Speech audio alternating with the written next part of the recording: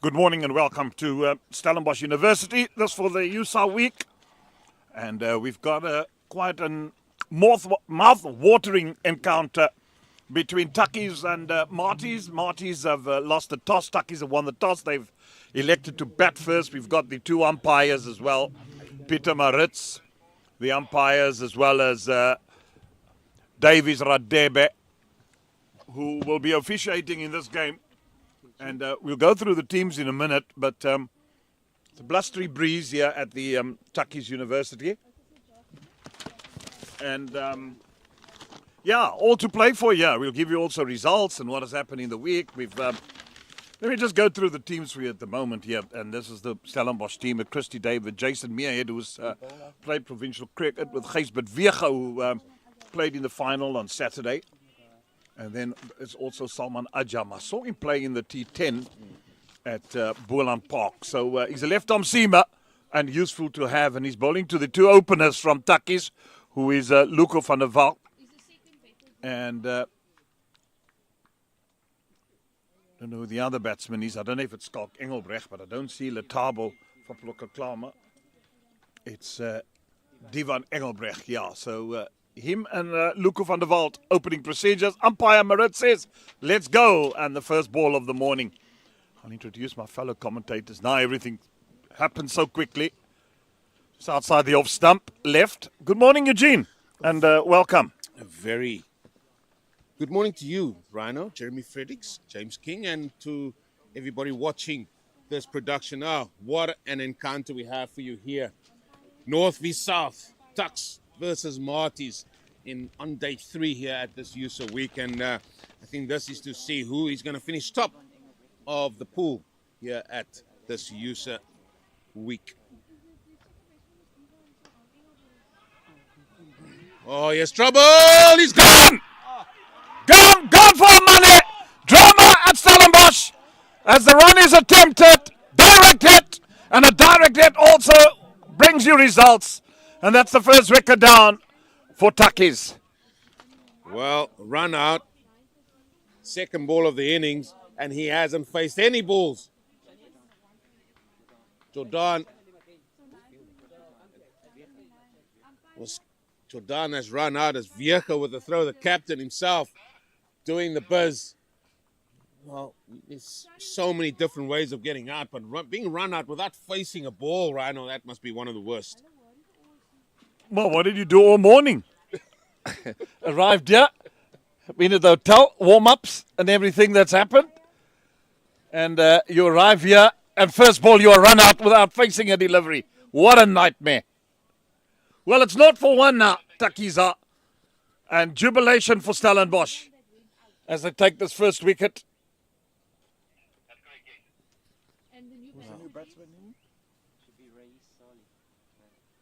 Looks like Raees Sali, if I'm not mistaken.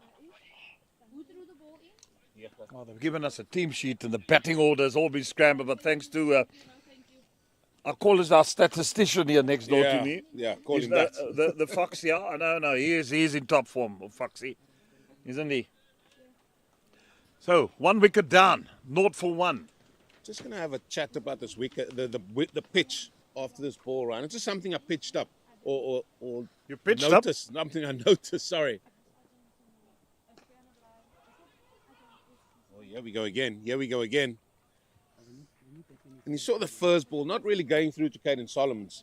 And it does look like there's a few patches there where the ball probably just a few parts of the pitch just moving a little bit, which means the ball could die a little bit as that ball hits the surface. So just going to have a look at how this ball carries through to the keepers, maybe from both innings, but certainly in this first innings. But what a start for the home side.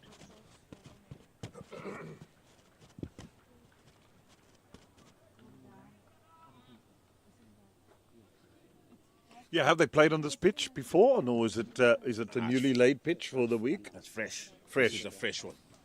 Well, but you're not going to get too much bounce here.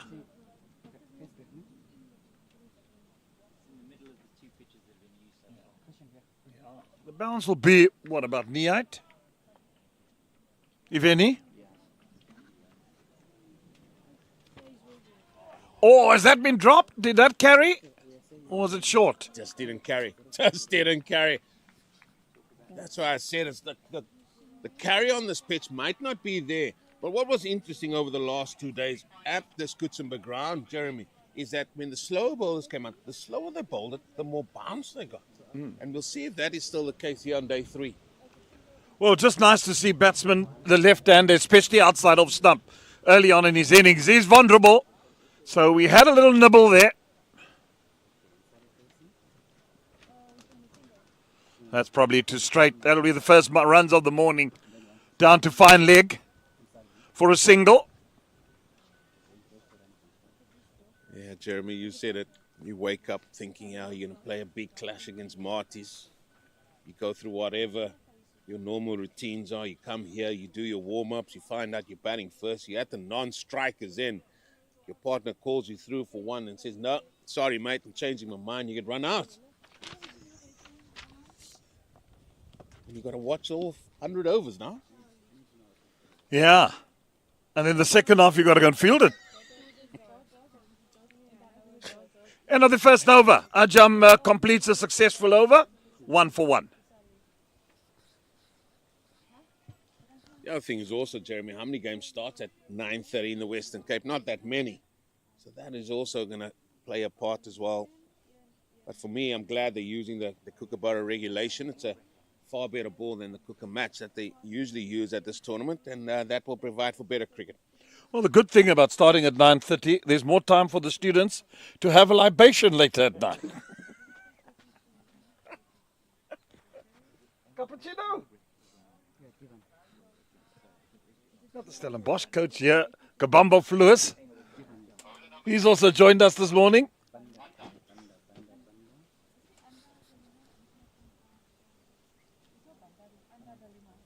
Banda. Yeah, that's the bowler.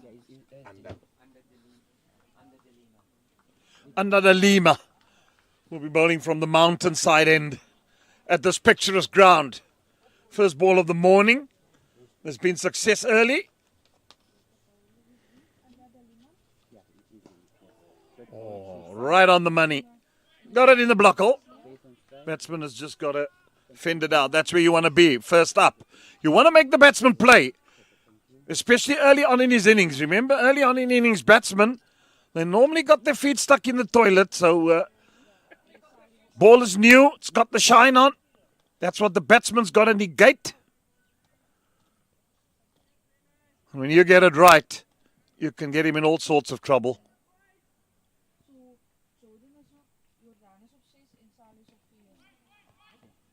Oh, good fielding at backward point. Well, they've been sharp this morning. There's Marty, boys. It's been good fielding, and we've seen a run out. In that and more, you ask the bowler to make the batter play. Then the fielding side is backing him up. That's what you want. You want a side to get away with the ones or twos here. So good start here by MATIES.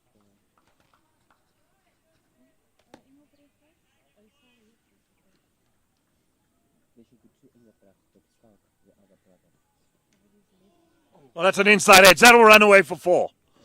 Now the first boundary of the morning. Fortuitous it is indeed. Because that so easy could have been pulled onto your stumps. Yeah, and again we see maybe the bounce not there that the batter thinks, getting a bottom edge.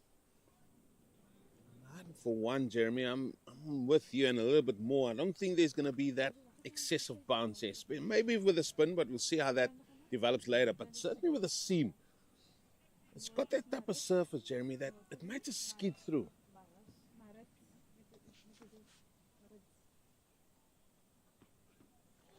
Oh, bowled. Well bowled, well left.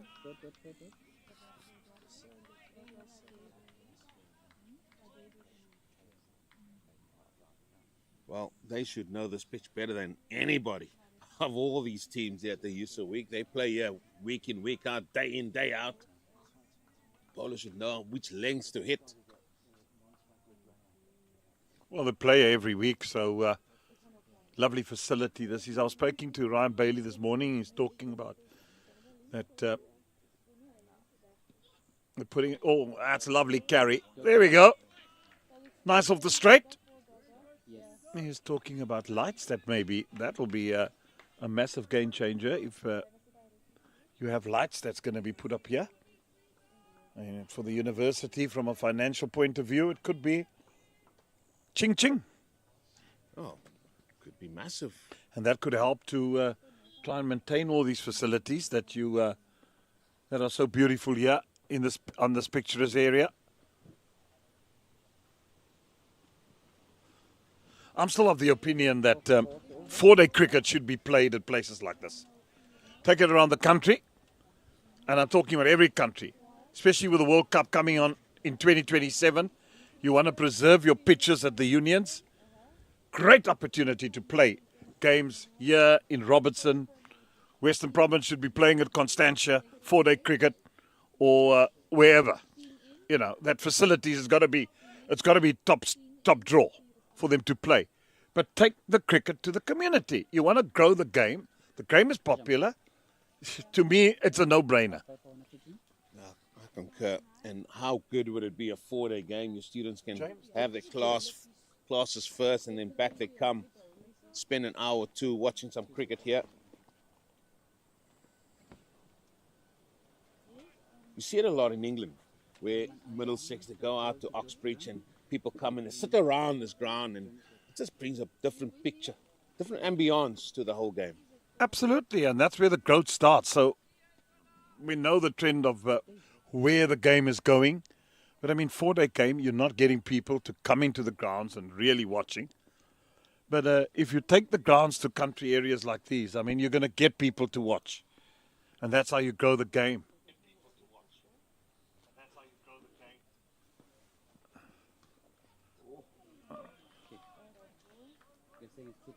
Well, half volley, not capitalizing on that, was driven firmly to point. Sometimes you just want that to just go meet the other side, give you going, get your confidence up a little bit. Yeah, sometimes just a bit of intuition and the will to want to make a success of it, and a little bit of extra work. And you know what you do to these clubs? You say, right, you take all the takings at the bar, the union, you know, whether you charge R5 or whether you let the people come in for nothing. I'm not a big believer for people to come and watch cricket for nothing, but charge them the minimum, even if it's R2. It's got to have a culture of, you know, of people needing to know if they want to go and watch good sport, watch the players at hand, that they've got to pay. You don't have to be exorbitant, but those are all the costs that help towards the pitch, help to maintain the groundsman. It's a pale wide called by the umpire down the leg side. Well, they knew it too, didn't they? And hence the appeal. Must have been something brushing something there, because everybody to a man was going up for the appeal. We've all played this game. We always go up to a man when we know ball is drifting down the leg side sometimes and it's going to be a wide delivery. I understand that. Trying to get the umpire off guard. I get that. But, I mean, that was just too exuberant for me. But anyway, wide's given.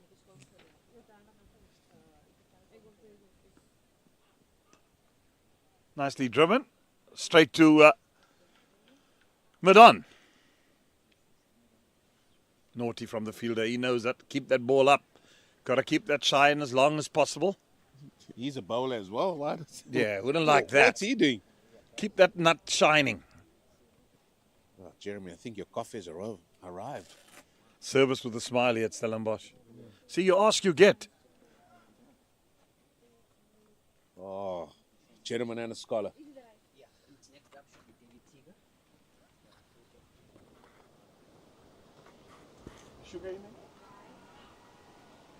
Another wide called by the umpire.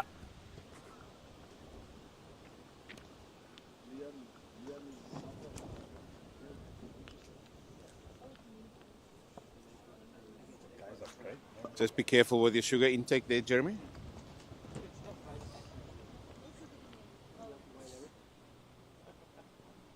Oh, that's beautiful. Beautiful. Now we just need to know, how do you stir your coffee? A certain Mr. Herschel Herman Gibbs does it 12 times anti-clockwise with a dashing speed. I see you more the clockwise type. I knew Mr. Herschel Gibbs was always abnormal somewhere along the line. That's why he was a damn good player. It's a pleasure, guys. Thank you. Thank you for that. You see, day one, I put you in the strength. Sounds of catch it. Just play through to mid-on. Through they come for another single. That's going to bring the end, is it? No. A couple of wide bowls, so still a few deliveries to go. Yeah. I saw him get 100 against Tex Mutual for Avondale at Field Crescent when Gavin Cowley said, because Gavin Cowley played, another youngster that hails from the Eastern Cape. Well, he's not so young anymore, Gavin, but he'd be happy if I call him a youngster. What a player. Fly off for Eastern Province, played cricket for Eastern Province as well. And then came down to Cape Town at Adidas. And he watched Herschel Gibbs get 100 at Field Crescent at the age of 15. Got picked against Western Province, of which the team consisted of Clive Rice as captain. And Newlands, and he got 30 on debut. Young skinny little boy from Bishops. And the rest is history. Yeah, talented all-round sportsman, Herschel Gibbs. Loves his time on the golf course now. Plays off scratch. Just, that's terrible. I mean, like, you're good at all sports and then you're still playing scratch. Golf scratch. I mean, shocking. I needed his help on Sunday. I played in the blistering wind at Milnerton on Sunday. My goodness. The first 9 was a bliss, Eugene, because you all went with the wind. And I tell you, from the 10th onward, it was downhill. Oh, was it toil? Oh! I blew off my feet. How many club win? 3, 4 club win for you? Yeah. Is this the first time he's bowling to a right-hander? What a shot, boy. That's a glorious stroke. Will that be a next boundary of the morning? Yeah. Glorious drive. Well, first time he's bowling here to the right hand, and what a shot that is through extra cover all along the deck. Beautiful. Just what you want. I mean, that's what you always practice for all the throwdowns in the world. You get a ball like that and just put it away. Yeah, and you wait for those moments, because sometimes they're very rare. Drives again to a wideish third. Might turn for a second, but they decide against it as the fielder very quickly converges onto that one and prevents the second run. Young Mr. Ross Boast in front of us. Always walks like he owns the place. Saying that in good taste, though. Nothing bad about it. Good kid. Yeah, tall fellow. Matthew plays for Titans. Is it? Warriors, yeah. He went down to the Warriors, Matthew Boast. Well, Ross made the SA Colt side 2 years ago at Makanda.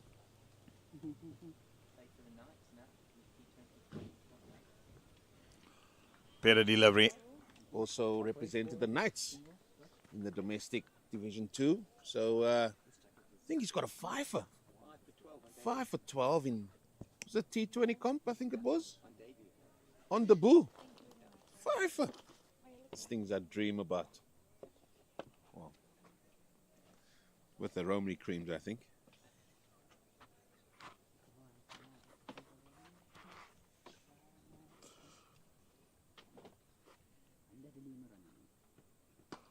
Nicely driven again, but straight to mid-off.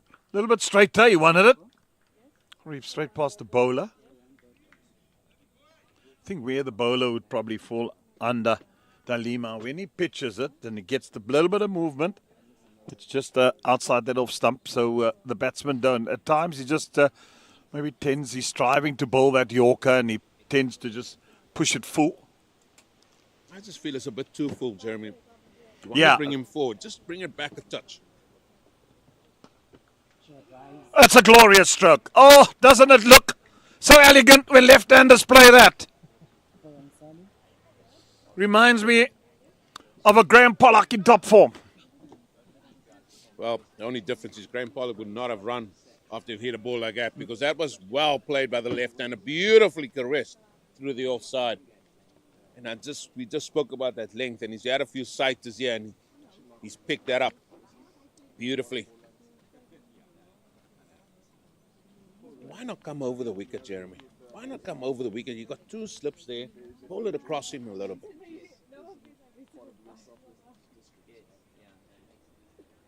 Yeah, just exposed himself, hasn't he? Ends the over well. 18 without loss, if I'm not mistaken. For 1. Yeah. That run-out second ball. Oh, run-out is something we would like to forget. Made mention about it already, without facing a ball. I think we got to have a chat on word with him later and just ask him how his day was. Now, I'm not going to go near him, Eugene. You might just catch a clap. Never walk to a wounded batsman.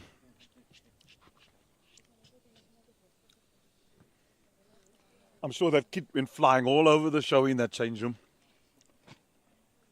Been there all too many times. Seen it as manager, and they walk past you and you're bang! First the bat goes, then the gloves, then the kicking cases. It's in there and just falling short. Very difficult in the follow through to try and get there, but it was a valiant attempt. Yeah, it was. Just not carrying to the left-hander. But I'd like to apologize to all the bat manufacturers. Now, the batsmen do not throw all their bats and gloves and everything. They put it down nicely and go to a punching bag whenever they get out the way they don't. So they don't always throw the bats. Oh, Eugene, I don't know who you're fooling.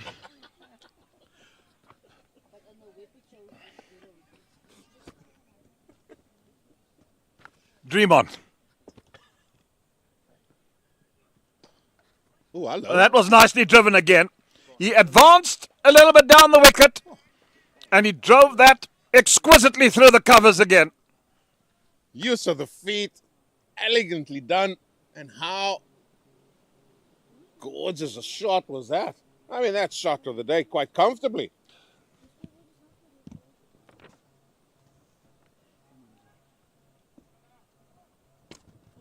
Well, looks like a good pitch. Outfielders lightning quick.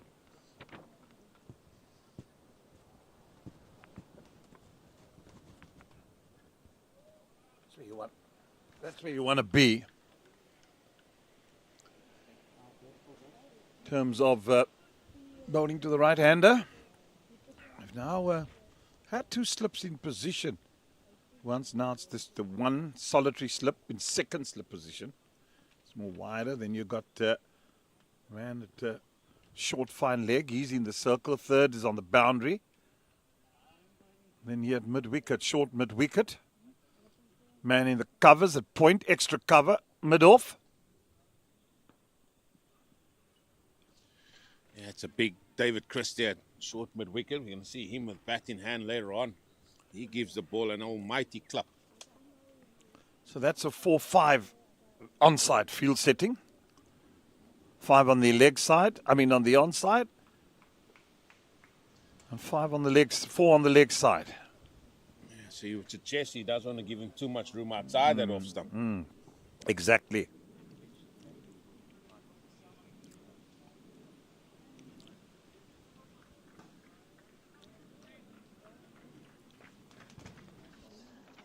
Dean Payne, Seamer played in the B side. We had numerous others. I can remember playing against a certain leg spinner from EP, 80 Burrell. Shaffers played. You know, that was B side cricket. Fake Davids. Hassan Pangaka. You know, that was good, strong B side cricket that went away to play 3-day cricket and then a 1-day game at the end of it. And that just enhanced the players and help their development. You don't often get the development playing club cricket week in, week out. You've got to play the best of your best at times as well, and that should even happen at B-side level.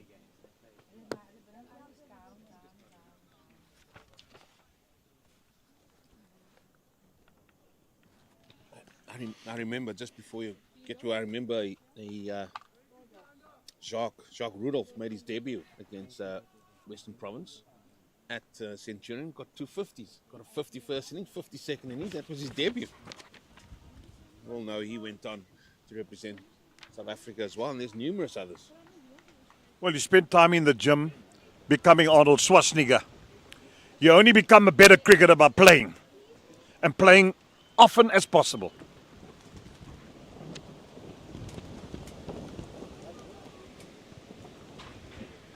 That's a big thing. You've got to play cricket. You've got to play the game in order to get better at the game.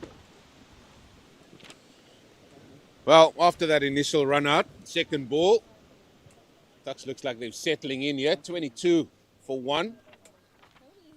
Currently busy with the 6th over. Yeah, they stemmed the tide. And that was quite a rushing tide that came in. Full again. Driven on the offside. Maiden? No run. Was the first maiden? First maiden. Maiden over. No runs off it. 22 for 1.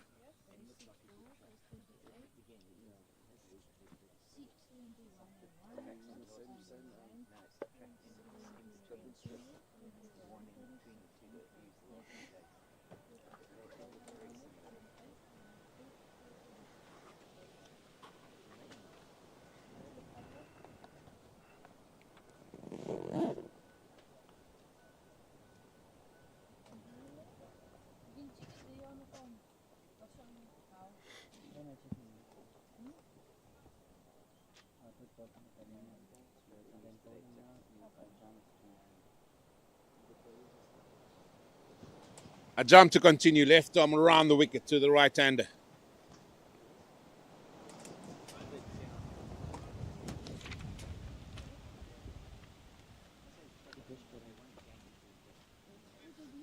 Sure, we all want this win just to calm down a little bit. It's not happening.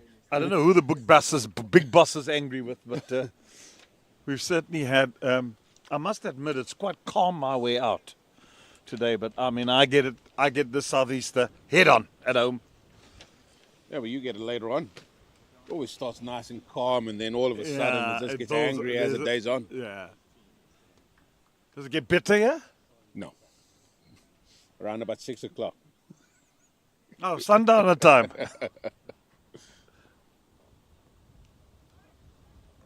Good fielding again. Does Perriott get a single? I think that's Jason Muirhead there. Gonna watch him as well. Left-handed batter.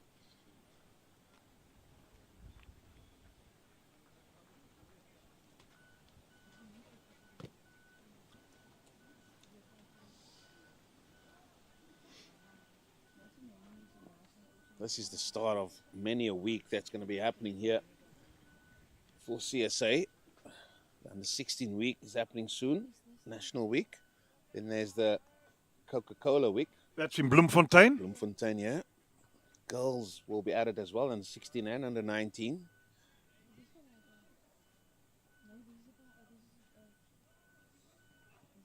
I mean, what great platforms, Jeremy. So many for these youngsters. Love to see the under 13. It used to be the Bison Week, isn't it? No, that was under 15 was Under the 15 PG. But PG Bison. they had the Perm Week, which was Perm under Week 13. Under 13, yeah. Yeah. One of the great weeks. And then Momentum took over the sponsorship.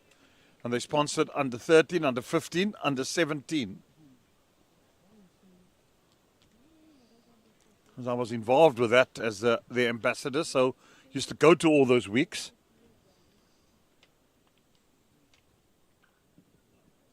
Spent 8 wonderful years here as that wide also at the USSA weeks. 4 as a selector, 4 as a convener of selectors. Right. Yeah, served with Lalima Mazakazama, that's not with us anymore. And then Devdas Govinji was also a Govi. selector at the time. Myself. Has Govi given up the match referee? Yeah, he's retired. He's traveling the world with his beautiful wife. Whenever you see him, he's on a cruise somewhere. Oh, on the golf course, that's what I Yeah, looked at. yeah, at Goose Valley or wherever. And if you go to pee in the morning, you're looking for him, you'll just go to Warmer, you'll find him in the sea. Okay. Great man, Devdas Govinji. Good man. Cricket man through and through.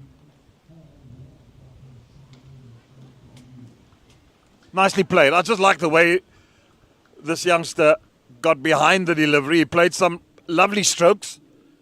But who says that a good defensive, solid shot is not a good shot in cricket? It is. It shows intent, shows positiveness. It does. It does indeed.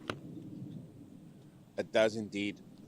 And it just sends shivers down a bowler. If somebody comes up and just plays like that, you think, oh, no, I'm going to get through this guy.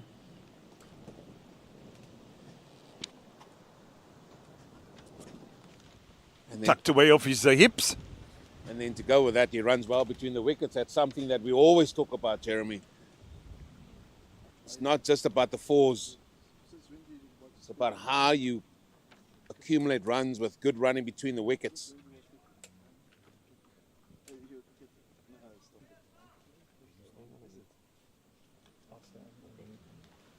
Or do you want me to? Okay. Yeah, let me have a break. The end of the over, I'll be shifting out to have a break and then allow you and Nate to continue. Oh, that's naughty. Down the leg side and just helped on its way. Finer of the fine leg out. That's 4 runs. Not a good end to that over from a jam. And now looks like TUKS settling in a little bit better here. 30 without loss of the 6-5 to the over. A very great deal of thanks to Jeremy for opening that opening salvo with us. Always good hearing from the Rhino. And with me now is from one big fella to the other, Big Nathan. A very good morning to you, sir. Good morning, Eugene, the big huge, as they call him. Yeah, it's a good day out here. I was here yesterday, so day 2 for myself. But yeah, it's good to come here and some bit of cricket, Marty's, TUKS, big game. Listen, cricket is far bigger than rugby, eh? This is where you should be. Don't worry about the sevens. Oh goodness, here we go.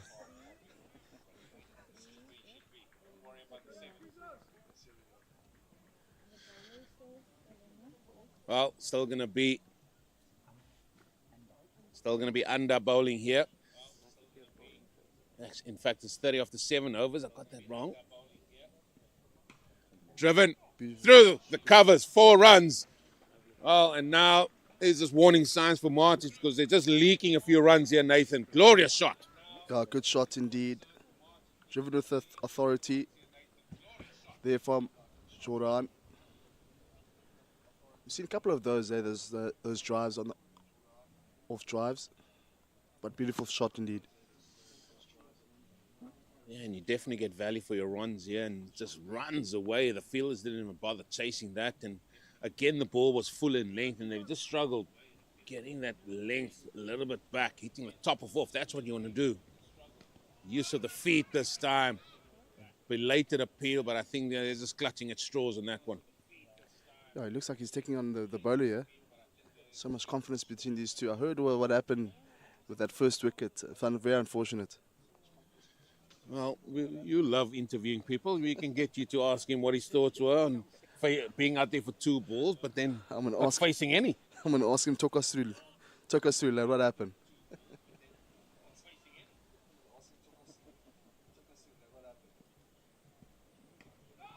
Just back of a length this time, no room.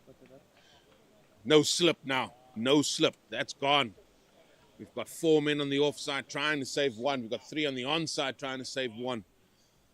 The 2 men out, this 3rd man and fine leg. But it looks like the batter is able to find the gaps in between, especially on the offside. We've got a point cover, extra cover.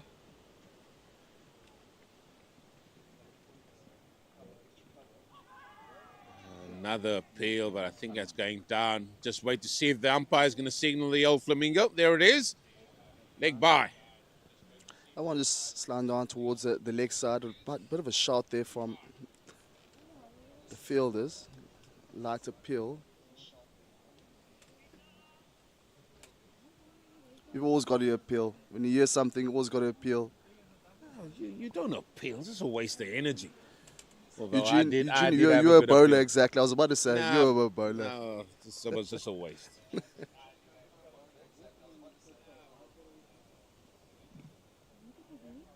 Good length that time from under. 35 for 1 after 7. This is the 8th over. And we could say now that this is a good start after that initial sort of tsunami that came in there with the second ball, losing that first wicket. I mean, the Tucks did decide to bat first. I mean, so far so good for them. Just very unfortunate that losing that wicket.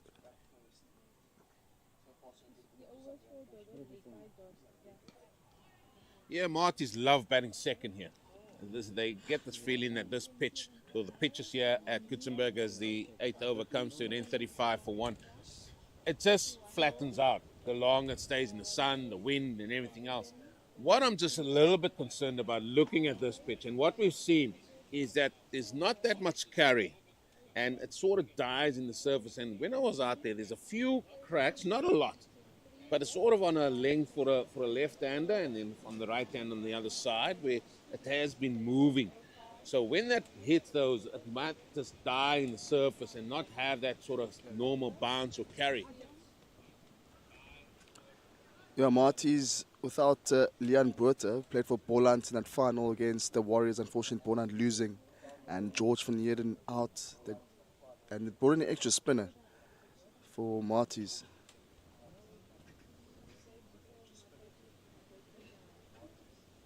Ajam's going to continue. He's going to be bowling his 5th over and the 9th of this innings.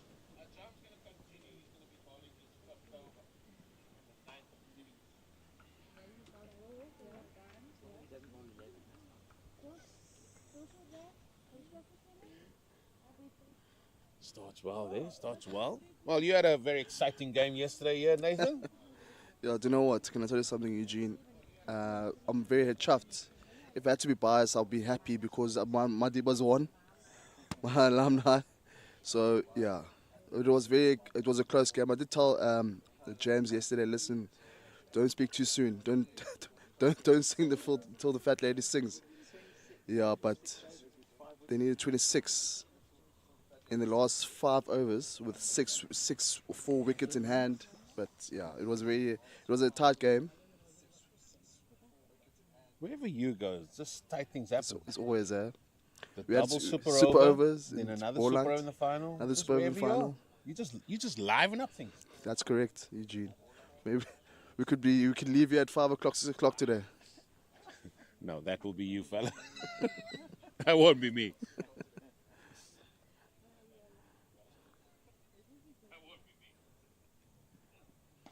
Good length. Good length. The thing about this is you got to be consistent there. But what we've seen the batters do, though, they sort of advance down the wicket as well. So in the bowler's head, they know that, they're going to advance. So while you're running up, you've got to have your plan sorted out, where you want to go, what you want to do.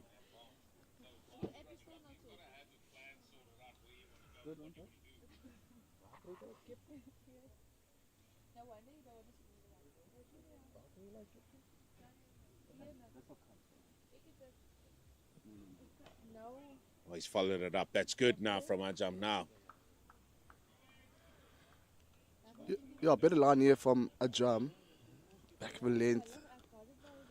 Keeping the batter honest.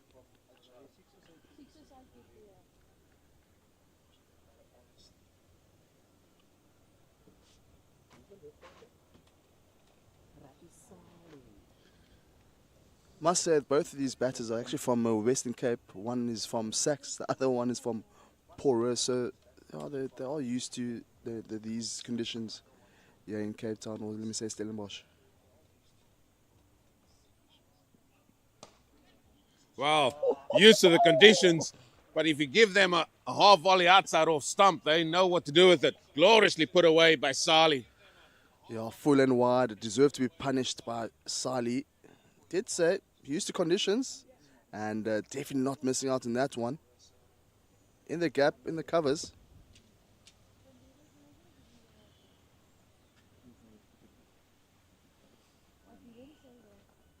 There you can see that consistency again. 2 dot balls and then the 4 ball that comes. And these batters know they just have to be waiting for that 4 ball at the minute, and it just makes life so much easier for the batting side.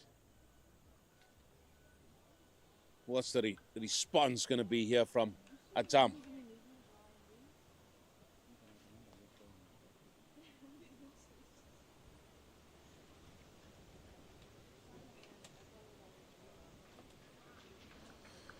Z over with the dot. 40 for the loss of 1 after 8. Apologies, I'm looking at the scoreboard on the field, and the scoreboard on your screen is correct. It's 39 for 1. We'll get that fixed up for you.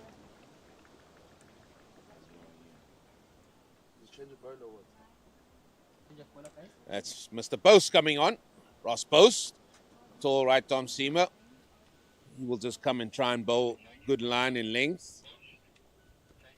His brother played here, played here in Poland area, okay, in Paul for the Warriors. They beat Poland. Poland had a really good season. Unfortunately, not getting over the line again like last year. The one day comp, CSA one-day comp. Yeah, just a bit disappointed. I spoke to Justin Ontong after the game. He was a bit disappointed not to get over the line. Beautifully played, but also well stopped there by Jason Mead at backward point.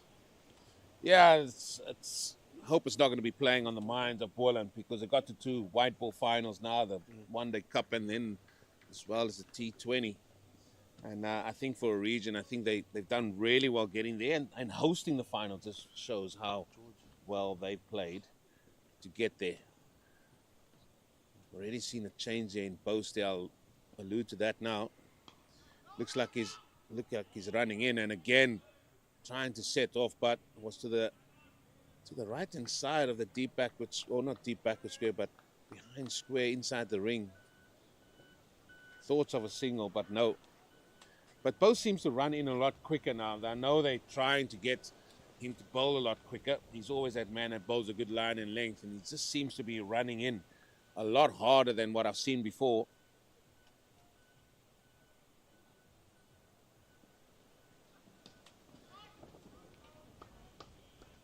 Oh, it seems like Marty's are taking a different approach to the team that played here yesterday on the same surface. Start up with a bit of spin, and it seemed that the spin was the plan for both teams. It did work out well, but Marty's going up front with a bit of seam from both ends.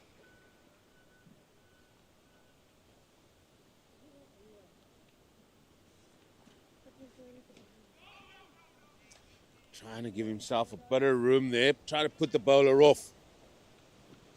4 dot balls. And what we can see is these batters don't love dot balls being bowled at them. They want the score to move. You see the batter now talking to his mate out there saying, listen, what do we do here? Do you want me to hit one over the top? What do you want? I just feel you're in such a good position at the minute. Just take what you get. Again, you just got to give it to Post as well. Getting some good lines.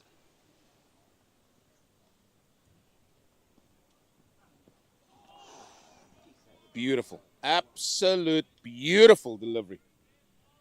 Yeah, that's it from Ross Post. Just beating the outside edge. 5 dot balls on the trot. 1 to come. So all to do here. Just one more remaining of this power play. The 9 for 1.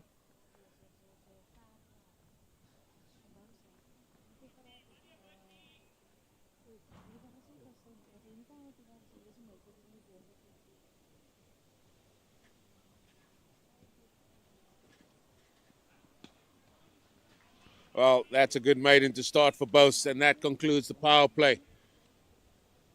Really steaming in here, the youngster. And that is going to conclude the power play with TUKS. 39 for 1.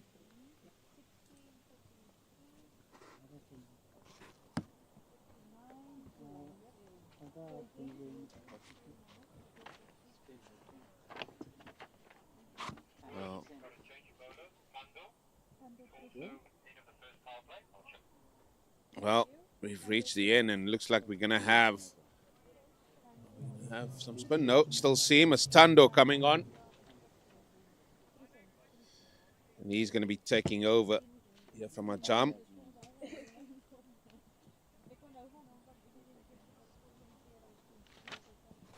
Yeah, it's changing both ends. There we see the scorecard, 39 for 1. Salih on 19 and Jordan on 16. Current run rate 3.6 after 10. So that's the end of the power play. So now they can employ more fielders outside the inner ring.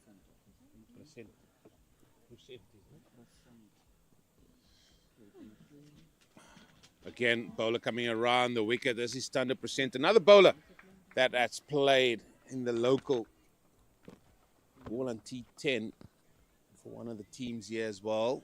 So he's got that experience about playing on the big stage. And he looks like he's going to take the ball away. So now that the field has been sort of lessened, we've got a sweep on the offside. We have a third man, fine leg. We have a man on the square leg boundary as well. Now changing the field. The mid-wicket is going to go into slip. And then cover's going to be in there as well. So no mid-wicket. Just a wideish mid-on in place.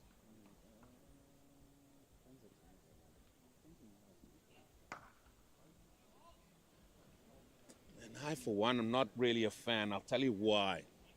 Because you're going to get balls like that, Nathan, where he knows he can't go straight at the stumps unless you're really on your game. So, yes, I can understand wanting to be over-attacking, but you might just prevent some scoring opportunities. Well, there is a gap between point and extra cover, so they left the gap open. They do have a deep extra cover, though. That's pulled. I think that's probably the first short ball really that we've seen today. And I think that's something that the head coach here, Ryan Bailey, would have spoke to the men about, because you don't often see coastal teams play or bowl the shorter balls at the high-fouled men, because they know how to put those balls away. But we'll see how that sort of plan develops throughout the day. Change for the right hand. The slip's still going to stay in. Still no mid-wicket. So practically the same field of what was for the left-hander we see here for the right hand, although extra cover is extremely round. So that gap is, well, that could be a good 50 yards there. We'll ask Jeremy. He's good with chipping 50 yards. We'll find out. There's a short ball again. Pull down. Fine leg. Needs to make some yards to his left. It's just going to be one. Looks like it is a game plan here for Present to utilize that shorter delivery for both the batters. We do see that deep square and a fine leg who's more wideish or backward of square leg. So there we see there is a game plan here for both the batters just to utilize that shorter delivery. Now there's that vacant gap. Just bunted into that area there through the come for one. He used bunted because bunter bowler used to do that, as I was told. I never saw him play, but as I was told, just bunting the ball around and running hard. He was a man that loves running hard between the wickets. Told us when we were at the Super Juice Academy. Or just a light nudge.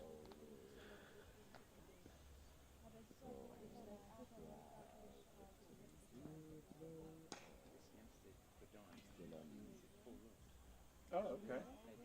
Is it Jordan or Jordan? Jordan. It says he's Jordan. Yeah, got you. Got it, End of the 11th. 42. Loss of one, and it will still be Ross Bose to bowl. Had a very good over the post. Made an over. Troubled the right-hand batter in Jordan. Now it's the turn of Salih, the left-hand batter. Guys, is it still Ross?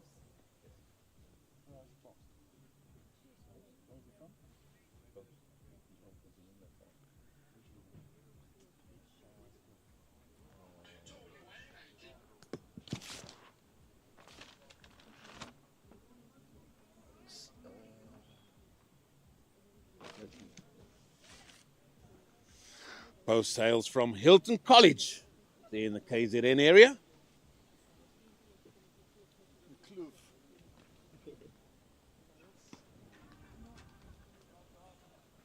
that was definitely bunted. Didn't go through with it, just stopped on it. And I think that's well batted there by Sali. Getting a couple. Yeah, just a light nudge, as I would say, but didn't really carry towards the boundary. Just Sali just getting a couple runs there, 2 runs. Trying to get a hang of things here with Boast, the new bowler for Marty's.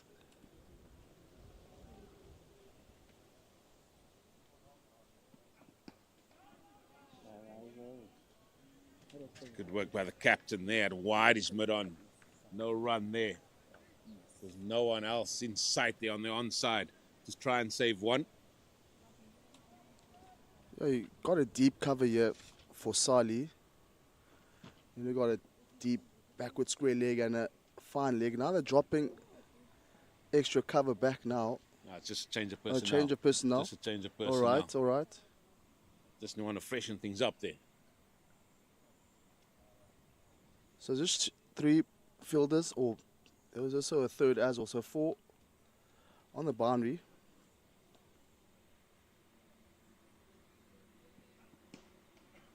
Well, might be a change of personnel, but the same person will field this ball.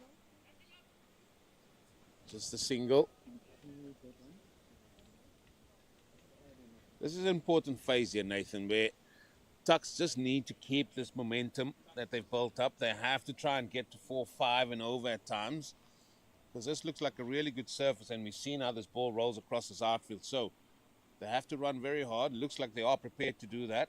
And if they can get to drinks just being 1 down, I think they'll be very pleased with their morning's work so far.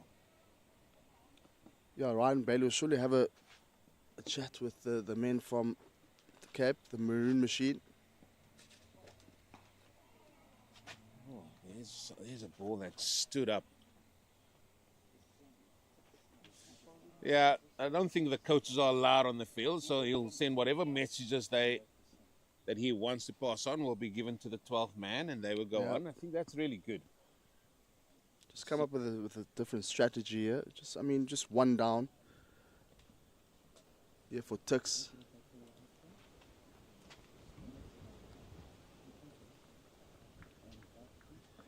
Partnership worth 17 runs of 33 balls.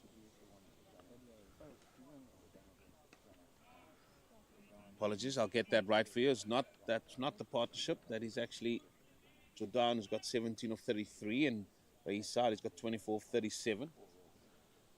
Back of a length delivery there from Boast. Both ends using that shorter delivery or back of a length deliveries. Both batters are really strong on that front foot.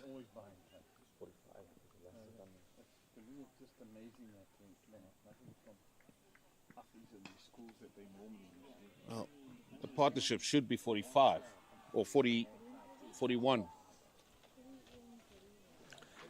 Anyway, that's end of the over.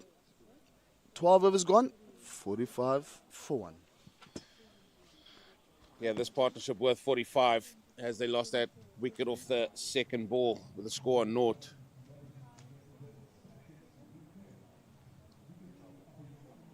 It's going to be present to continue. Poachers are playing against India today, second ODI. It looks...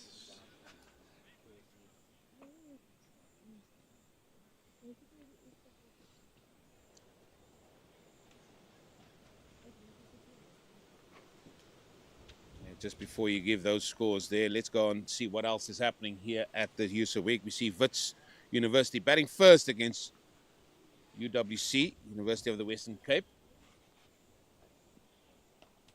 Nicely guided down to third man. Comes for 1. Men from the Highveld, 32 without loss after 11 or 11.4 overs. We also have your men. The Madiba's playing UJ today. And a bit of bother. Spot of bother early doors there. Still early days, 39 for 3 against University of Johannesburg. We also have in section 2 CUT playing against Tshwane University. There's a short ball again. That's put away. And I said, don't be going too short to these men from the high felt, because what they can do, they can certainly pull a ball. I was just looking at the scores here for Proteas and India. South Africa winning the toss and decided to bowl first. And India are 4 overs down. 28 for no loss for India. Run rate just over 7 runs per over. Captain Bavuma back after sitting out the first ODI.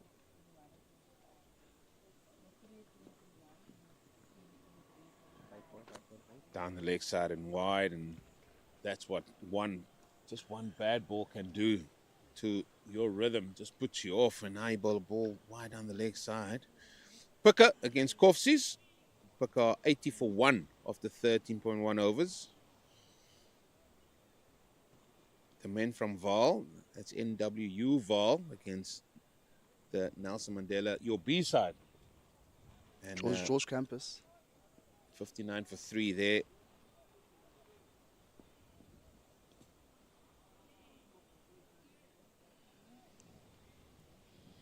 And it's good that we can bring you all the scores as well. Varsity College against ETA. Varsity College batting first, are 48 for 1.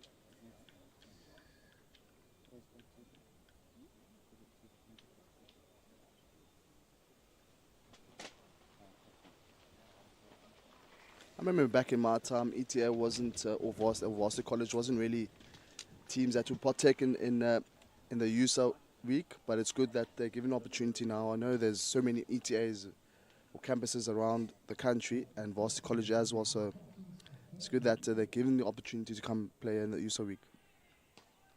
Driven. Just be a single.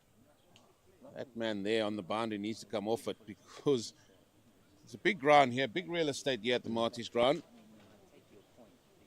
That's 52 as well, or 51 for 1.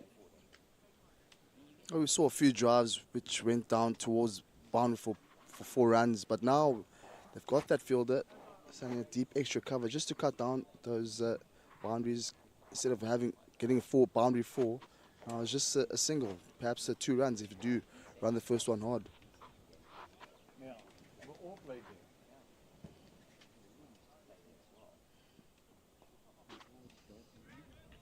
He's done well here as the left-hander, just not accumulating any dots. He's making the scoreboard moving forward in a positive direction. That's what you want. Minimizing the amount of dots balls, that's another thing that you don't want, especially when you're on the up here. 52, 53 for the loss of 1. Busy with the 13th. Oh, these 2 has done really well in rotating the strike, keeping the runs ticking.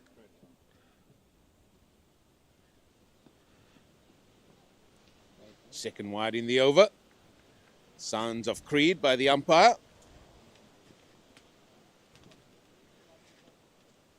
Prison struggling here with the line. But I guess that's what happens when you have to bowl to the left-hand, right-hand combination of the batters. I'm not going to fall for that, Chestnut. I'm Come not on, falling. Eugene. Come on, No, Eugene. You should know that as well. I'll tell you why I'm not falling for that, Chestnut, because he's coming over the wicket and then coming around the wicket. Driven down the ground. A jump chasing. Will just be a couple. Yeah, before I would agree with you. If a bowler stayed over the wicket as over number 13 comes to an end, 56 for 1. If a bowler comes over the wicket to the right and left hander, then I would say, right, okay, I'll buy into that. But they're making life a little bit easier for themselves, the bowlers, by coming around the wicket to the left hand and coming over to the right hander. So hence why I say I'm not going to fall for that old chestnut. As we see the bowling figures here, a jump 5 overs for 21. The Lima 4 overs for 17. Ross Bose bowled 2 overs, very good overs in fact, one of which was a maiden, only conceding 3 runs, and percent 14 of his 2 overs. And there is a wicket that fell, but that was second ball that went to a run out, where I think he was sold down the river, as we say. Both is going to continue. This will be my final 6 balls for a little break, and now I'm handing over back to the Rhino.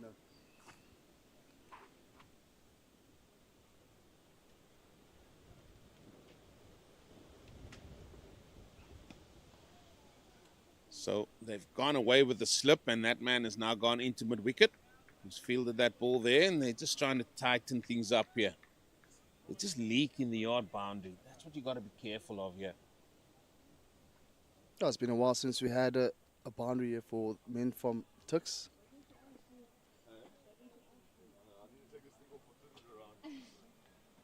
Saw the boundary been pulled from percent not too long ago for 4. Back of the length, feet probably still left in the toilet there. Again, another beautiful delivery just outside the line of off stump. Back of length here from Boast, Ross Boast, man from Hilton. Bowling his third over, first over, going for maiden over. 3 in his second over.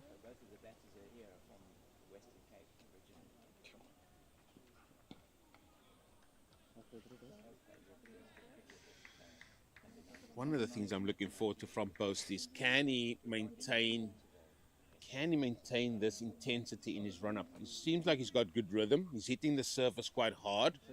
He's getting the ball to zip off the surface. We've seen that. Can he maintain it? He's busy with his third over here. Can he keep it going here for his team?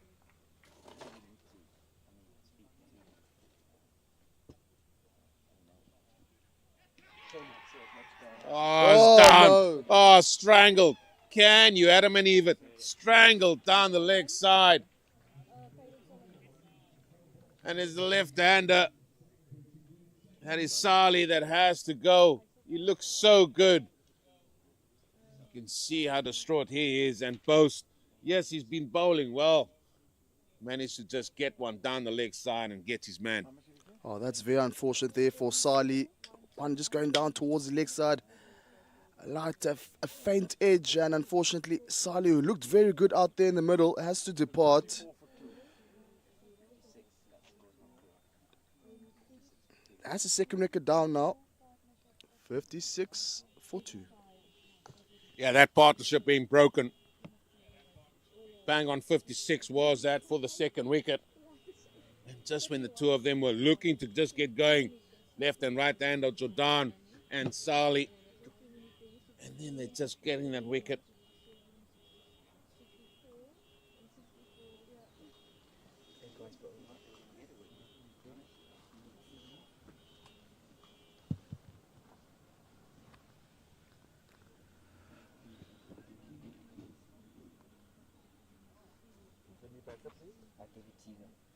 Mr. Tiga comes to the middle.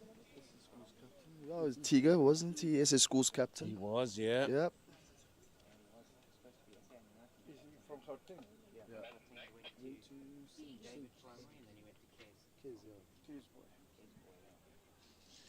From Kez, moving on to TUKS.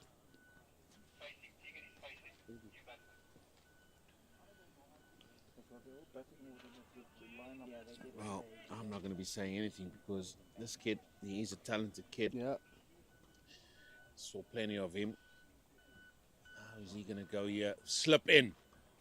No, mid-wicket. We got a deep backward square. Fine leg. Third man. Sweep on the offside. 3 men trying to save the single on the offside.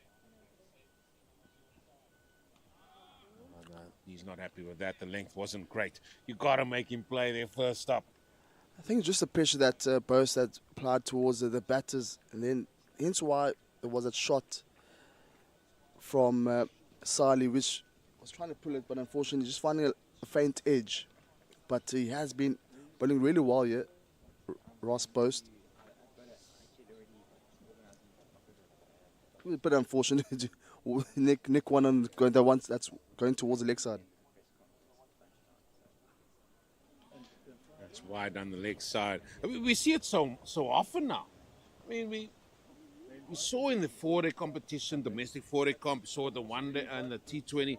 How many strangles down the leg side have there been? There's It looks like the batters just keep wanting to go for it. They want to just keep playing it.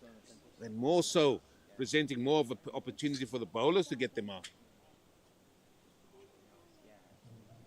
I, for one, cannot recall how many times batters have been strangled down the leg side so often. I think that's a question you can ask the great Rhino. He's seen a lot more cricket than I have, and I'm going to depart the scene. So, with the score on 57 for 2 after 14 overs, I'll bring in the Rhino. Into another good post over wicket with the 1 run which came off a wide.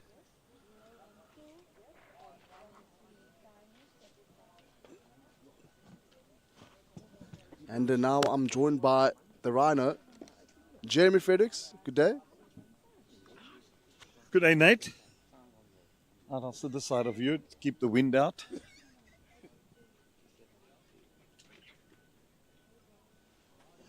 And this is the Manhattan that's been thus far, the 2 wickets we've seen. It been one big over. That was over 10. That was over number 13. But other than that, the boat has been steady. And this run rate is just about what? 3 and a bit, 4 almost an over. The scoreboard is a little bit big scoreboard on the far side. It's a bit behind. Well, we're going to see the advent of spin. I was wondering when that was going to happen. And now we see spin into the action.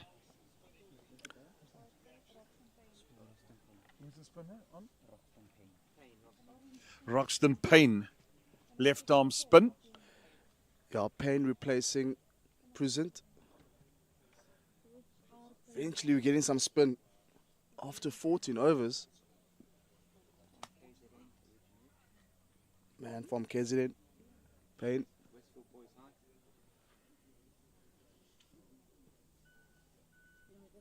Oopsie daisy. I like that. Nice. There when I see it going down the straight and I just see it bounce and turn. I get excited when I see that from a left arm spinner. I saw plenty of bounce yesterday from the spinners, getting a bit of purchase.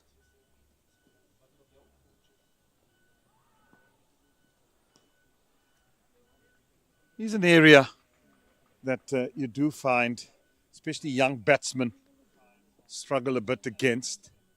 Especially when there's a quality, when there's drift and turn, they do struggle a bit.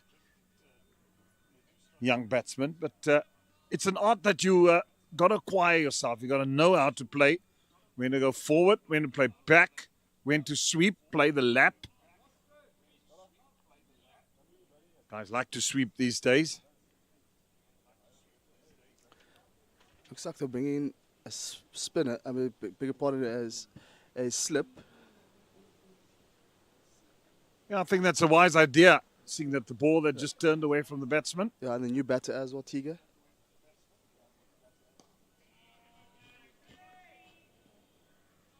I'd be tempted to maybe just have a short leg or a silly point in there as well.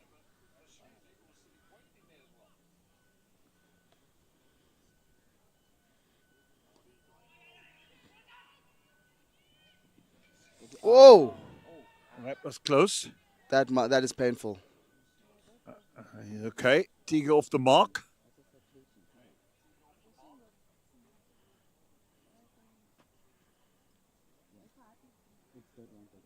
Amazing how much of these boys playing at Tuckies that had been to school in Cape Town.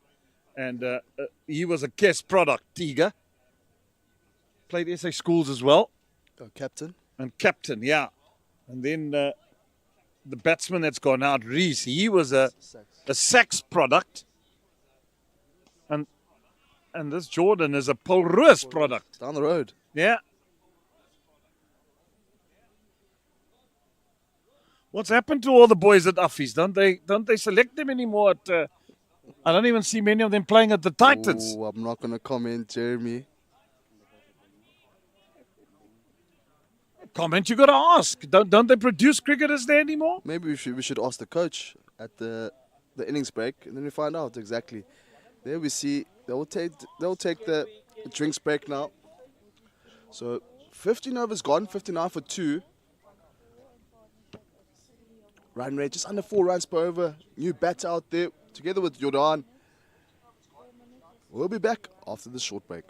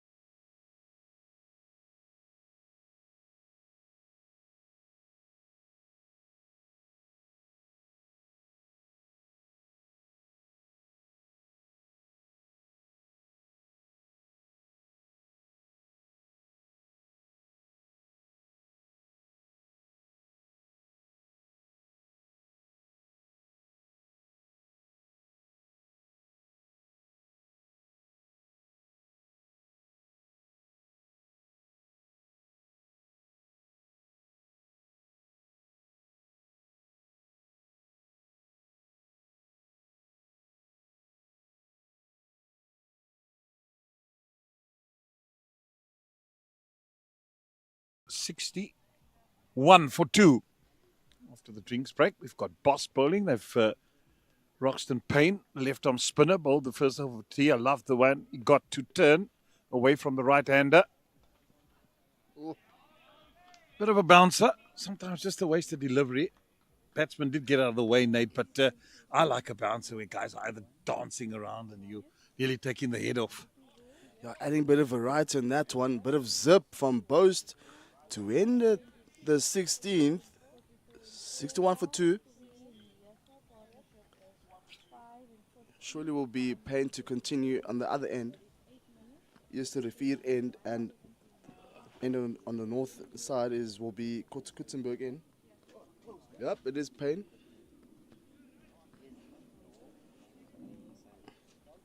What a lovely setting this is, isn't it? Got 1, 2, 3 cricket games on the go. And it's Universities Week where the young talent of South African cricket is on show. Oh, universities are on a break at the moment. And a long break, Nate. I only go back in February. Imagine that. I wish I was a lecturer, to be honest. Get a long break, but again, it comes down to the marking just before the break. Why do you want to be a lecturer? I would rather be a student still. Now, I've done my fair share of being a student, nearly 10 years. Is that how long it took you to do your one degree? No, just checking. No. 3 qualifications. Where did you study? Nelson Mandela University and right here as well. 1 year. Stellenbosch University. Oh, it's airborne for a little while. We'll run away. So all you do is sitting in the sun here. You've got how many degrees? Got 3 qualifications, bit of law. So why aren't you science, practicing? Bit of law, sports science, and finance. So why, Nat, and what are you doing here? Yeah, working.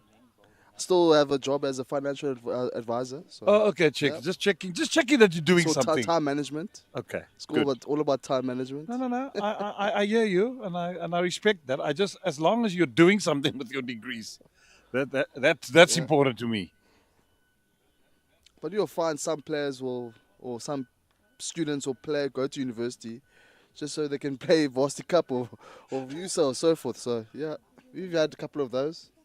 No names mentioned. Nicely bowled. Again, drawing the batsman forward.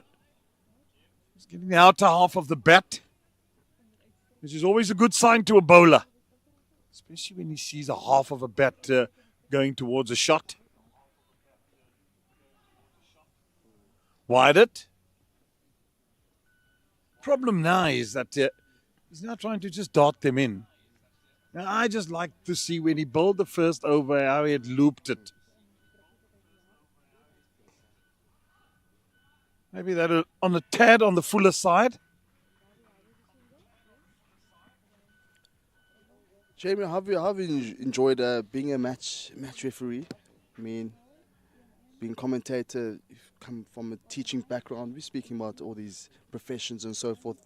But now you're getting given an opportunity to be a match referee this year. Yeah, it's been an experience. It's you learn on the job as well. Besides, in the off season, I spent my time doing various courses in order to qualify as a match referee. But there's nothing that substitute being there in the middle and being involved. Just great to be involved in the game. That's You've been in the game for a very, very long time, Jamie. yeah, and I still love it. It's my passion. Cricket's my passion. I'm so happy the way South African cricket is doing at the moment.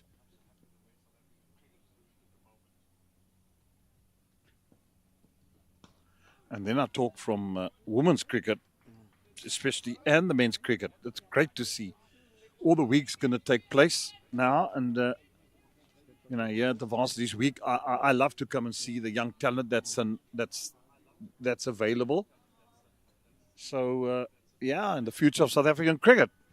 And it's a nice pathway as well. Moving USSA, playing for franchise cricket, and moving on to eventually play for the Proteas. I mean, perfect example will be Tristan Stubbs. He was here yesterday. playing for Madiba's, and then move on to Warriors, now representing South Africa. Yeah, and that was so good. I mean, we saw the finals on Sunday. So both him, Senioran Muthasamy, who I stay in regular contact with, and congratulated him on his fantastic century in India. Good to see Very that they nice came back. person as well. Yeah, no, he's a top-class boy.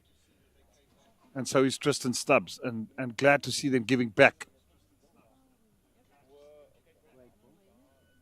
And that's what you want to see, because, I mean, it means so much to the other guys in the team that here's an international player. He's just trotted Guwahati and been to Kolkata, and here he walks out for the Warriors playing cricket in a provincial game.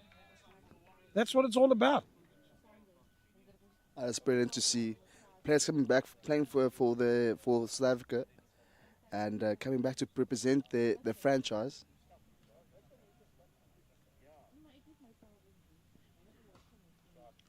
Nicely driven. Well, it starts here. You just got to look at this Stellenbosch team. I mean, Gijsbert Wege playing the weekend for Boland. I mean, it's Jason Meerhead. There's a couple of them that played in the T10. So, Yeah. Caden Solomons, Ajam, and a couple of the cricketers. So, it's all a learning curve, and it's all opportunities that they get to showcase their talents.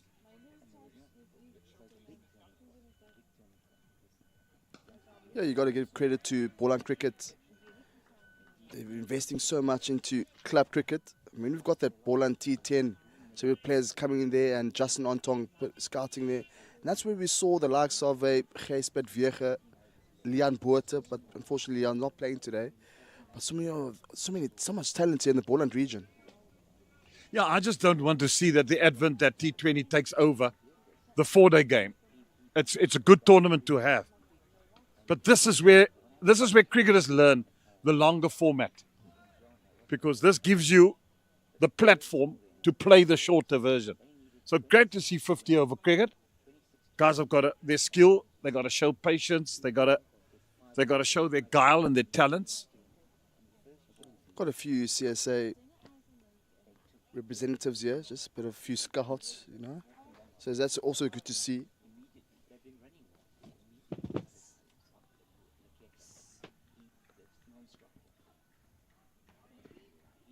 Wide. Yeah, it will always be the case that it's at weeks like this where you get an opportunity to showcase yourself, isn't it? The scouts walking around, they spot you.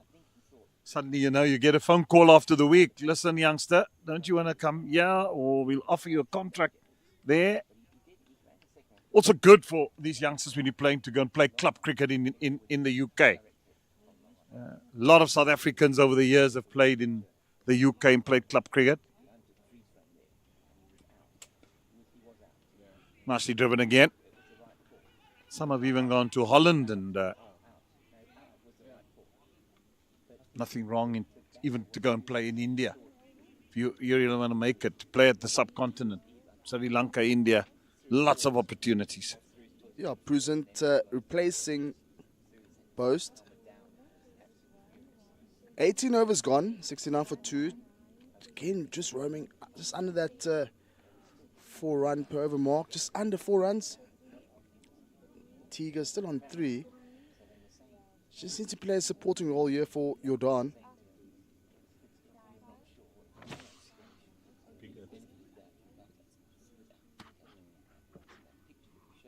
And it's planned to continue.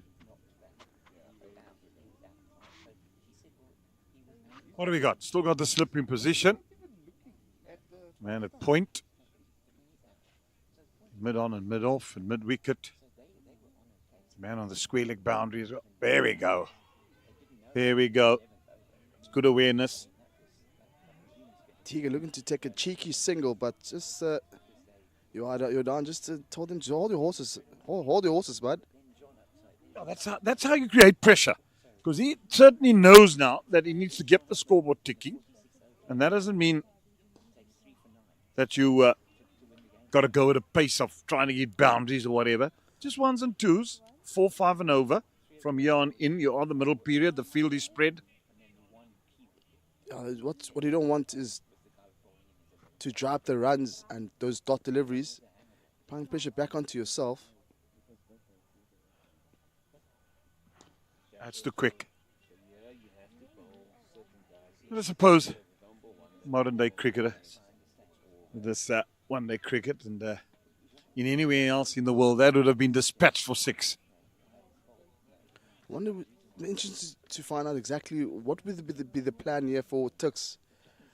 I mean, just going under 4 runs per over.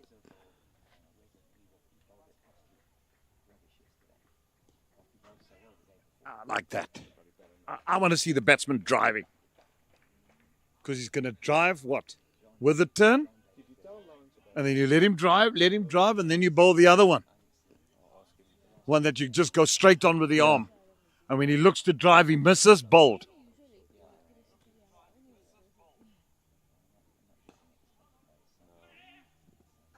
Maybe a tad too full.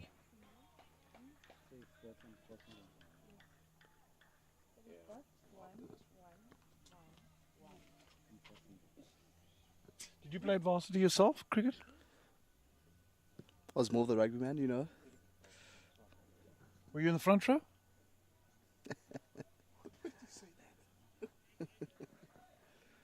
I played a bit of in the front row, loose forward as well. But Scrum like hell. Strong. It's the knocks. As you can see, you've got a strong neck. Yeah.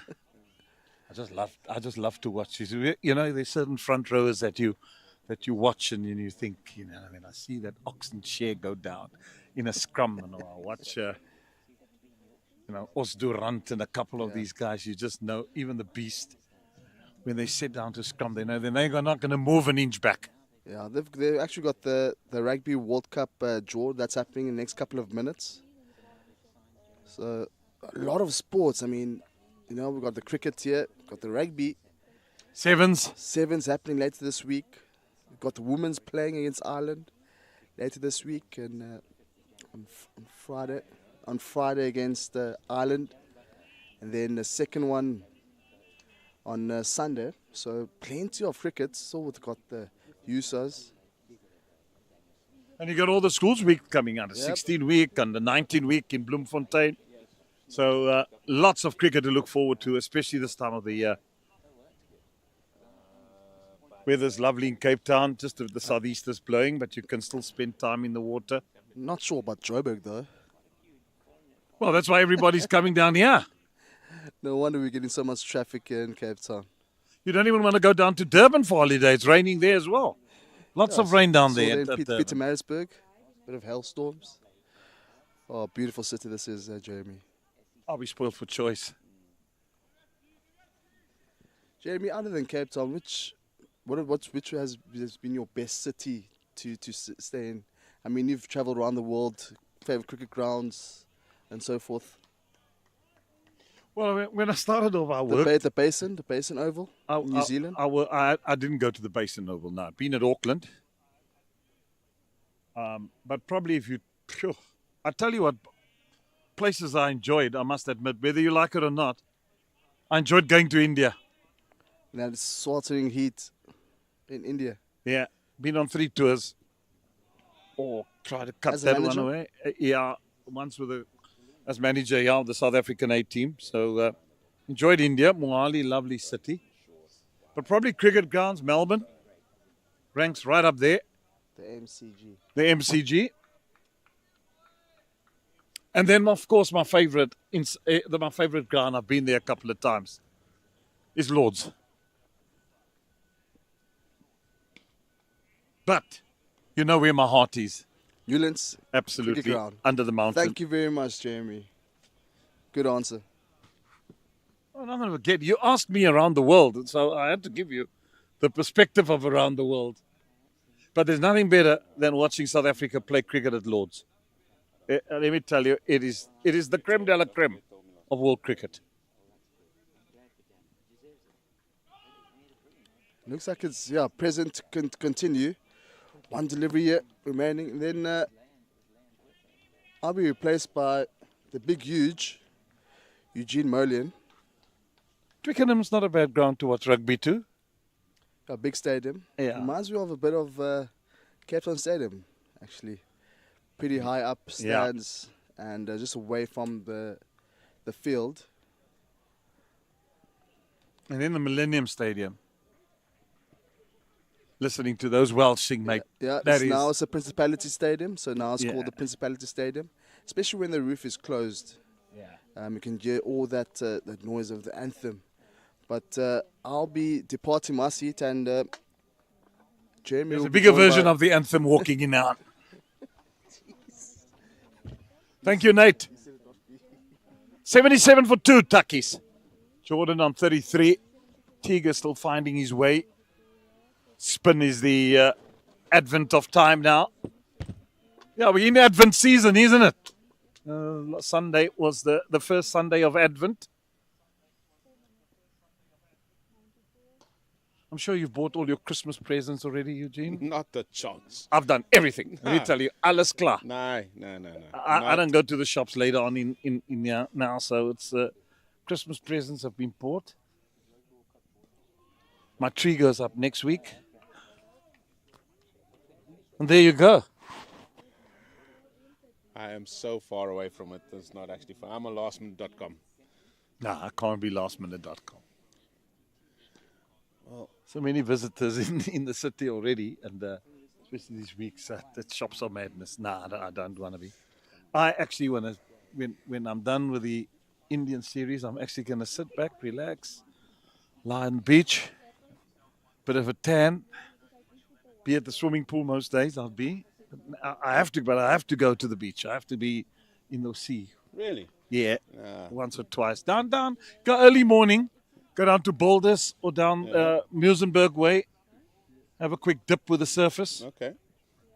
So about 6 o'clock in the morning. Cold Bay area there? Yeah, little bit further? a little bit further. Fishhook too. Lovely stretch of beach out that way. It's nicely paddled around the corner, work for the fielder to do, and he will just haul it in for 3. Yeah, it is that time of the year, festive year, and to go with the festive this year, we have the SA20 over the festive period. Problem is it goes so quickly. What's Santa bringing you for Christmas? A teddy bear. Cut away again. I was just listening to you when this young fella, Roxton Payne, came on, and we've seen a few balls, even in this over, Jeremy, that were like that. But they've been few and far between. He resorted too much to the quicker delivery, and then they just sort of picked that off. And what we saw over the previous 2 days, the slower you bowl on the surface, with some energy on the ball, the more you get out to the surface. We saw it there earlier. A drive that was a little bit uppish, just falling short of extra cover. And just be content with it. I think sometimes bowlers, especially spinners and you're young, you try too much. Instead of just saying, right, let's get into a rhythm. I'm going to get the ball up there, get it to pitch, get it to turn. And instead of trying to dart it in, because you're not going to get it, the quicker you bowl, you're not going to get much purchase or much turn. If you really want to analyze and you want to watch what spin bowling was all about and the art of spin bowling, then you take the video of Simon Harmer in the series against India. And even the Indian bowlers couldn't get it right to bowl at the speeds because they were going at 95, 94, where Harmer was going 83, 84. If you really want to see, watch what he did.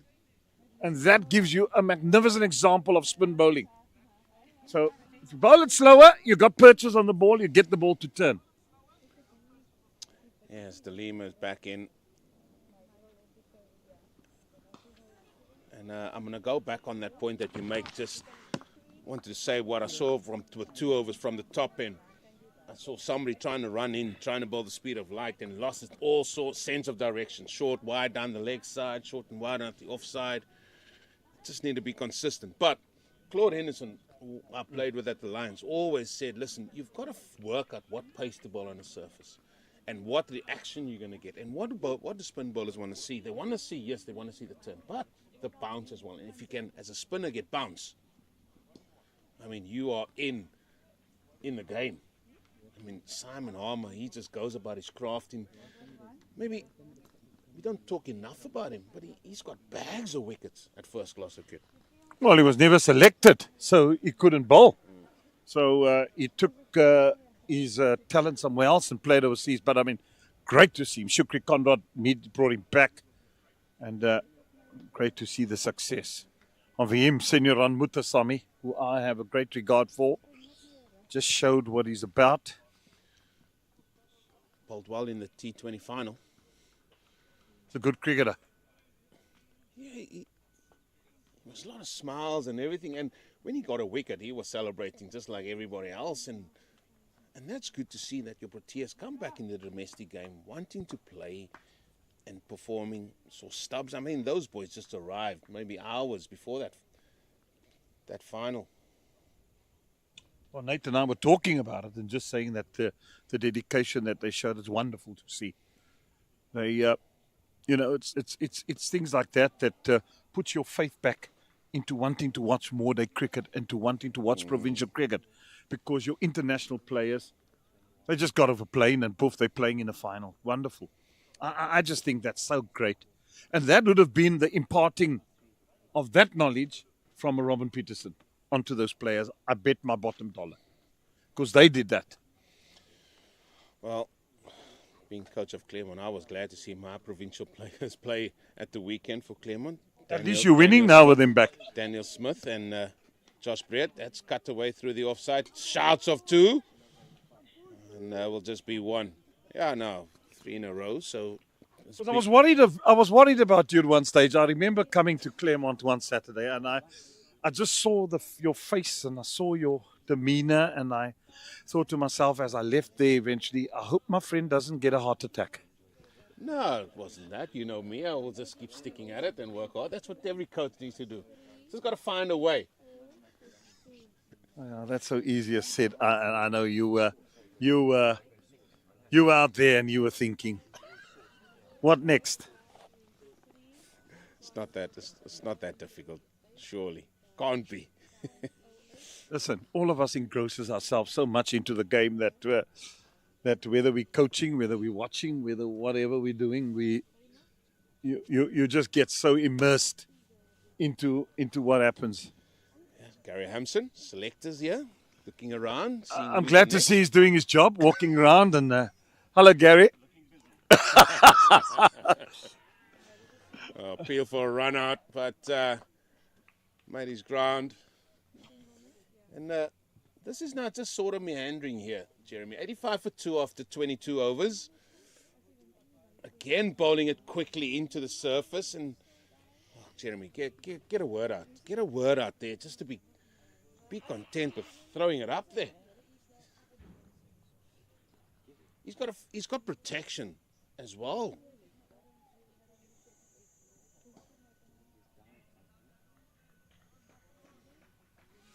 Yeah, sometimes I just don't understand.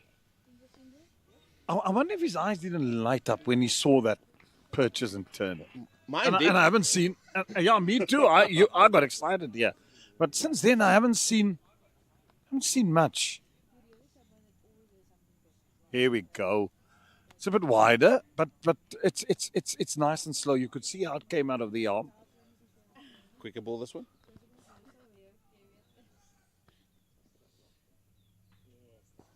Oh, that's 2. That's 2, Jeremy. That's not bad. Yeah, just a bit, maybe a tad fuller, the second one, but that's fine. He's got protection, so it will only go down the ground for 1. What does he do now?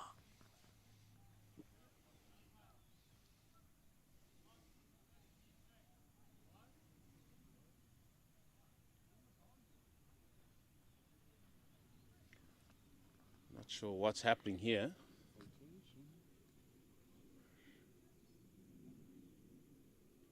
Seems to be okay.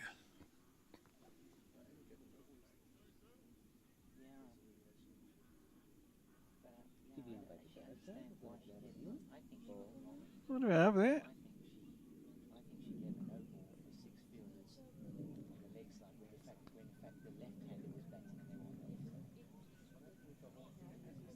All seems to be sorted. Well, is it?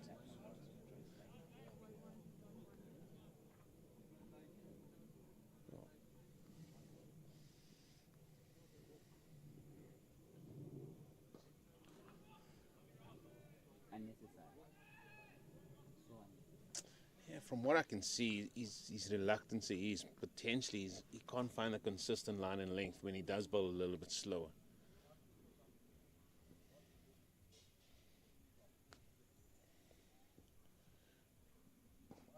But don't we see that in our game too often now, Jeremy? Our spin bowlers resorting to the quicker ones because their reluctancy is, I don't want to bowl it slow because I'm going to hit over the top, whatever. But it can bring you great rewards. And yeah, if I do hit one over the top or I get it for 6, that's fine. I'm going to give it again, go again. And sometimes you just draw your line back a little bit and a little bit. The guy thinks, right, it's here again. And then suddenly, oops, see, I'm not there, bang, out. Yeah, Alan Curry played in the mean machine. He just tossed it up and said, if you want to have a go, have a go. With Ray Jennings nuttering away at the batsman behind the stumps. Yeah, he was a master of flight. And then another bowler whose memorial service I'll be going to tomorrow. I'm very saddened. Oh, there's a drive by the loss of Dennis Hobson. Yeah. What a quality leg spinner he was. Into that southeast at Newlands. And what a man. What a man. Not only a cricketer, but a fantastic human being he was, Dennis Hobson. So to Simon and to the Hobson family, our condolences. And yeah, may his dear soul rest in peace. Yeah. Well done, Hobbers. Yeah, he's had a good innings on the field and off it.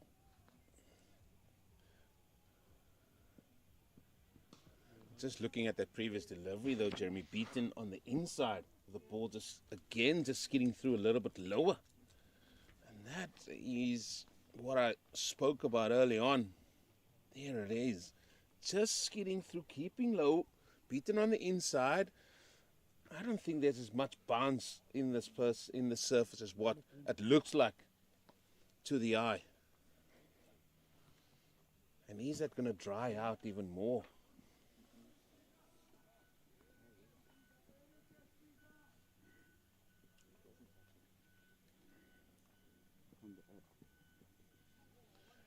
Just nicely guided down to third man.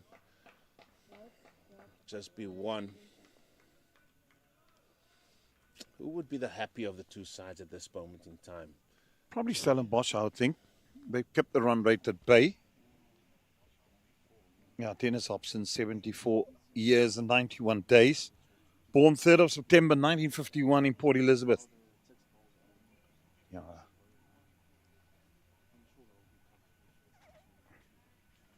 Yeah, he was regarded so highly in the South African isolation period. That's outside edge. Fielder's got work to do. Well done. It was a brilliant stop on the boundary. And that was a certain 4, which he saved there.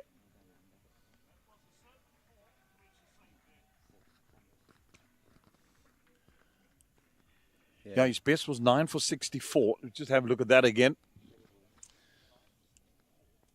Yeah, the running was good, but the fielding was also up to the standard.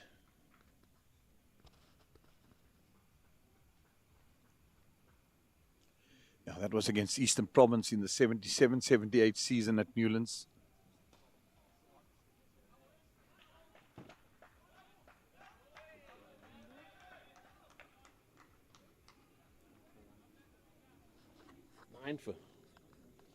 Nine for 64, yeah.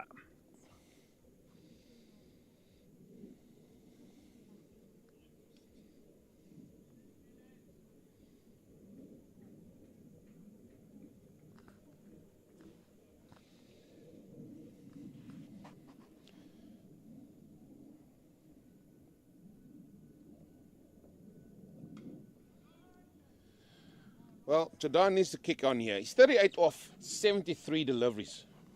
He's been out there for a long, long time.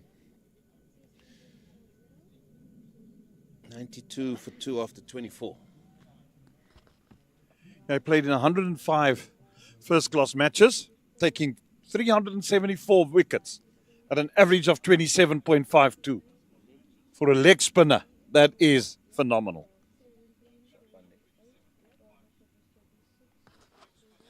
There you see Josh Jordan's strike rate, 52. 4 fours. But that gap between his runs scored and the ball's face needs to narrow quite alarmingly, or else he needs to bat through. Oh, what was a good score on this wicket? 280? Well, the first day we saw a 280. That was from Picker. That should have been 350, to be honest with you. 156 for one after 30 overs. 9 wickets in the bat. To only score another 125, 126 runs. I think that's one thing that they weren't happy about. There are the bowling figures for this match. I think percent was a little bit all over the place. 4 overs for 21. Post was very miserly, 1 for 6, 4 overs. And we have another, this is the Goodaka coming into the attack. A little bit of offies. Now, what pace is this youngster going to bowl? Yeah, it's a good start. It's a good start for leg spinner. I mean, for off spinner, beg your pardon. We saw the left arm spinner early on. Too quickly.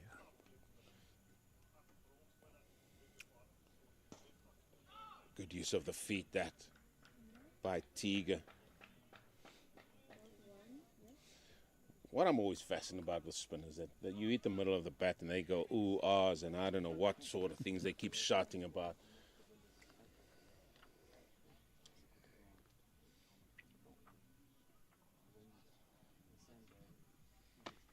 They got it. They think every ball they're going to bowl wicket.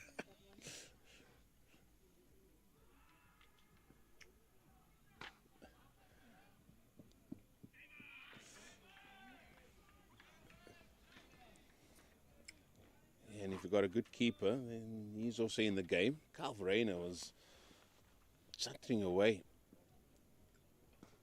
That's driven, misfield. Are they going to come back for 2? No, they're not. Good work by the fielder on the offside. Keeps it down to 1.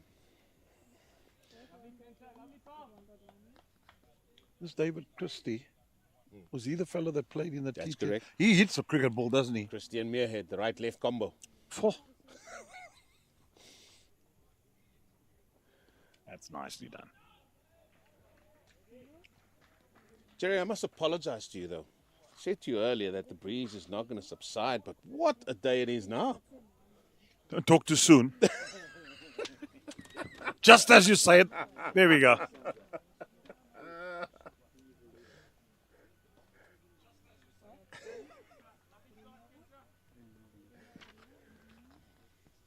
I don't mind a little bit. This is fine. I can This is handle it. beautiful. I mean, it's at gale force level. As our Chinese dominoes expert has also decided to make an appearance, looking after all the scorers here, all the grounds. Mark, never quite know where you stand with Mark. He's got that poker face. No. You know exactly where you stand with him. Don't you worry. I've known Mark for years, and he says it as it is.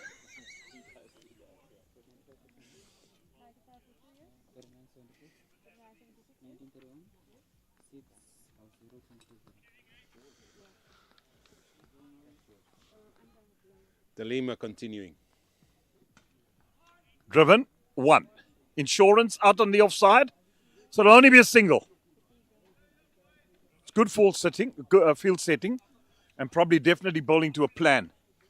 Nice when it comes together. You say to your bowler, this is the field you got. That's the areas I want you to bowl. So what have we got here?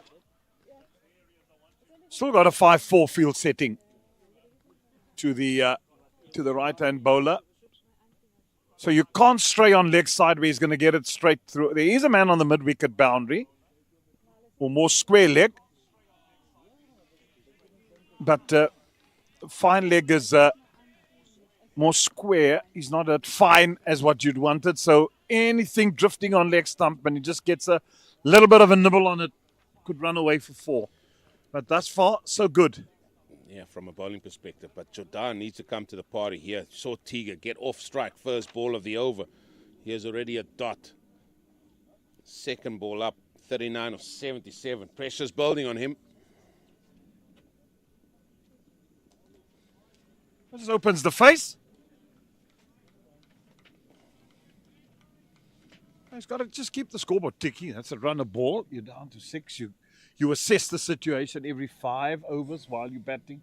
It's a batting unit. And you say, right, this is where we are. When do you start accelerating? Wickets in hand. You wait probably until the 40th over. 42nd. If you've got 7, 8, 9 wickets in hand, you go, all right. Now we can start accelerating a bit. Well, he's got to go through for me, even at this stage. Well, there's nothing wrong with a batsman holding his bat through an innings. And that has got to be your game plan again. You bat the others all around you. They got to come in and they got to be the dynamicer and the dynamic ones that are going to get the scoreboard pushing.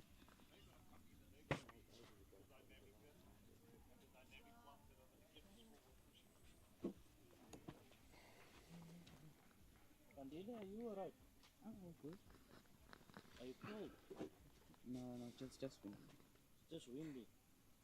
Well, from here on in, currently they'll be at 188. That's not where they want to be.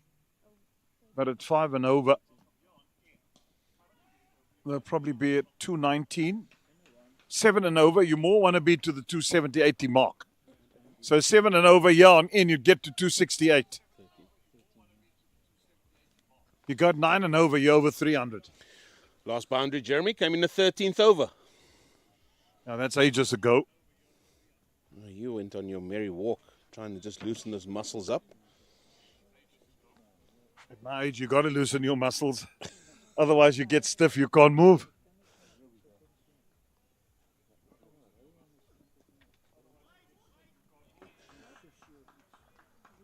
That's good fielding there by Jason Muir at backward point. He's very much way behind backward point. Looking, just watching the batter as he's trying to guide that down to third man. Glorious day at his. It's just blue skies and the setting, the scenery is exquisite. Yeah, and it is very picturesque, but I'll tell you what, that's what it all will be. I'm not going to venture up there, especially on a day like this. Other wildlife lurking there in form that crawls around the ground. Got to walk with a stick if you go up there. No chance. Only thing you do, you walk with a stick, and the puffy will not come at you if you don't. A snake never comes to bite you if you're not encroaching on its territory.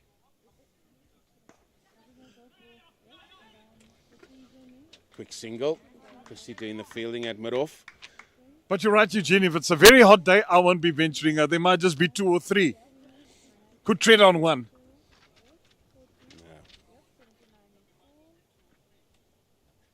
That's in the air. Will that go all the way? And it is. High and handsome. That brings up the 100 as well. With that shot advancing down the ground. Excellent use of the feet there from Jordan. Turns this into a full toss.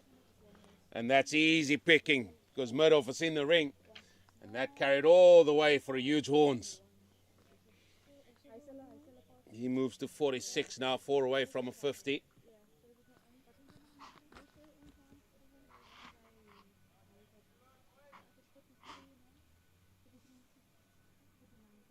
was a good shot, that, wasn't it?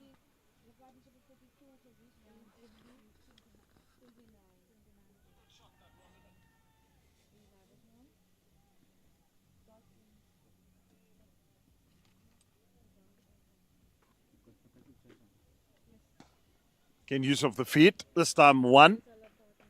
It's good cricket. Got the boundary and the 50 partnership as well. Jordan has advanced to 41, isn't it? 47. 47. Tiga on 22. He's a good little player, this Tiga boy. As we said, he comes from, he's a Kes boy. Former SA schools as well. Well, here's something for Coetzenberg to think about already, Jeremy, because Hoedeker has gone for 12. He's 1 ball away from completing his second over. And you don't want to give the impetus back to the likes of TUKS. 27 gone, 107 for 2.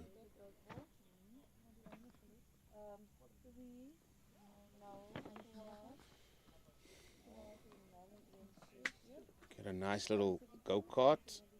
There are the Manhattans. Some very big ones. And some still struggling to get off. But it looks fairly steady progress for TUKS at the minute. And it's going to be a change of bowling. And it looks like it's going to be a jump back into the attack. Left arm seam. The song of Frank Sinatra that used to say, I'll take Manhattan and turn it into an Isle of Joy. So you want to see a bit more higher buildings to actually turn that Manhattan into an Isle of Joy.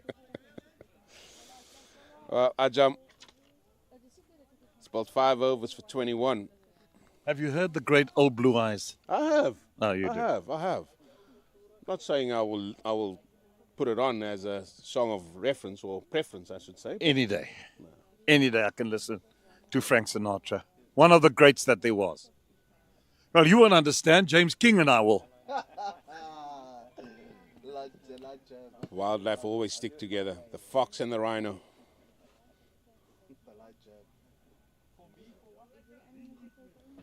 Oh, that's off the bat, and that'll run away for 4.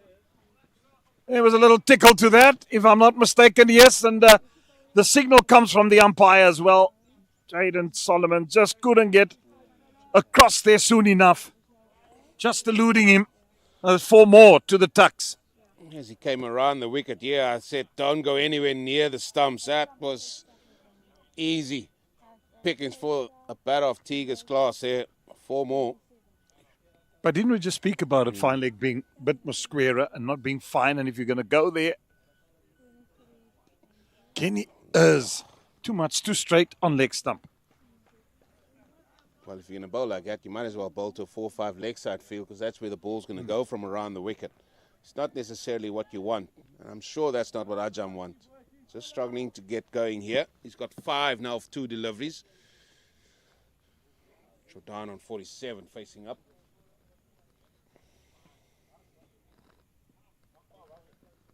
Are you looking forward to your little break again, Jeremy? Yes, we do have to have breaks. Slower delivery this time. Jeremy, he's come left arm around the wicket. All 3 balls going down the leg side. Yeah, I just can't understand what the tactic is here. Sure, that's not what the doctor ordered. And then he gave the steely look to his fielder saying, why didn't you stop that for 1? I would have given him the steely look back and say, get it outside off stump. Speaking of doctors, the Rhino's got to go and see his physician tomorrow. So hopefully nothing wrong. Well, looking at you now, being as chirpy and cheerful as ever, I think you're top of the pops, Jeremy. I'm sure the old ticker pounds. There's one thing I do notice. I don't think you're up for a 9:30 start. Took a while for you to get going this morning, but you look your normal self now. Back to your normal self. Love it. Well, I left the southern suburbs. It's a mission to get here. Outside edge, down to 3rd. We won. No slipping position. And I think my mistake I made, I left home too early. So now I know on Friday I can leave a bit later. With my luck, then I'll be in a traffic jam. It's very difficult where you come from because did you head down the M5 or M3? Which one was it? I took the M3. M3 and down once you get from past M3, University. It was plain sailing this morning. I left at 7, and then on the N2, and then I took the Baden Powell. Yeah. I thought that's the way I was going to come. I heard that there was a lot of traffic on the N1 and outside, and I thought, okay, let me not take the N1. Took the N2. Well, finally coming into the ring here with long on being in place. Now, do not bowl this ball down the leg side. Surely not.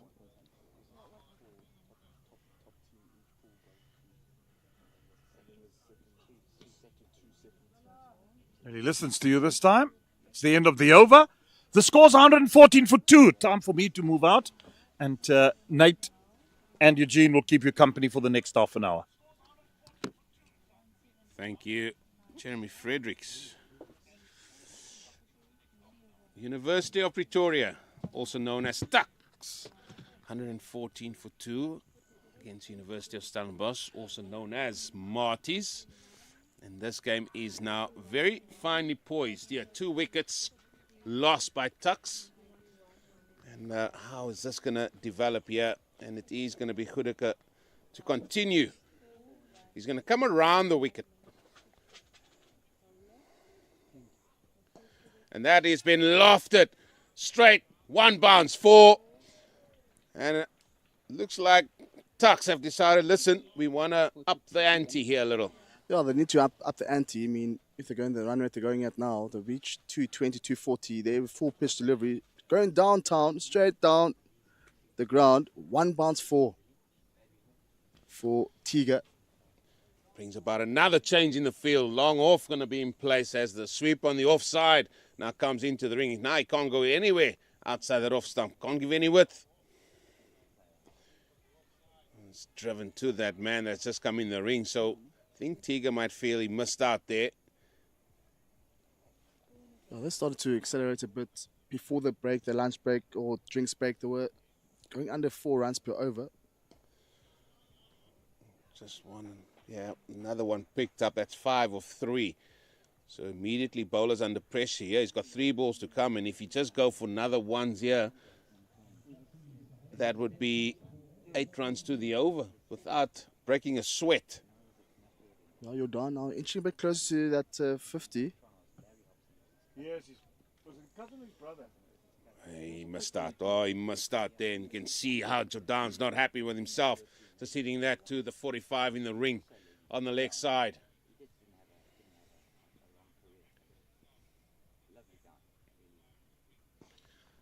Width given, or room given, I should say. Just down the ground for 1. Moves to 49. No, Goedeke under a bit of pressure at the moment. Taking a fight back into the Marty's. Very much. Yes, Dave. Oh, Musfield. Allows him to come through for 1. That will be the end of the 29th over. 1-1 for 2. Yeah, 7 runs coming off that Goedeke over. Bit expensive there. But exactly that's what you want from the TUKS team. Looking to accelerate the run rate. It was not so long ago when 6 and over brought them only about 220. Now you see if they go at 6 and over from here on in, gets them to 247. So I think the gentleman to my right has predicted that need to get in excess of 250. Well, Marty scored over 300 on day 1. But that was against Wits. Yeah, but that was at Paul Russ. It wasn't here. That was a different ground altogether. Different conditions there. A little bit more stickier. Grounds maybe not as big as what this real estate is here. But this man has been busy. Tiger, 35 or 45.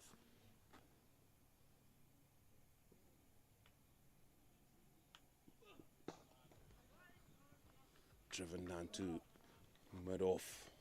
I see the Rugby World Cup draw has just concluded. South Africa will be playing against Italy, Romania and Georgia in the Pool B. So quite a strong pool.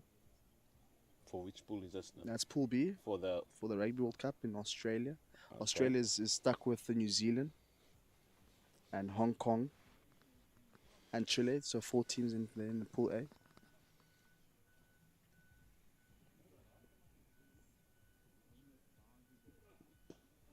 again, too close to that leg side. They're going to come through for 2. Tiger's exceptionally quick between the stumps. Yeah, good running from these two. Tiger was eager to go for the second and not looking back. But good running between Jordan and Tiger. Well, the score moves on to 1-2-3. But in this case, not what the Cape Fox ordered is just 2. Normally the Cape Fox would love to see 1, 2, 3 for 4 or 4, 5. 1, 2, 3, 4, 5. Quickly. Oh, you got to be on your game, and that throw is going to be wide. But I think Tiga, as well as Jordan, has gone through way past the stumps. Score keeps on ticking here for TUKS. Stand by for 23 runs in the first 3 deliveries. They need to go 6, 7, or 8 runs per over here from here on out to set a competitive total for MATIES to chase.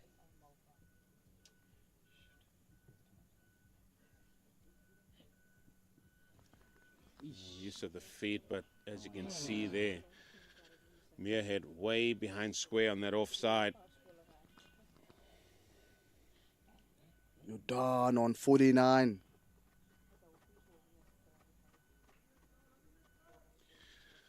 Here we go again. Finally comes into the ring just to see the back end of this over.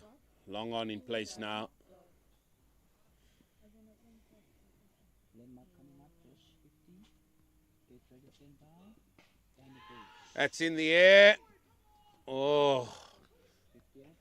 Oh dear. Oh goodness, oh goodness. Oh Yeah, dear.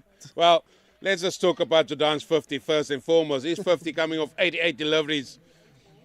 1 6 and 4 4s. He's hung around, going at 56 strike rate. And as Rhino alluded to, it's good that he's still there. Maybe everybody bat around him. And he's definitely set out to stall. yeah, fielders are going at each other. There was perhaps an opportunity yet the fielder standing at deep point, not running onto that one. But it's a bit too far there, to be fair. He's struggling at the moment. I'm not sure what the bowler was on about. That was way short of him. Yep. 21 overs. Oh, again, short ball and just tucked away on the onside. Another single. Yeah, perhaps a bit of frustration there from the bowler. Well, and I think he should just be frustrated with himself. He's got to be bowling consistent line and length. But at this stage, we normally say 126 for 2 after 30. You double that. Normally where they'll end up. And this stage, it looks like it could be 252 round about there. They need to go a little bit more than that.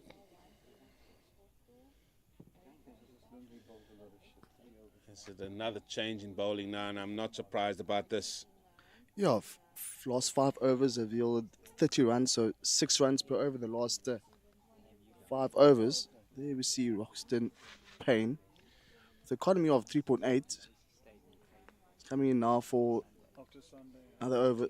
He had to get a wicket. 19 off it. Yeah, he's bowled a little bit indifferently. He just needs to take the pace off. Let the batter make all the pace. But he's not playing one day cricket.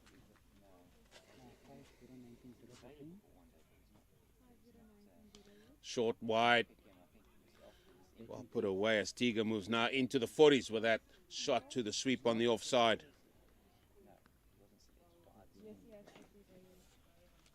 Yeah, they'll be looking to go for runner ball here.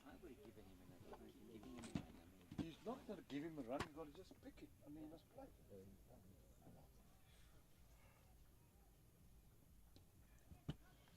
Oh, Ross Bose. Fine dive there at 45, just keeping it down to 1 because they've got past him. I think it could be a double up. Yeah, they would have gotten 2 runs, but a good fielding there from Ross Post. Big dive towards his left side. Oh, neatly played. I'm going to give the benefit there to young Tiga. That ball going down to the third man boundary. Well, Jordan needs to get on his bike. That he does. 3 runs to the score. Excellent running. Yeah, Tiga again running the first one hard. So eager to get as many runs as possible here. They're in for 3. They cut shot towards third. The big chase from the man standing at backward point. A good running from Tiga. Well, there you can see if your willingness to toss it up, you get the man in trouble. That's just the inside part of the bat.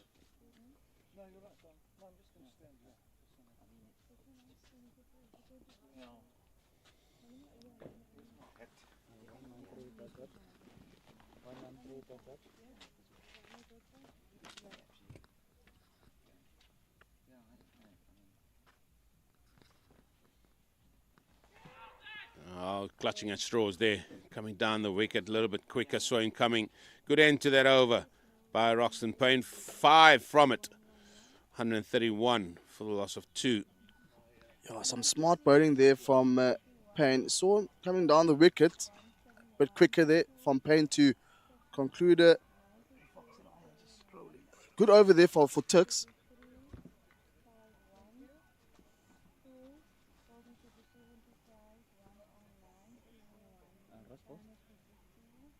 Looks like we have a change in bowling.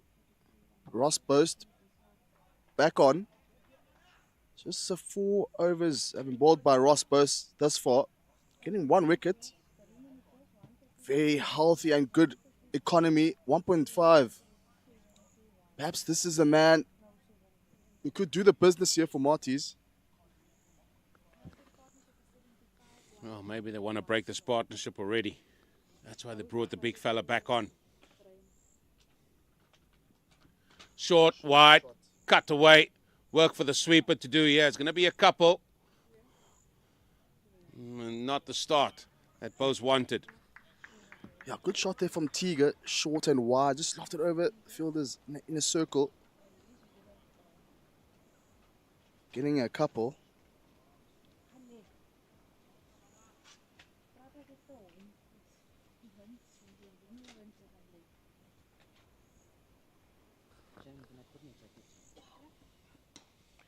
That's where he's been all morning. That's where he's been. Bowling a good line, good length. Hitting the surface nice and hard. He's a tall man, Ross Bose. Yeah, he has been consistent, hey, Eugene. Hence the economy of just under 2. Bowled really well and was rewarded with that crucial wicket, the second wicket.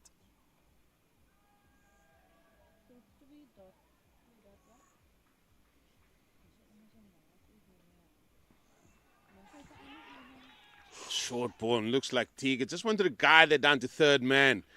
Maybe he would have got himself into more trouble. There's a little bit more heat on this delivery from Ross Bose. Yeah, not a good shot.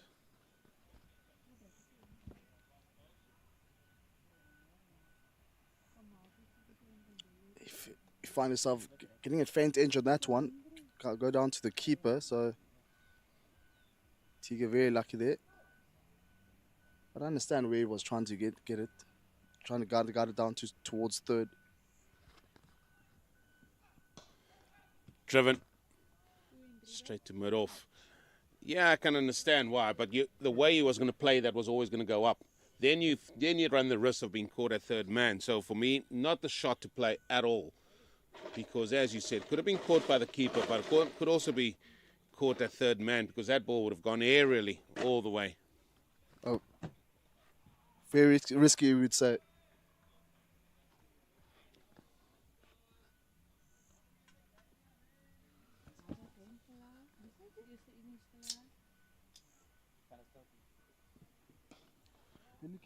Driven straight. Oh, he needs to go. Oh, he was gone. He was gone for all money. And now they're not hitting the stumps.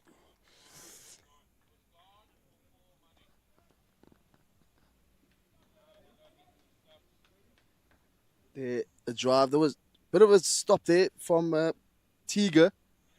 Caught in 2 minds, but eventually going for that single. You need to be careful here. What's the partnership now, please? Partnership with 78 runs between these two, Jordan and Tiger.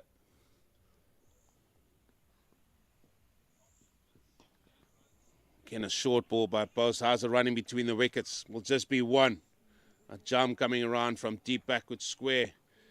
Keeps it down to just a single. 135 for 2. 18 to go. Yeah, more shorter deliveries there from Boast.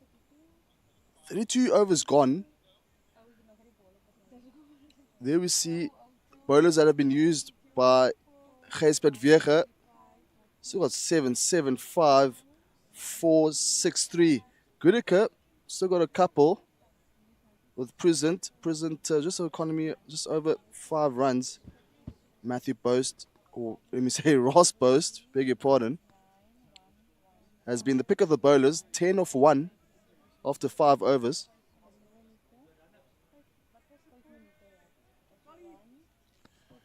Roxton Payne, he's going to continue.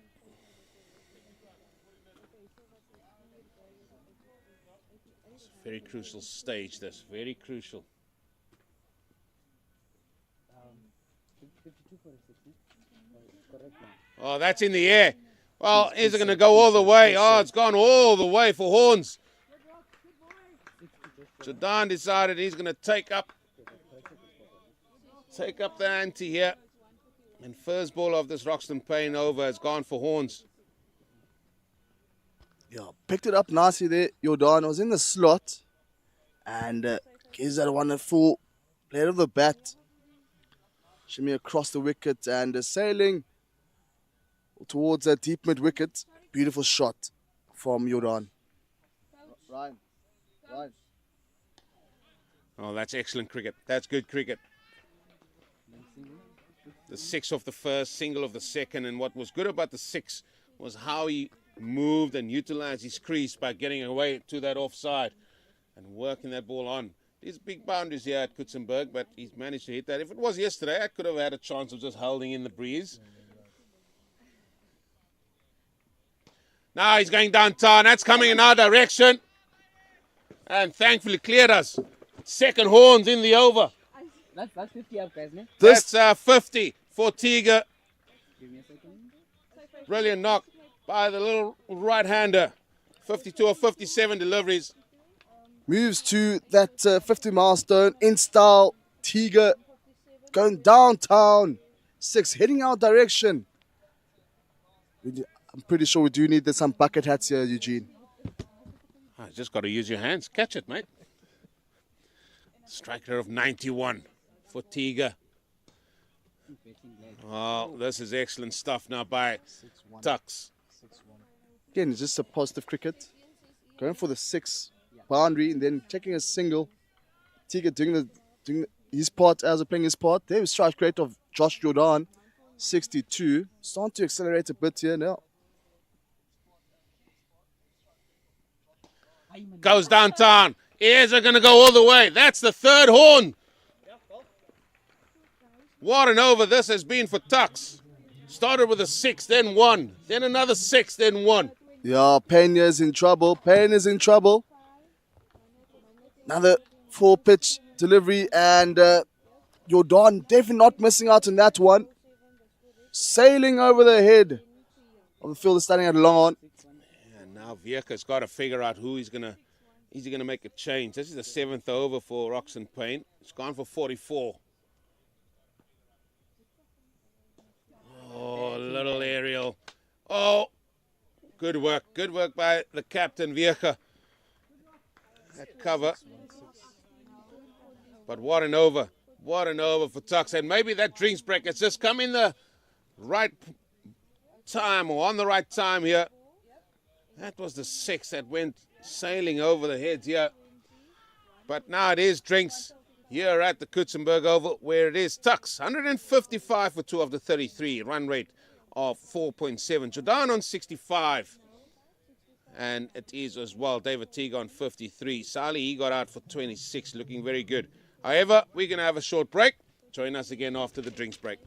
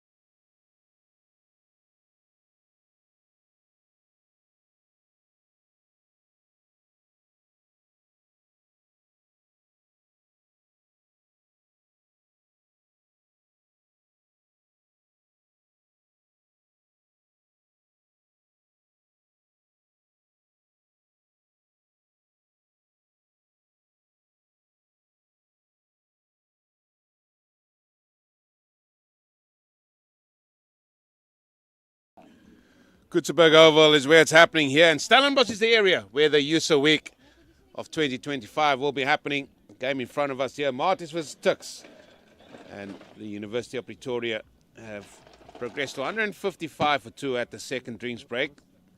33 overs gone, and they certainly upped the ante just before that drinks break with balls flying all over the place. Glad the wildlife moved around to the other side. They knew what was coming. They always have that sense of when they're going to be in danger of anything happening, and they have made their way back this side. Ross Bose is going to continue, and things are just stepped up a notch here, Big Nath.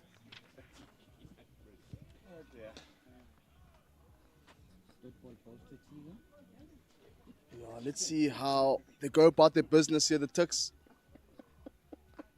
They've accelerated the run rate from just under 4 to just over 4.5. So between the two drinks breaks, they've yielded just under 100 runs in 20 overs.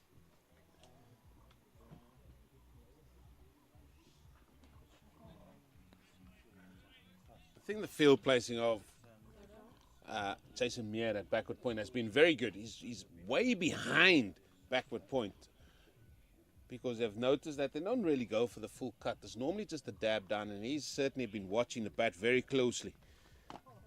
And I think that break, though, Nathan, I think it came at the wrong time for TUKS and maybe at the right time for MATIES.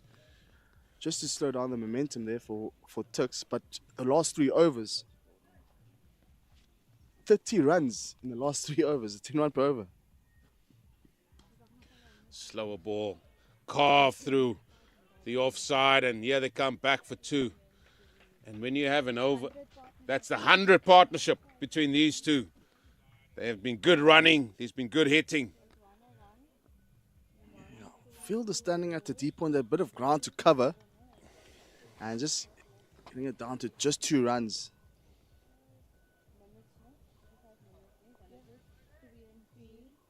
And this as a group, as a fielding group, you just got to stay in the game. You just got to do your job wherever you are fielding.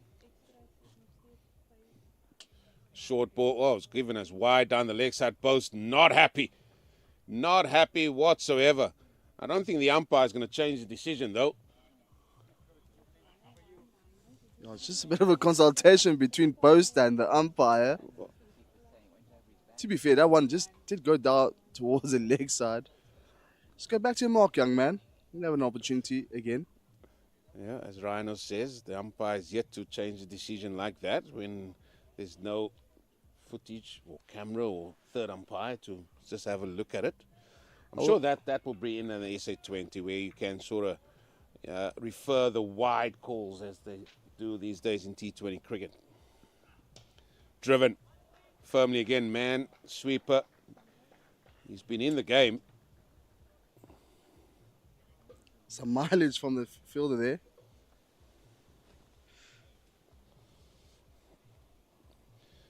Calls for calm heads now. I think everybody's just a little bit hot under the collar if you're a MATIES player.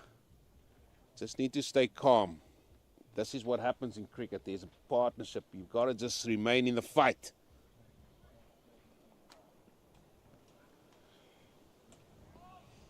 And that's what I said there, Nathan. That is it.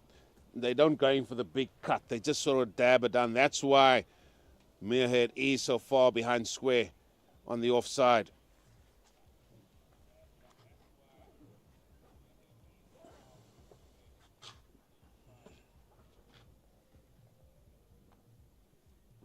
Oh, this is beautiful. This is just gorgeous now, this weather. Breeze is just enough there to cool the men down. Final ball of the 34th. Up and over. And again, excellent work. Excellent work. Brilliantly done here at third man. I think it's the Lima down here. Tando. That's exactly what Tigo was trying to do in the previous time, but unfortunately that one is... yep. Yeah, the difference is the bat was at an angle like that. It's not going to go over. Tiga was the bat's up. There's only one where that's going, and that's up and over. That was the difference. However, was safely done. Safely done. But it obviously comes with its risk as well. Faint edge goes to the keeper. Well, thick edge goes towards the third, so a bit risky. Roxton Payne's continuing here after his previous over. Previous Went over for went 6-1, 6-1. 20 runs in that over. In the previous Roxton Payne over. Oh, hold on to your hats, folks. Jordan thinks I'm going to take a liking to him here.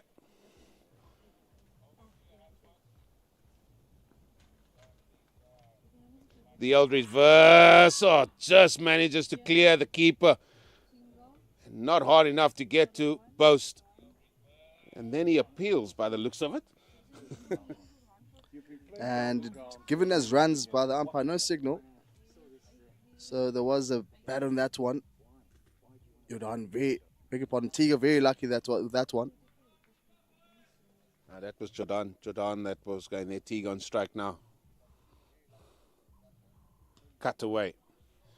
And my men to the right-hand side is when you hit the ball in front of square so well. Haven't played a reverse sweep in any sort of format whatsoever. First time you want to bring it out, you think, oh, he's going to reap the rewards. Stick to your day job. Really not sure what I'm seeing here. Our producer.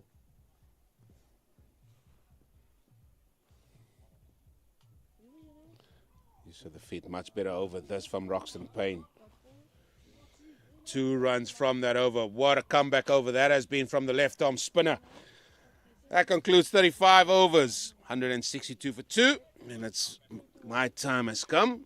Now leave in the trusty hands of Jeremy Fredericks and Nathan.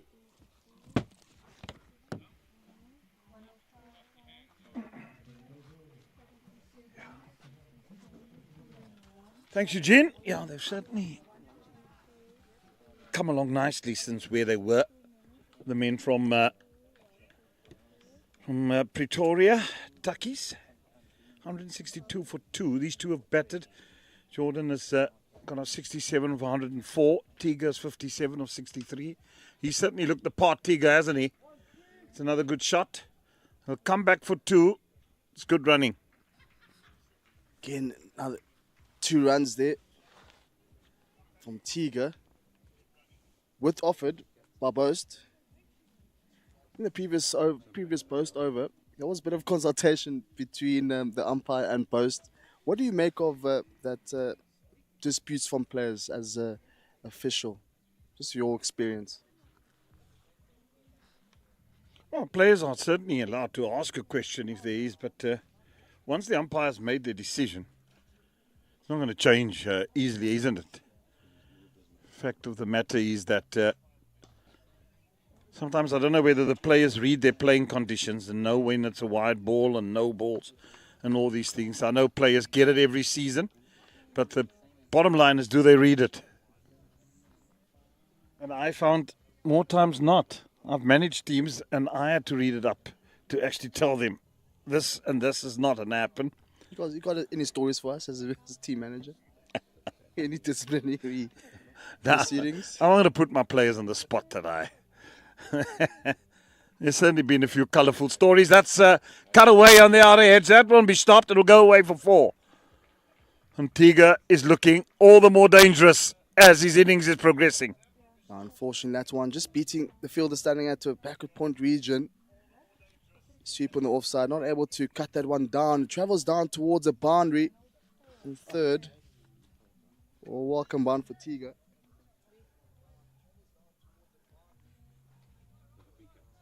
Are you missing me? That you're walking around here at USSA? Are you, John? You good? Chat later.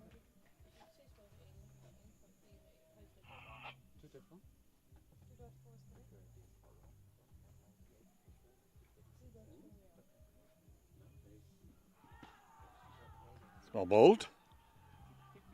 Yeah, on the money here from Post. Good return.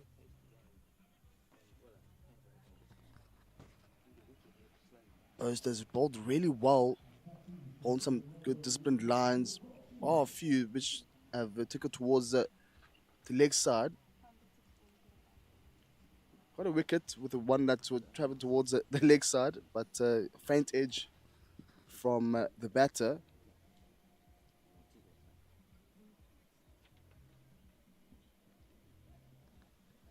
Can you just nudge it down to third man for a single? Third has been busy most of the time. No, that's just some good cricket. Just looking where the gaps are. Finding the gaps, looking for ones and twos. An occasional boundary will come. What I've noticed that they target a overall bowler. Saw in the previous previous over of Payne, going for 20. That's in the air. Only one down to third. Yeah, another one. Sailing towards the third.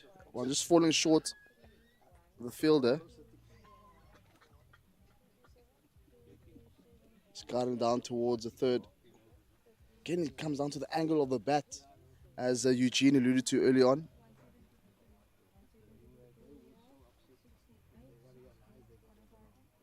But that's the end of that over from Ross Post.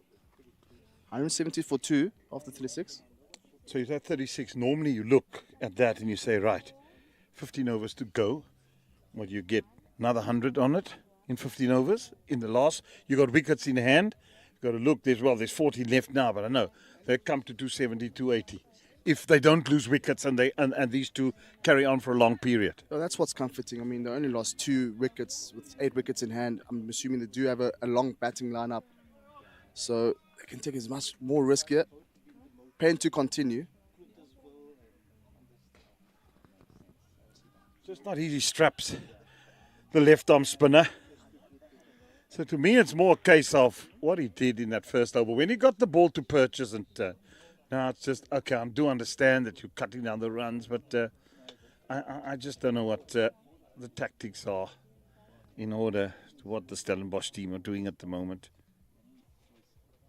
Ryan Bailey just walking around the park, just having a quick word with these players, bowlers, just trying to give a bit of advice as well. Had his fair share with playing some professional cricket. Here we go, wicket. Well, it was 2 unclever shots, I must say. The first one, he looked so good playing straight down the ground. Then he tried the sweep, then he tried the lap, and then he got himself out. So now you ask yourself, why? Third wicket down. Well, that partnership between Tiga and Jordan was 115, and you saw it coming. But that one, third wicket down now. Great catch there from Goedeke.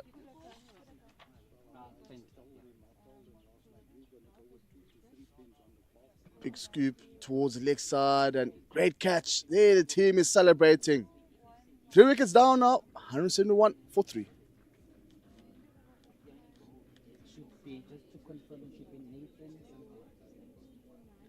Is that Tiger that's gone out? Yes, it is. Yes.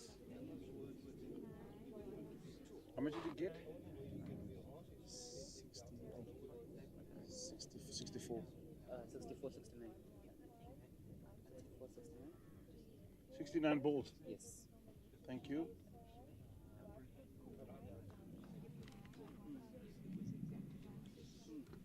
Perhaps this could be the turning point here for Marty's much needed wicket. Breaking that third wicket partnership. 115 runs.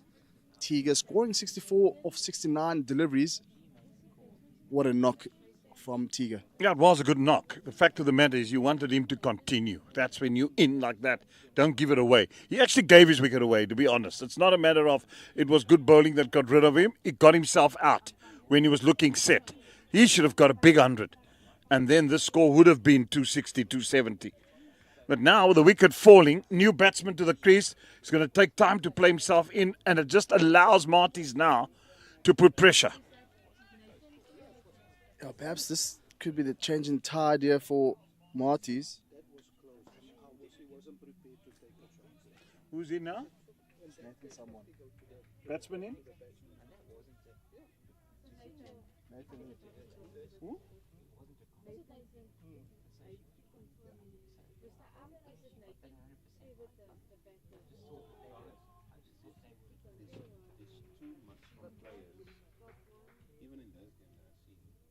Confirmation there from Marty.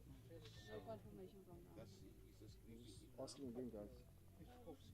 Who's the batsman in?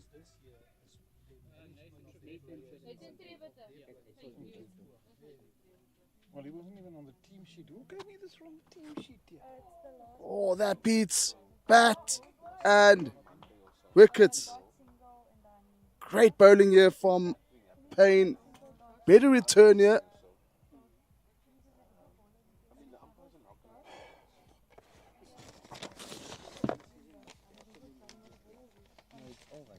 That's an end to another good over here from Payne. New batter, just confirmation, new batter here is Nathan Treverton. Joins Jordan there. And we do have a change in bowling in the Coetzenberg end.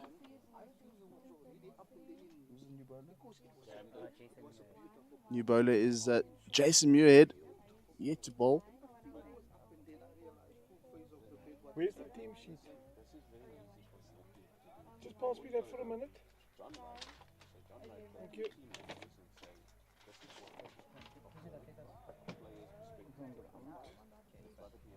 He's number 6. Maybe Bishop. He's not playing. Bit of spin now being used. Replacing Ross Post. Perhaps Muirhead could be the person. Could be the man here for Marty's.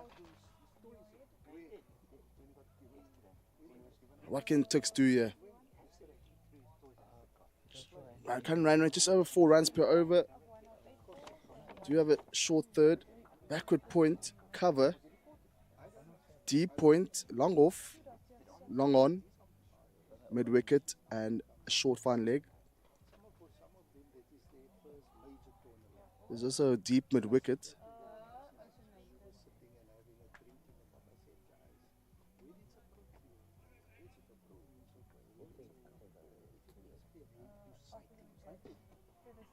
Now the full pitch delivery here from Muirhead.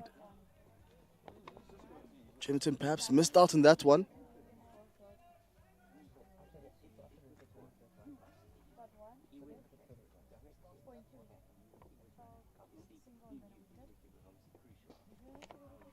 Oh, some great bowling here from Treverton. Thank you. Dot ball after dot ball. Bowling nice and full to the new man in Nathan Treverton. Flighted 1.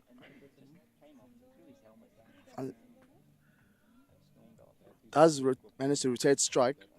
Bit of pressure applied there from Muirhead.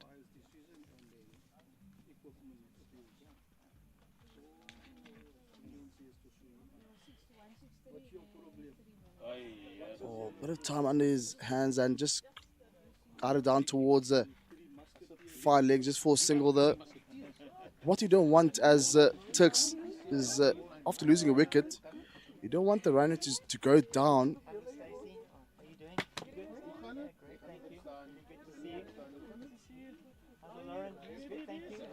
Driven down the ground just for a single. A very tidy over. First over here for Muirhead. Just 2 runs off it. 38 overs gone.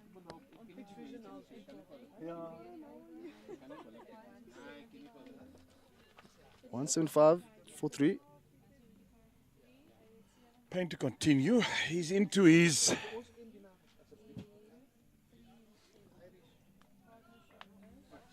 He must be close to the end now. He's bowled for quite a while, hasn't he?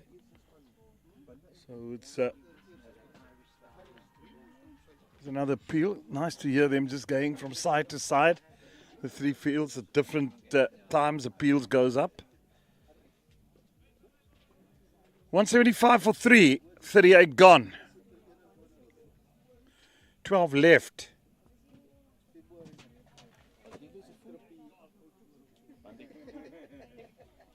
Yeah, quicker delivery there from Payne to start off proceedings here in this 39th over.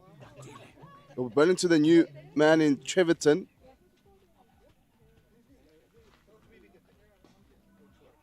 That's a good thing now. The impetus is they've just lost a wicket. It was a big wicket. It was a total waste of a wicket.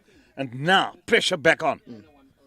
And I tell you now, the boundary riders better be ready because you're going to see them attempting to go for big shots because they'll feel that you don't want to get bogged down at this stage of the game. You've got to work it, run a ball, get the boundaries. Yeah, they do drop mid on to long on. Anticipate full pitch delivery here. Oh, great bowling here from Roxton. Payne, dot ball after dot ball. Pressure applied back onto TUKS. Something's going to give. Something's got to give. Something's going to give here. Listen to me.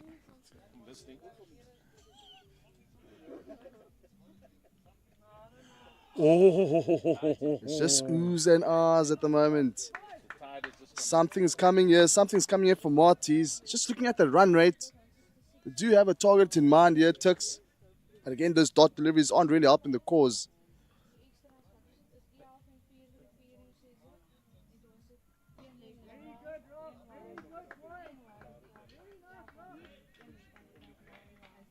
That's a good over. He'd be a little bit annoyed with himself. He knew he just dropped it a bit down. He should have flied it again. You saw Treverton struggling with those ones that have just been nice and flighted and giving it a bit of loop. Occasional quick delivery there from Payne. It also allows with the spinners now bowling and they're going through dots and just giving one or two and over. Mia to come in, no one's taking him on, and he goes through 4 or 5 overs and suddenly there's pressure. And you still got Bose to come up the back end to bowl.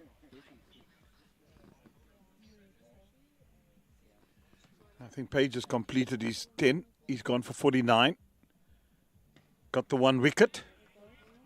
Yeah, 10 overs, 1 wicket for 49 from Roxton. Payne had 1 expensive over which went for 20, but other than that, it's pretty tidy.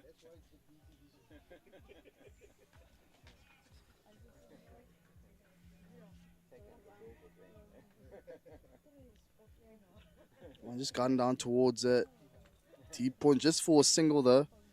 Just looking at the current run rate, you need to keep a close eye on that. 4.5. We're getting close to the last 10. 177 for 3. 240, 270 on the cards. It's a bit naughty.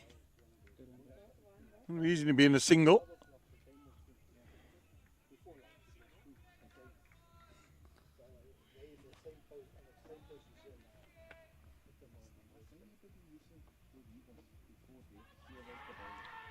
There's an appeal for LBW. There was a reverse sweep on a full toss.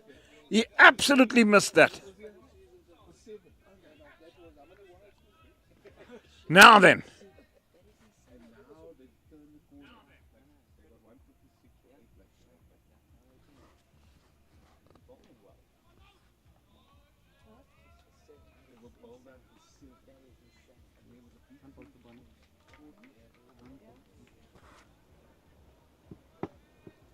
One more delivery now to end the 40th over. Another full pitch delivery into another good over here from Muirhead. Just 1 run off that one. 40 overs gone. 177 for 3. Yeah, it's 10 overs left now. Where will Tuckies end? But no, pressure now on more on Josh Jordan. Or Jordan, rather. Just looking at how things are going at the moment, 240 perhaps. I mean, we went from 270 prediction, but now maybe 240 on the cards here, perhaps, Jeremy? Yeah, anything can happen still. What? 240 gives you another 23, 63 runs in 10 at 6.3. Yeah. When you know the impetus should be with you, you should be more around looking at 10 and over from here on in to get to that 280 mark. That should be the target. You got 7 wickets in hand. So 10 and over, between 8 and 10 and over, that's what you got to be looking at. That's then definitely will need to have Jordan to take most of the strike. Treverton yet to get settled out there in the middle. But Marties will definitely be happy to chase down 221 if the current run rate is taken down towards the 50th over. Anything can happen in this game. You could still be, you want to get batting first, winning the toss, electing to bat. You got the runs on the board. They still got to make it. Wicket or two. Marties lose early. Suddenly, the game's on. But this innings is still far from over. Let's see what Tuckies does in the next 10. They're certainly a little bit under pressure. Is that De Lima back into the attack? E7 went for 27. It's down the ground, airborne. It's falling short of the fielder. Punch on the up there, falling short. Field standing at mid off, under back on. Under De Lima will be closing off proceedings here for Marties.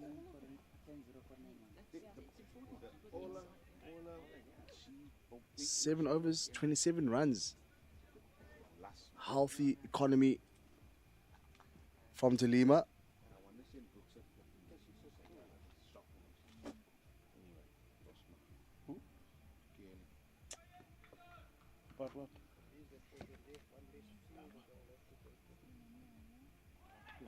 Oh, short and wide, unfortunately missing out on that one there.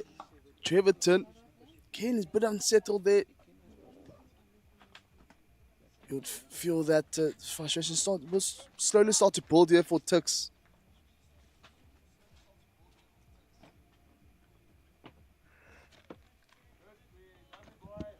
But lovely bowling from under De Lima.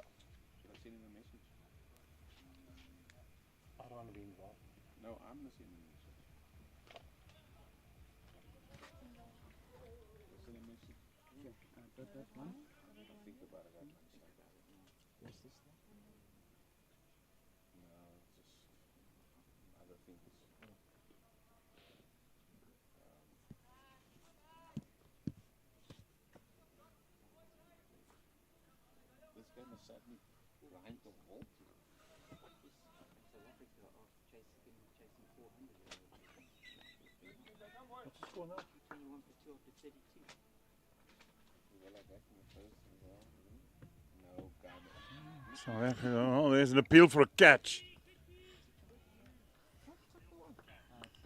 Bit of a premeditated shot there from Jordan.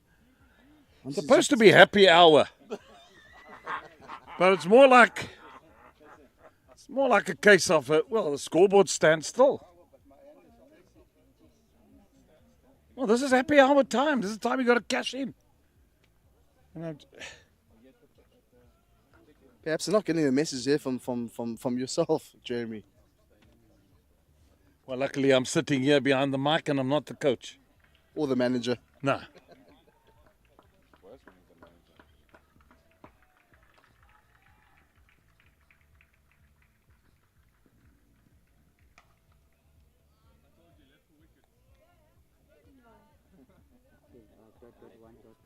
Short and wide again, just for a single. Boundary riders on either end, the leg on the offside and leg side. They need to cash in here, TUKS, if they want to post a decent total for Marties. Marties do have a very long batting lineup. It's a runs feast at Raipur, South Africa. India are 221 for 2 after 32 overs. And let me tell you, it's flat in Raipur. 7. Flat. That is 7 runs per over, isn't it? Eh? 7 runs per over. Yeah. Could see another high scoring chase here for the Proteas. Did fairly well in the first ODI, but then just unfortunately falling short. Yeah, I just wonder why players like Stubbs and Leandre Pretorius are not playing in that in the one-day side. Surely Yes. that's the future. Surely those are the guys that are going to play World Cup. Here we So see just 180 rocks for and- 3, yeah. no, Sorry. rocks and paint, done. So we still got Ross Post to come in. Tando present. Still got your top 4, your seamers to come in the back end of the bowling. There's plenty of bowling to come.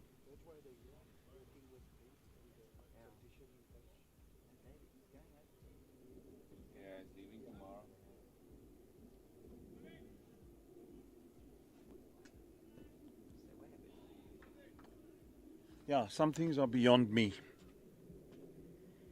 But, be it as it may, but down the ground he goes again. Just be the single. He nearly took off his partner's head there. But do get a single. They do need to get some cash in some runs here, as Jamie alluded to. Going at 4.4, 4.5 won't really help the cause. They need to get pushed to 6 to 7 runs per over in this last 10.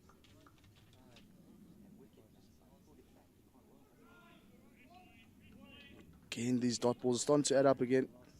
This one looking to guide it down towards the third. There are 2 fielders behind screen on the offside, just to cut those down. Oh, that beats everything. Bat and wickets. Just waiting for the second from the umpire. Looks like it is a run. So perhaps a faint edge.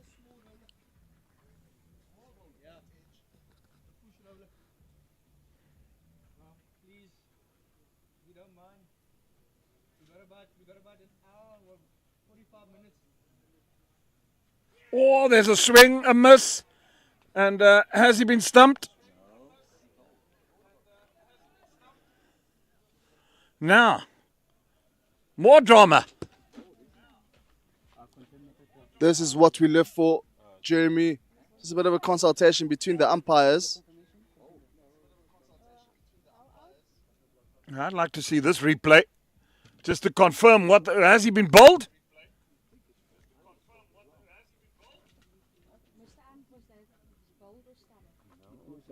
No, it was definitely not bold. He was stumped.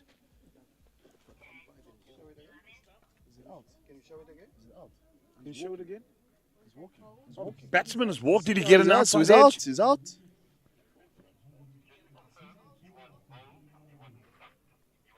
It looks like it was bold. Unfortunately, we don't have the images from the other end, but it looks like it was bold.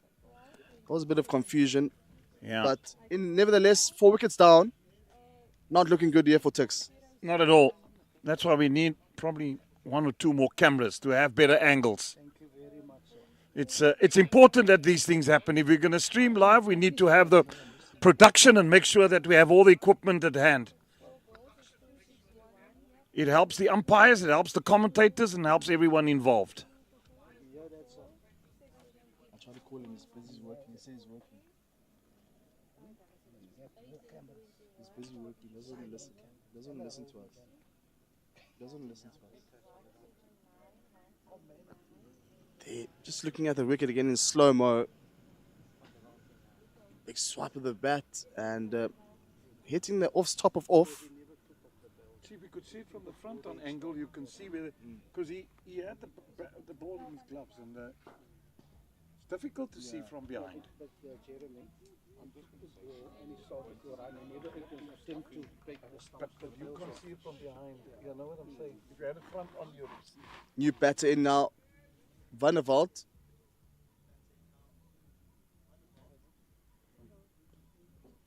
Now, this game has suddenly come to a halt. Runs have become hard to come by. And Marty's have suddenly been on top here now. That's what happens when you bowled some disciplined lines. 42 overs gone. 184 for 4, 4.38 current run rate. No, here's Nathan, isn't he batting? Who was out? 220 is the current projected total. If they carry on here with the current run rate of 4.38. What was the score? What was Marty's will definitely be pleased to chase down that total of 220. That's going to run away. Yeah, that's the beating of the fielder. It's played finely behind the wicket. There's no slip in position, and the third man was a little bit too wide there. Full and wide delivery there from De Lima. And great shot there from Jordan. Just guiding it down towards a very fine, towards third. Fielder standing at third, not able to cut that one down. But great effort. 4 runs from it.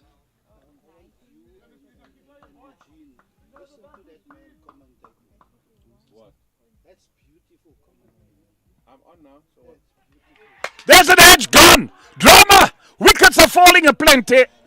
And I'm afraid to say that TUKS are now starting to find themselves in a spot of bother. They've dug a hole for themselves since the depart of Tiga. Another 3 wickets has fallen. 188 for 5. Again, the change in tide. The change. Great bowling here from the men from Marty's, the Maroon Machine. Bringing it back nicely, especially after that Tiga Jordan fall of that 3rd wicket partnership between Tiga Jordan. Which hasn't gone well here for TUKS. They're looking at that wicket again. Just looking to chase it down, short and wide, and got around towards the keeper, faint edge. That's 5 wickets down, 188 for 5. Jordan as the man to 4. It's not looking good here for TUKS. Not at all. Can I give you my watch? Who was the bowler? The Limane. What did he get? Josh? Josh, how much did he get? 77 of 120. Thanks, James.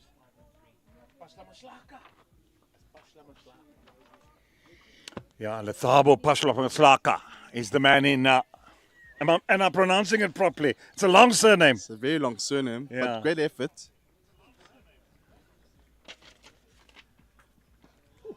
I tell you what, in the beginning when I started commentating and the Sri Lankans used to come here, and the one thing Robin Jackman just said to me, just break down the surnames in syllables. That's correct. And that helped. 100%. It's Pahla Pahla Mohlaka. Moslaka. There we Okay. go. Pahla Moslaka. And I'm pretty sure that the players appreciate it as well. No, Able to absolutely. I'm a firm pronounce- believer yeah. that you got to pronounce people's surnames properly. Yeah.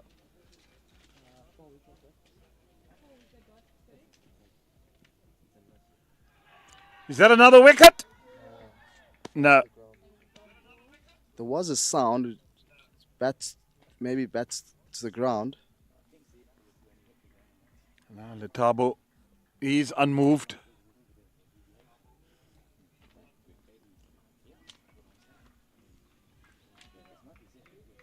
Call him Lebs. Libs. There we go.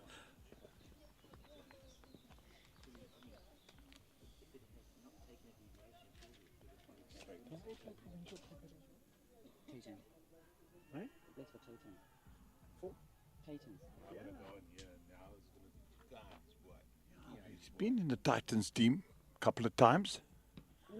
Perhaps on the pad. No, that's going to miss leg stump today, tomorrow, and next year. First delivery went for 4, but since then it's just been under De Lima.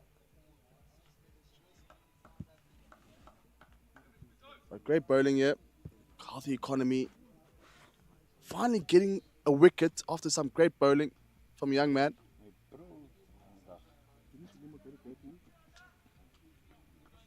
What school did under De Lima go to?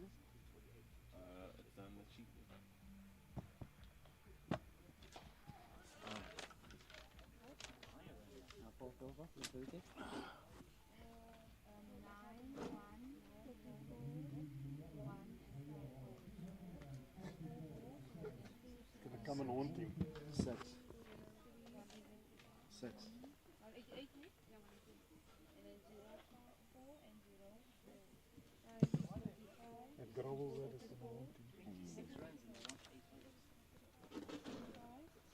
And 3 wickets. I'm back with you, Rhino, and things have suddenly dried up here. Coetzenberg and TUKS just can't seem to get any bit of momentum into their setting of a target here in the back end of this innings. Now they have been struggling. Marty's have come back, turned on the screws, tightened every bolt. Oh, that was, if he missed there, it could have been bowled again. Yeah, we must give kudos to the Marty side. I always said that when things were going on during that big partnership, he's just got to stay in the game. You've got to be in the game. And they have stayed that, and then they bagged a few wickets as well. That's given air plenty as well. Only one. Yeah, the big thing is, they were in a prime position. I said the wicket of Tiger cost them dearly. And it was such an unnecessary loss of a wicket. And since then, things have gone all Marty's way. Because while Tiger and Jordan were going, they were looking great guns to get to 280.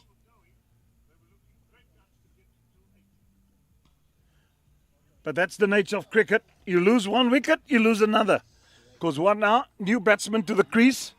He's got to adjust. He's going to take time to get himself in. And before you know it, 3-4 overs have gone. The pressure mounts. It's like the red bus in London. Don't see any for a while, and then all of a sudden you see 2 or 3 come. Hey?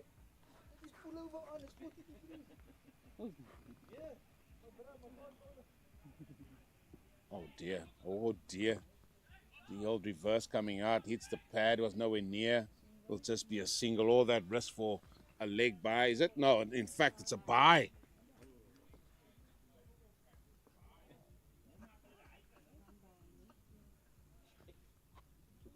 And since the departure of Tiger, we've seen a lot more cross-line shots. We haven't seen balls being hit down the ground anymore.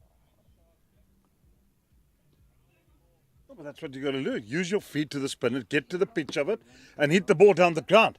All these fancies, I haven't seen players can play the sweep shot, the reverse sweep, and they don't perish and give away their wickets. I'm not saying you mustn't play the shot, but you can't play the shot to release or out of anger or try and get runs off it. You've got to play the shot because it's got to be practiced. And if you're not a good sweeper of the ball, my suggestion is don't sweep. Look at other angles, how you can score runs. The other thing that I'm also seeing here, Jeremy, is the ball's keeping lower Yeah. on that surface. It happens at international level too, don't worry. It's not only here.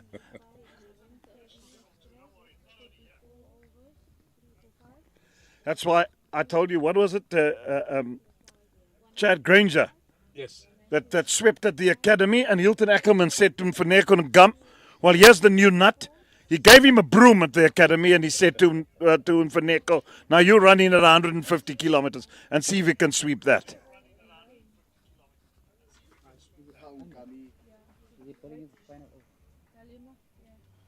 Delima is bowling his final over.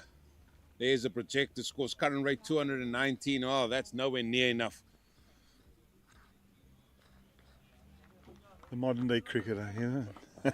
No, we keep saying about that, Jeremy, using that term.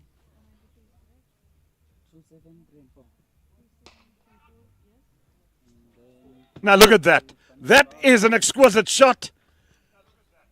And he waited for the bad delivery and dispatched it with disdain, and it just looked so elegant. All the way in front of square through the extra cover region. This was a great shot on the up. No chance for the fielder. So where do you look better? If you look at the TV cameras and you look at the camera here, and you look at a sweep shot and you get out, and then you look at a shot like that, and you look at it again, you can pose all day.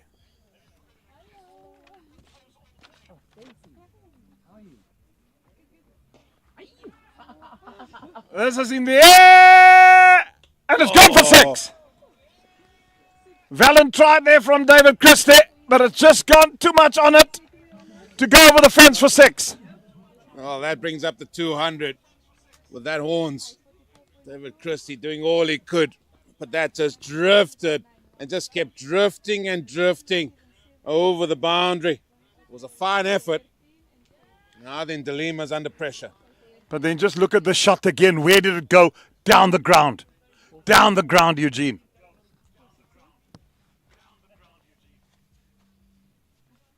Well, we keep saying it all the time. Some things in cricket just hasn't changed. Change of the field. Third man up. Deep mid wicket now on the boundary.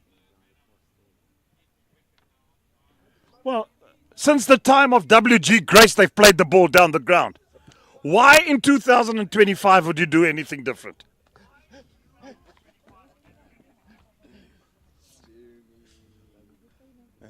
I'm not sure he had a good bat on him as well, like they have now. No, I mean, that bats were much thinner, and they actually... No shape on it. No shape on it. Well, he was the last batsman that also, when he got out, he picked up the bail and he's put it back on. Yeah, they came to watch me. Nicely played again. They could think of a second. They come back for 2. That's good running. That's good cricket.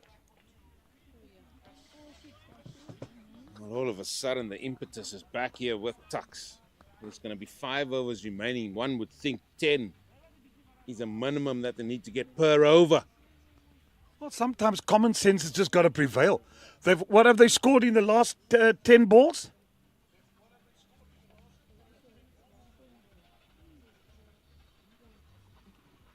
Well, we'll get that to you now, but it's been a lot better. Well, 14 has been scored in this over, hasn't it? So, 12. and just sensible, good cricket. Yeah, that was well adjusted by De Lima. He saw the batsman advancing down the wicket once again, and then he thought, all right, here we go. Here's the shorter one.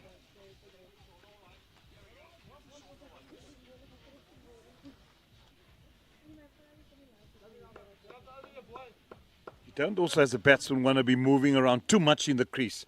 You want to be still until the ball has been delivered.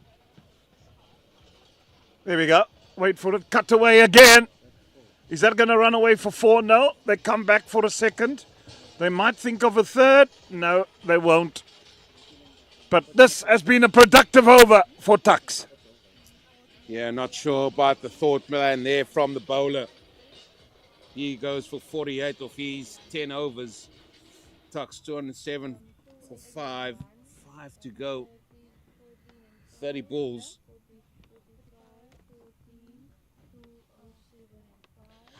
Those are the options still left. Ajam, he's still got 3 overs to go. Boast, he's still got 3. He's been the pick. 1 for 23. Kudika, he bowled 3 overs for 19. Jason Muirhead also came on. Bowled 4 overs for 12 just to try and make up some overs. In fact, they're going to stick here with Muirhead. Yeah, Marty's have certainly drawn it back. Muirhead has been fantastic, I thought. If you look to me out of the spinners, he's done a great job.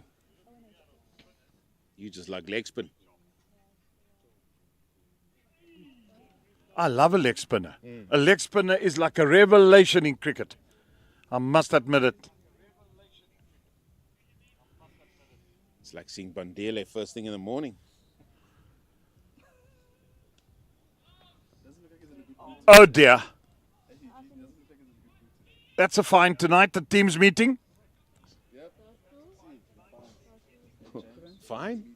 Tonight? It's going to be lunch soon. He's going to get an earful from Ryan Bailey. He's very meticulous, Ryan Bailey, on conceding runs and knowing that the batters, he's that batter that knows that he's got to go and score the runs. Don't want to let the batters get too much.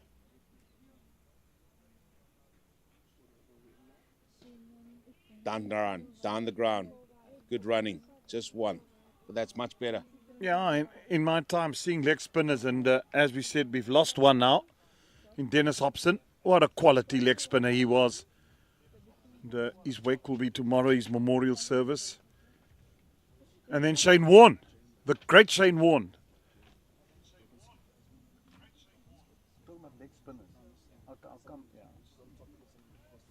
So Richard McGlashan, in my eyes, I thought he could bowl. And even the cousin of Dennis Hobson, Larry Hobson, who played for Eastern Province.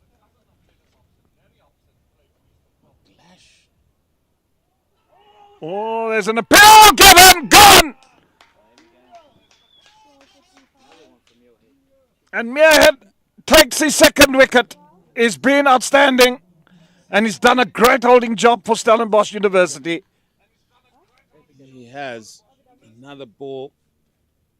Just no more bounce in it. Just skidding through. Wraps him on the pad and given him the affirmative by the umpire. The leg spinner is doing a superb job here.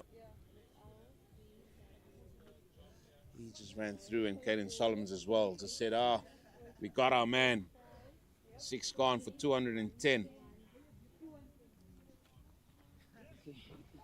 Just when the impetus seemed to be going back to TUKS, Marty's managed to pick up a wicket.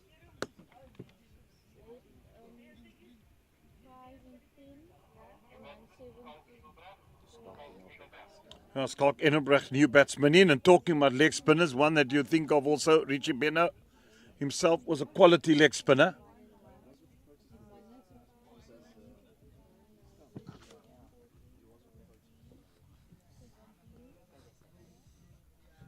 The art of spin bowling. Indians and Pakistanis probably had some good leg spinners as well. Good spinners in that region. They had another good leg spinner in Australia that didn't play in the time of Warne. Stuart McGill, I thought he was class as well. But goodness me, had he played anywhere else in the world, he'd have played more test matches. But he was so in the shadow of a Shane Warne that he very seldomly got picked for Australia.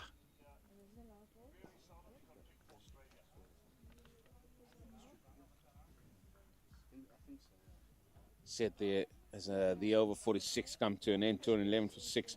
We spoke about it briefly, the Cape Fox and myself, on Monday when we saw Paul Adams lurking around, and he said previously in South African domestic cricket or teams, you pick the spinner just as a changing option. Now you pick 2, sometimes 3 spinners in your team, and they've got to do a job because they're so effective. Well, but South Africa changed the tide now on this tour to India. You know, normally we'd go with a battery of pace and say let's run in on those flat wickets and not get much, because I think the quickest wicket to me in India is probably the one in Bangalore. But the fact is that South Africa took them on at their own game and went in a test match with 3 spinners and won a series. That is magnificent. Right. We've got the quick bowler back. He's come and bowl the last 2. Salman Ajam. He'll probably bowl the 47th and the 49th.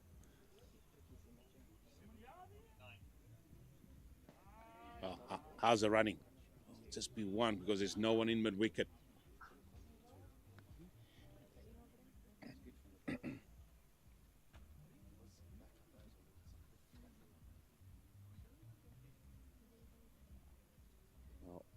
That breeze that was fluttering is gone, Jeremy. It's gone.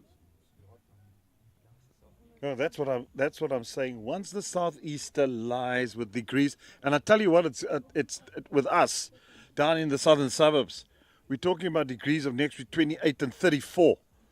Then you know it's 5 degrees hotter here. So here they're going to get 39s and 40s. And when the southeaster decides, of which everybody's moaned, that's going to be straight down the gullet, gone. 7th wicket down, 212 for 7. Well, that was caught. Basla Maslako hitting that straight to deep backward square. He didn't have to move 1 iota. There was quite a moment there where head coach and captain just looking at each other saying, that plan probably worked. But that's 7 gone. Roxton Payne with a catch. He's a good fielder. He doesn't drop many. Batsman in now as Letabo loses his. Klorlak. He's gone.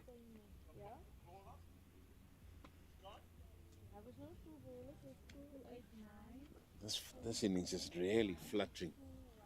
Fluttering. From where they were, they went from 2 for 56 to 3 for 171. And then from there, the fourth wicket fell at 182, the fifth at 188, the sixth at 210, and the seventh at 212. So we've seen 1, 2, 3, 4, 5 wickets fall with not many runs on the board. There was a good partnership between of 120 odd between Tiger and Jordan, and then suddenly they lost their way, Tuckies. Conrad Mutoni now.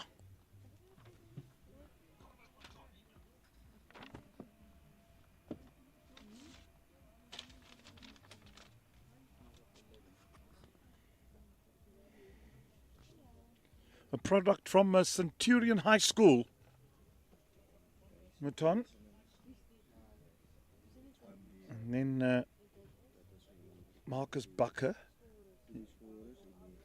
Playing today, product of Waterkloof High School. And Divan Engelbrecht, he's a product of Affies. But for the rest, they all come. Kersney, Sachs, Paul Roos, Westville Boys High, Durban. Not too bad at rugby they are, aren't they? No, they're not. They're quite handy.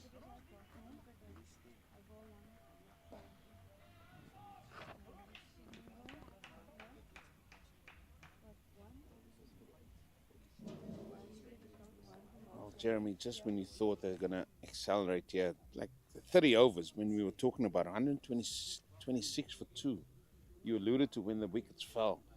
In a team like that, you just say, right, listen, we got to knuckle in, got to go. And I think that break just turned the tide a little bit into Marty's favor at the 33rd over mark, because that over went for, if I can recall, I think it went for 20. Yeah, it went for 20, you're right. And then it was drinks break right after that. And it just seems to change the tide.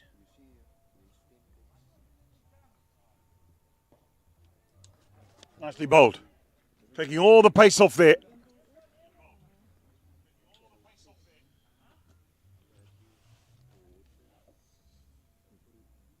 Maybe 3 overs to go. Everybody looking at the times. Obviously, they got to bowl their overs in a lot of time as well. What would be at 9:30 start? 9:30 start would be a 1 o'clock finish. And after this, there's still 3 to go.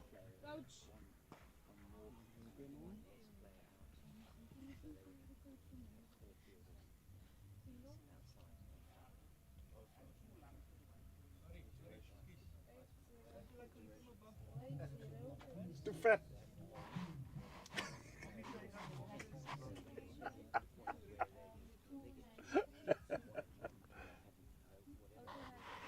How's Lionel?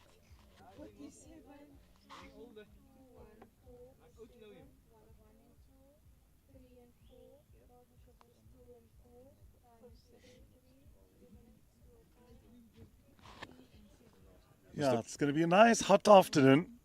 The breeze has subsided.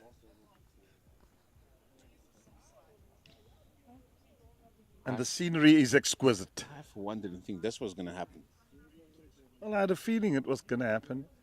It's like you never listen to the guys in Durban when they tell you also it's not going to rain. Oh, No, they've given him out. It's hit pad first. Batsman is gone. And the 8th wicket is down, Eugene. well, Muirhead was up like a shot here. Looked like the batsman just played this ball comfortably to point. Must have just flicked the pad. Must have just flicked the pad, and if it did so, it was right in front of the sticks. It was a 3rd wicket for Muirhead, isn't it? Oh, yeah. He's been good. We spoke about his batting. He's certainly doing the work here with ball in hand. 3 for 16. Who's the batsman? Engelbrecht. LBW.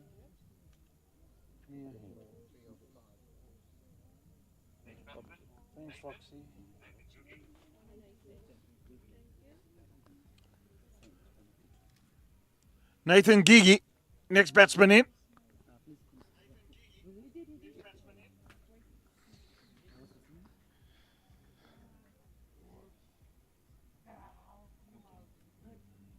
Well, it seems to be a little bit of a procession here now. What else can TUKS come up with here in the remaining balls that's left in this innings? That doesn't look like Nathan and Gigi. Got that according to the scorecard, but that's not him. We'll wait from our scorers.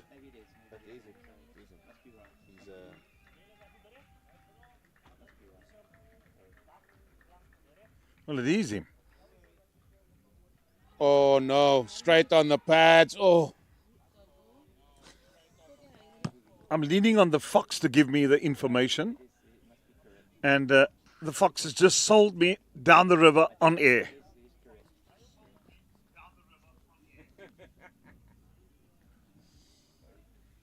Take that, Rhino. Thanks for coming.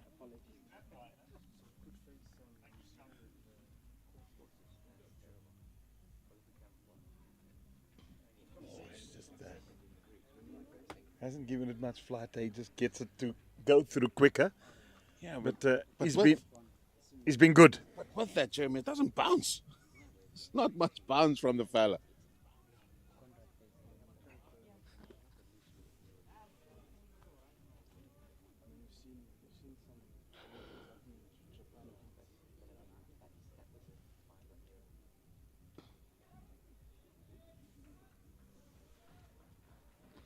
Rarity boundaries, but they get one. That's probably a gift from Muirhead. Full toss on the legs. It's well put away, well placed.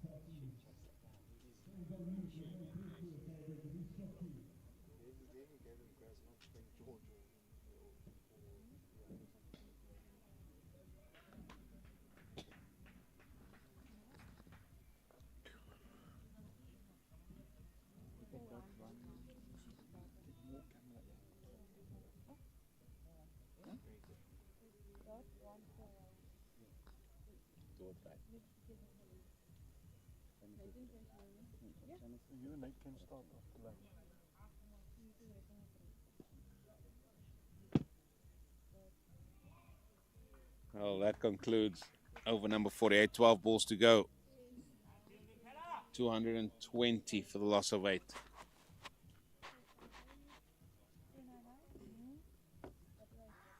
Now that run rate at 4.58.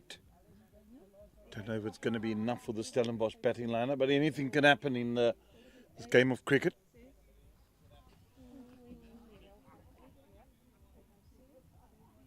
John will go into his 8th now.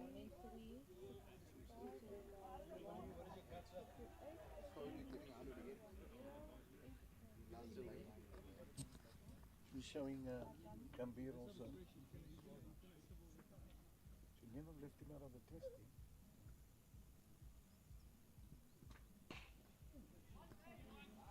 Long drive down the ground. And they turn around for 2. Well, that's the big fella, David Christie, doing sterling work there, diving away with his left hand. And that ball just getting stuck in the left mid. But through they come for 2. Feet up. Double Nelson on the scoreboard.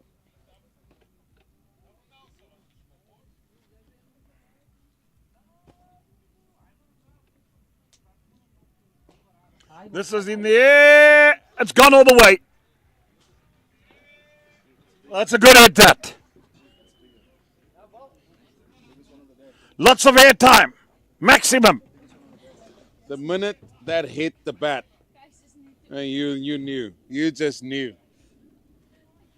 That ball traveled a long way. Geesberg Weger, just watch that sail over his head, sail over our heads.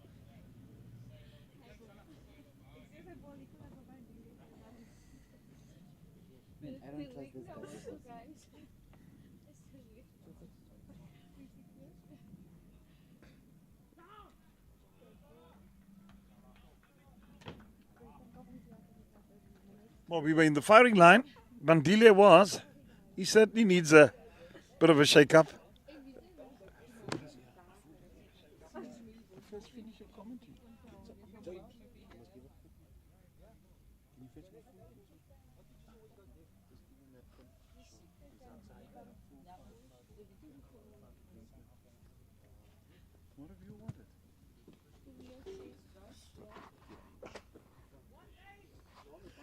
Another single to the total.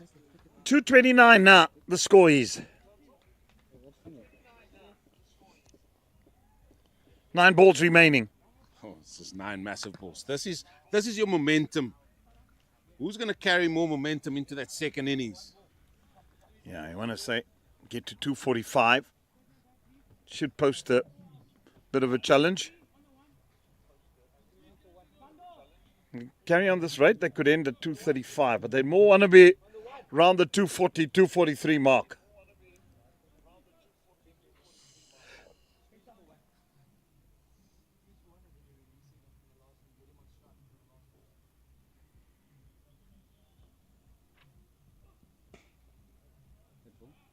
Yeah, and we're probably going to see the field spread now because they want a ball to Ngugi, the final over.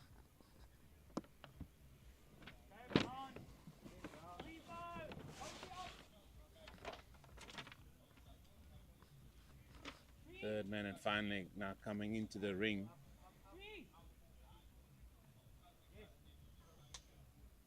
Yeah, you want to be defending the boundary. Don't mind giving him the one.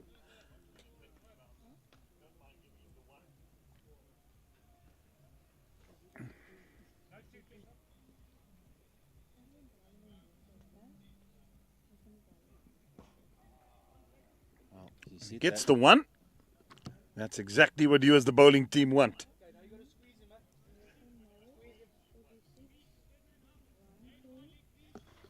Final over, Jeremy. Final over. 230 for 8.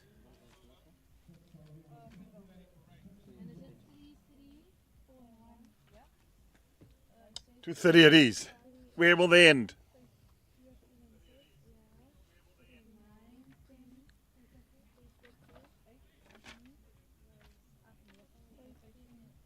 Tons on 15 of 8. Ngugi, 2 of 5. And as Ross Bose is going to come back into the attack here. And is he going to bowl just at hard length? And if he does, the wing fielders need to just get a little bit tighter. 1 for 23 or 7. Yeah, and he bowled early on when he came on to bowl Ross Boast. So his figures are looking good. Yeah, but the ring field need to watch here. They need to just step up. Oh, sorry. Where did that go?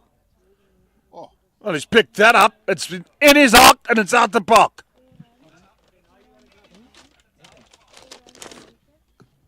wow, that was clipped beautifully.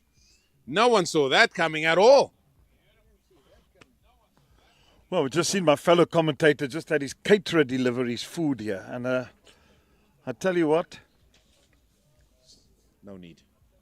All I'm saying is... He loves his meal. Ross posted about back of a length, not length. That was a length delivery.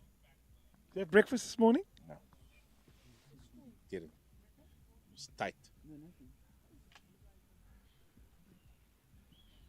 There's that hard length. The old card games came out last night. That's correct.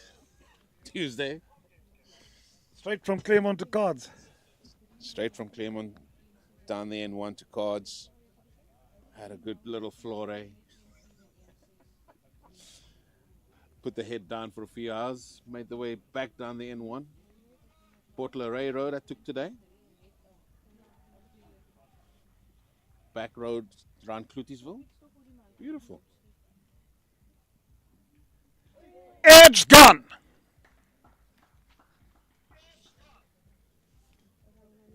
Yeah, trying to give himself room and just managing to get a faint tickle on it.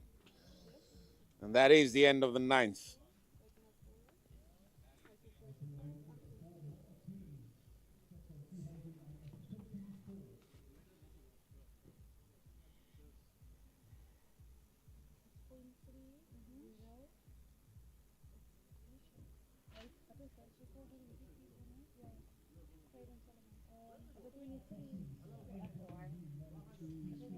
How much did this fella get?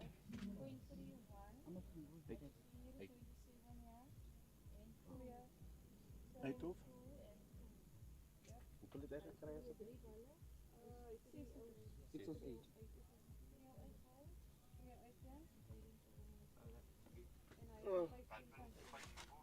Who is it now?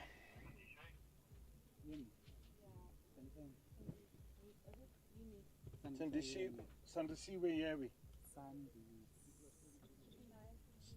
Sandiswa. Sandiswa Heni in now at number 11.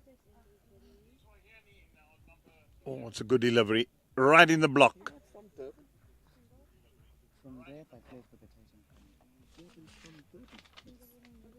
Another boy that comes from the KZN area. Kersney College. That's correct. Saw him at the Coke Weeks and then the Cubs Weeks. That gets played. So he's also another player that has come through the youth ranks. 2 balls to go.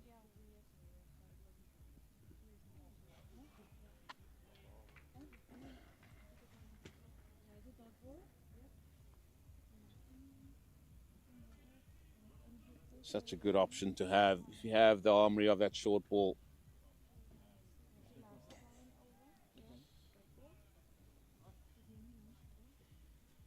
Yeah, especially to tail enders.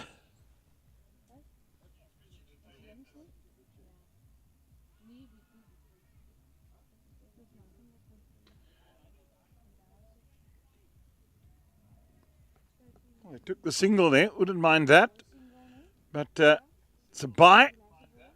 So they get to 235 for 9 Tuckies. 236 for 9.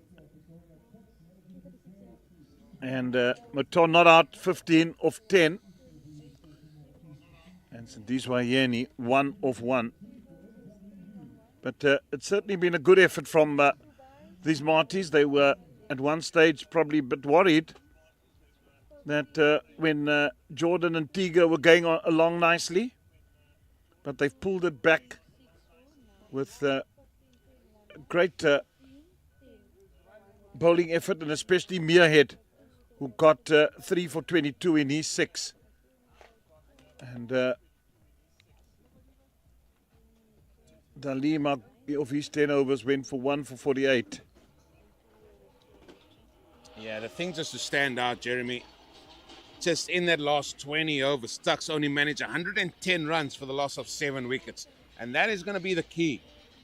Those amount of runs they scored and the amount of wickets they lost during that period. And that's something that they're going to look back. But they're going to have to come out here in the second innings. They've got to try and defend 236 against Marty. This is to decide who's going to finish top in this pool. And as they go into the knockout phases of this competition. But from us here, we're going to go and have a little bit of a lunch break as well, where it is Marty's going to require 237 for victory of their allotted 50 overs.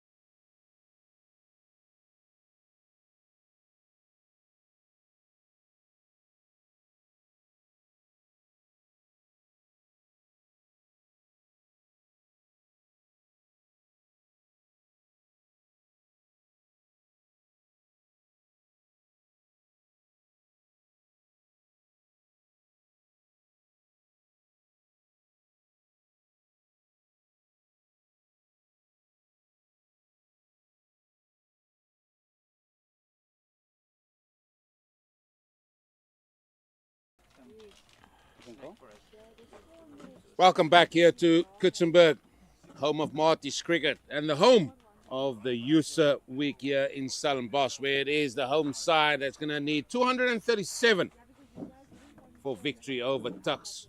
It was an innings that ebbed and flowed, and I'm sure TUKS will be looking at that period between overs 30 and 50, where they couldn't make use of, or full use of that good platform that was set for them.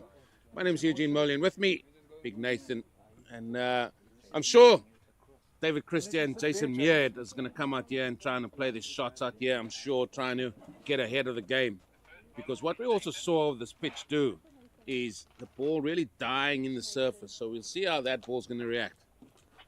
Yeah, good afternoon, Eugene, and good day to all the viewers and listeners out there. Pretty sure Marty's will be pleased to chase down this total of 236 posted by TUKS. Standout batters there for the TUKS side. Tiga, 64 of 69 deliveries, and Jordan, 77 of 120 balls. So those are the two batters who set up that third wicket partnership of 115, but since then it's just been downhill for the TUKS side. But brilliant bowling, some disciplined bowling by MATIES. Let's see how TUKS responds to this. We're probably anticipating a good encounter between these two. Yeah, it's normally always close between these two university sides. Winner yet goes top of the pool. Yeah, that's correct. Now, will we see them again come Friday here in the showpiece final? Well, still a couple of days to go and still an innings to go here as David Christie is taking strike. Just looking at this field, just a solitary slip.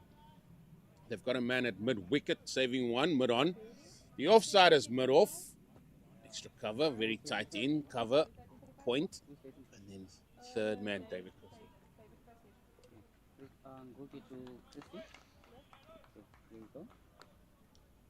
It's going to be the tall Ngogi to steam away here from the river end.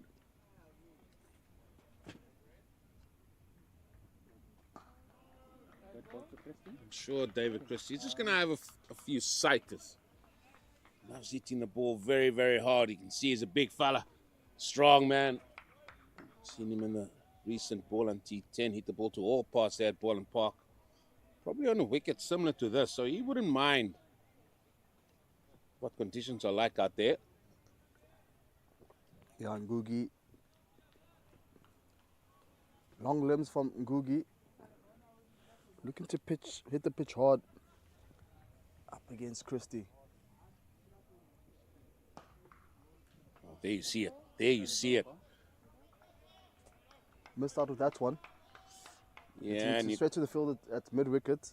There's plenty of real estate on the leg side between the fine leg and the mid-wicket. Deep square, there's no deep square leg or vacant area. So just missed out on that one.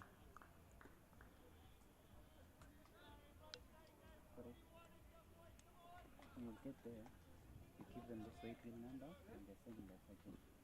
Everything, just give them this code here and they'll... oh, solid hit. Over extra. One bounce, four. There you see the strength of the man. Once he recognizes it, he gives it plenty of tap. Yeah, hit with plenty of authority there, Christie. Hit on the up Ngugi, gave it a bit of width. And punished by Christie. Welcome boundary, first boundary here for MATIES.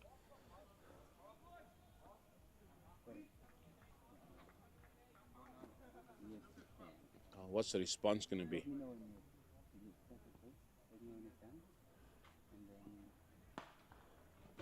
Said he's going to come hard. Said he's going to try and get ahead of the rate here in the power play. Just knowing Ryan Bailey, that's something that he loves to do. He loves to be ahead of the game. He loves to make use of the power play. And you can see it in the way this man in particular, David Christie, is setting up here. Yeah, Ryan Bailey during the break asked for a light roller.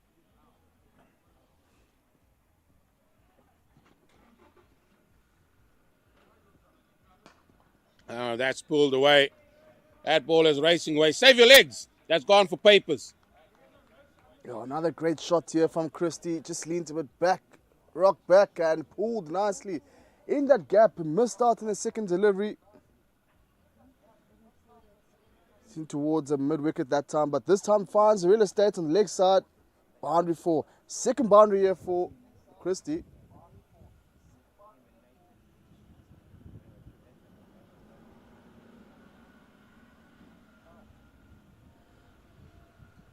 Immediately the bowler under pressure. Thanks, Bandile.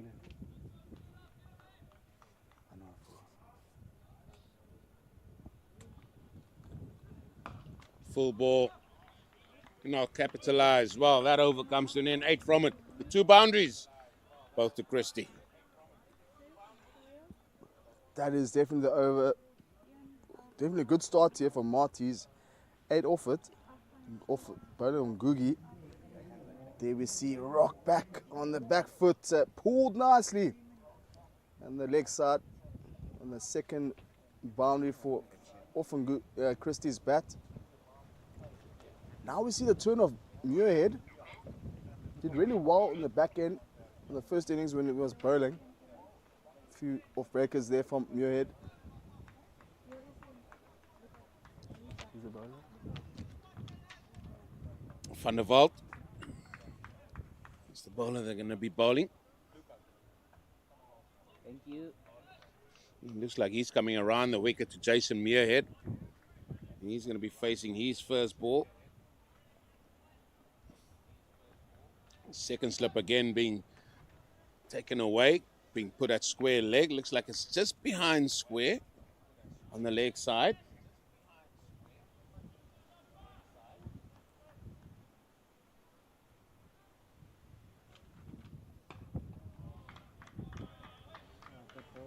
Yeah, good line to start off with here with from Van der Walt. Just outside off. Do you have a square leg mid-wicket, mid-on? The fine leg. They do employ a slip in play. Backward point. Oh, picked off the legs. No need to run for that. Just punch your partner's gloves there. 4 more runs. That was just power. Power from Muirhead. Flicked off the legs. And one just sliding down towards the leg side. Looking at it again. Just shimmy across. And he knew exactly it was going to be 4 there from Muirhead.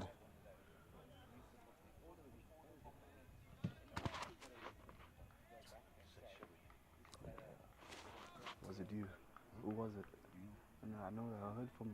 They said repetitive. That's the second time saying it now. It was the second time I'm saying it. Full ball just worked off the legs. Fine leg. Finally getting to do some work here. Single.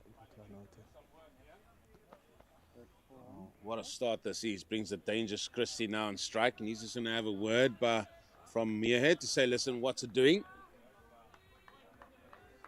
This is exactly what you want. Just a constant communication between both the batters out there, just supporting each other. Van der Walt has yet to ball to Christie. Christie getting a bit of feedback from Muirhead on how Van der Walt is bowling.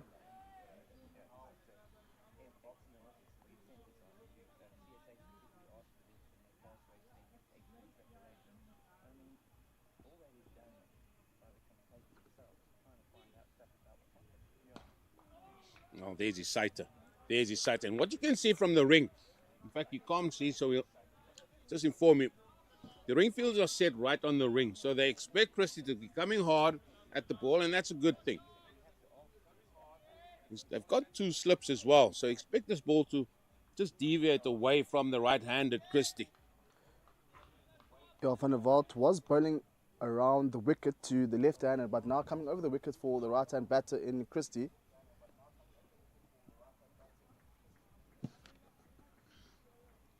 Oh, just worked on, and that fumble was going to bring about 2 runs.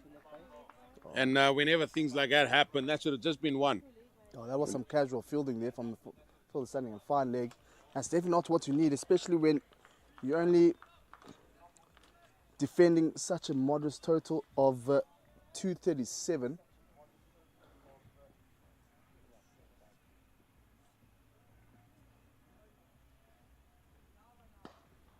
That's what I wanted to say.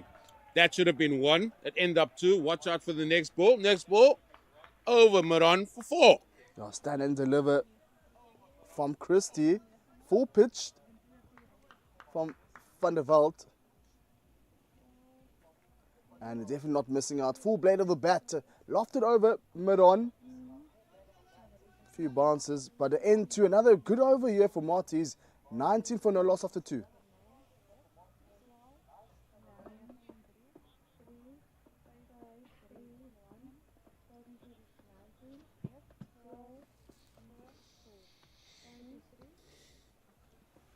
Goog is going to continue, and he's going to be bowling to Muirhead.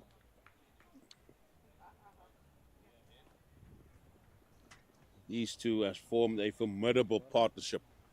Christie, Muirhead, Muirhead, Christie. Well, I'm not looking at that for now, Nathan, because let me tell you, it's all about getting ahead of the run rate here, and that they are doing quite well. 19 of 2.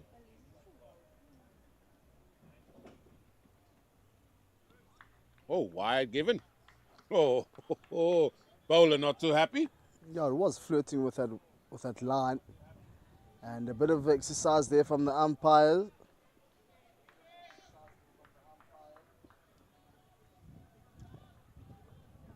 Current run rate, 10 runs per over. Requiring 4.52. Could be a short day in the office, but again, time will tell. Could be, Eugene.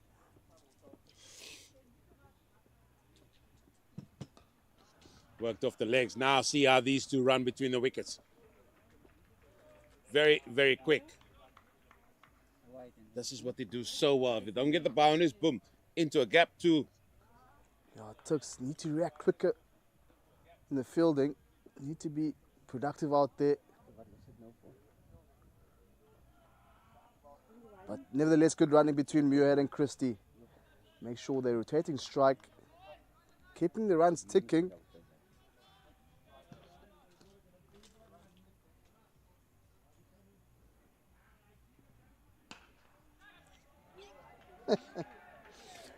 Well, you just have an inkling something's going to happen. And I said that's going to be 4. And he's hit that through mid wicket for 4. That's why I was just smiling again. Another short pitch delivery and pulled nicely in front of square from Muirhead. Googie there, stand still. Knew exactly where it was going. See it from the side of the bat. But great batting here from Muirhead. Again, those short pitch deliveries back of the length aren't really helping the cause here for TUKS. Well, these bowlers are under the pump now. They are under the pump. Captain need to step up. Maybe a change is needed here. Because these two men with bats in hand, they can hit the ball to all parts here at Coetzenberg. Oh, Googie's first over went for 9. Now already on 15. 6 runs already in this over. The 3 deliveries remaining. Let's see how this over finishes. Driven. Oh, excellent stop. Excellent stop there at point. Yeah, great fielding there. Big dive towards the right-hand side of the fielder. Driven. Squares drive. That's exactly what you want here from TUKS.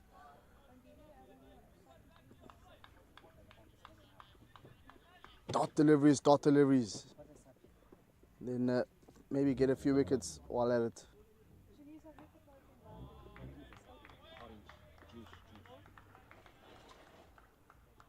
Another one just wide, full and wide here from Googie. Better return after a rough start. Going for 7 in first 2 deliveries. Oh, you've only gone and done it, eh? You've only gone and done it. Pulled it back, did you say? There we go. You've only gone and done it, Nathan.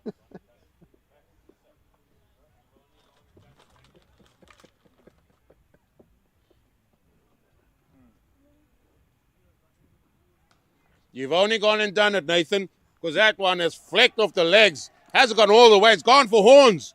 Maximum. I was starting to give him a bit of encouragement there from Ngugi. But unfortunately, that one goes all the way towards the boundary. Boundary 6. Flicked off the legs again. All that power from Muirhead towards the deep square leg. All that power. Can you even hear from the sound of the bat? Power and timing. Power and timing. 32 after 3 overs. Talk about a rollicking start. Wow. That was 12 runs in that over from Ngugi. Nathan Ngugi. And looks like Van der Walt will continue here. Went off for 10 in his first over.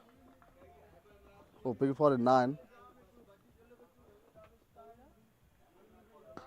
Sure. Oh, smash. Smoked. Gone over long on. Back-to-back horns. This time, David Christie. It's going from bad to worse here for TUKS. Stand and deliver. Just long on. Just watch it sail over his head. And straight into the bushes. You need to be careful there. Puff Adder's season is here.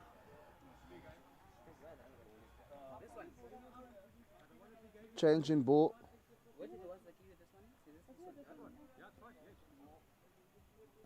Well, that has gone a long way, and wow, they've come and changed the ball.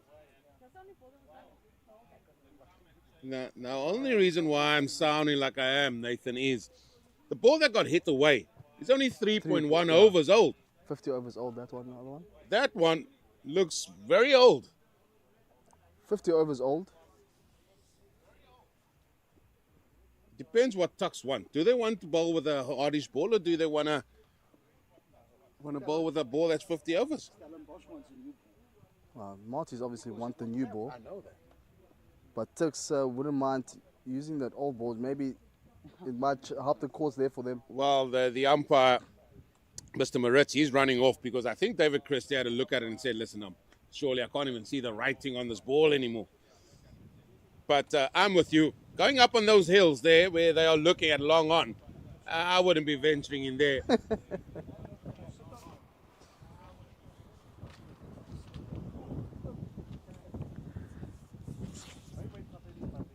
Now just regarding just under 200 runs.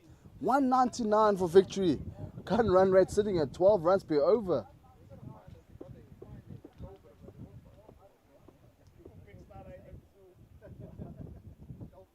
I think Christie wants to go and help them look for the ball. He's directing traffic. He says, go on further back, lads.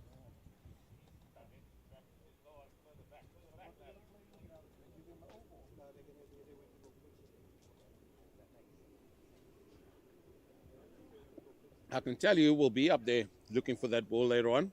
Certain Ryan Bailey. Would he be going for hike or? No. Looking for the ball. Checking. Yeah, I think they got it. Looks like they found the ball. So yeah, they got the ball. I'm sure Christie will be pleased with that one, be able to find that new ball. Oh, that was quite funny. Ryan Bailey threw out the new hard rock. Said, I'll have a go with that one. Because he knows these two men loves the harder ball.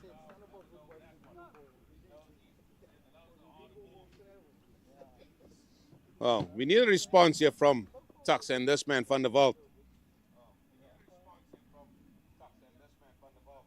Rough start here for him in the start of his second over. Oh, rough indeed. Rough indeed. Another one goes to the boundary. This time it's Papers. 1 bounce 4. Seems these two have somewhere to be. And Christie in front of square, pulled again, short-ish delivery. And Christie definitely not missing out on that one.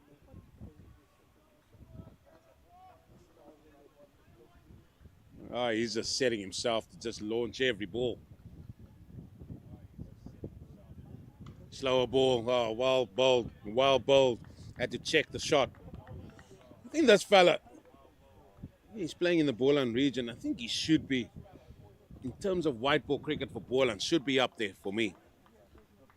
It's a big, strong header of a ball, as you've all noticed.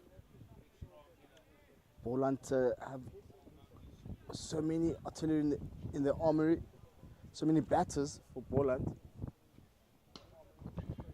Just hit down as a long on is in place. We can understand that. Marty's don't have the chance to use Leon Buerta. Leon Buerta is a substitute together with George van Heerden. Both players with first class and T20 experience for Boland.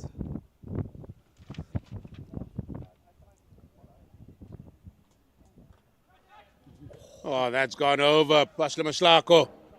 More runs. More runs. More papers being dished out here.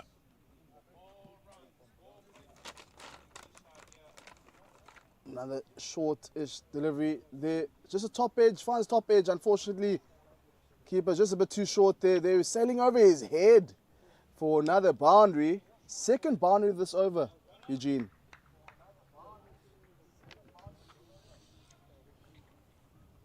I was privileged to speak to these two during that T10. And I said, seeing you two batting always entertains me. I'm glad I came through today, because they're certainly entertaining all of us. And then there's also the cricket shots. Just caressed through the offside. So yeah, they're going to come through for 3, and this is exceptional batting. Yeah, great batting indeed from Muirhead. Unfortunately, that one just dying down. Yep. Massive over, 18 off it, Eugene. Well, it's the 50 up, coming in 4 overs for Marty's. And I'm sure here's going to be a change of bowling. Yeah, you would definitely anticipate another change in bowling. Googie taken off now. Nathan Googie.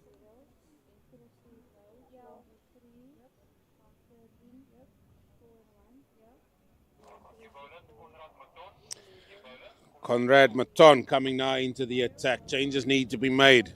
They need a wicket. They need to get rid of both these men. Oh, so far, these two are cruising nicely. I mean, just look at the run rate. Now we're sitting at 12.5. Maton, you need to do something here for TUKS. Let's see this field. Just 2 men out. So he's keeping third man, he's keeping fine leg back. He's still going with a slip. These 2 men, Christian Meer, are going hard at the ball. It depends on what the length is that Maton is going to go for here. Maton.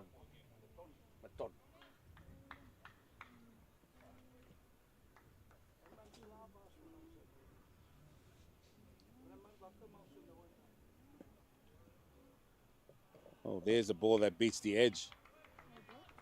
Yeah, no footwork whatsoever there. But wide, full and wide.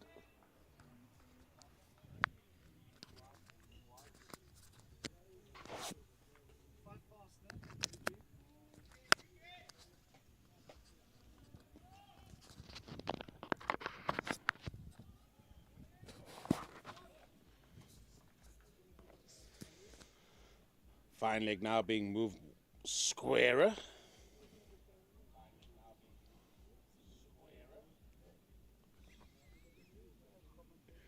Oh, beauty. Ah, what a nut. What a nut that is. Good line, good length, but a bounce beats the outside edge. Yeah, second time beating the outside edge. Good bowling here from Maton up front. Perhaps this is the opportunity here for TUKS to come back into this game and apply pressure back onto the batters of MATIES. Just looking at the delivery again. Again, just beating the outside edge. Oohs and ahs. Oh, because fine leg is so square, he has managed just to paddle this around the corner. 4 runs it is. that's definitely not the line you'll be looking to hit. Not bowling to his field. And another boundary here for Marty's. That was mid. Looking for the glory ball. He's beaten the outside edge. You think, oh, maybe I can go a touch straight, and that's the time you go too straight. Just around the corner off the hip. Beautifully put away by Muirhead. He moves to 28 of just 14 deliveries. Telling Christie, come on, catch up, mate.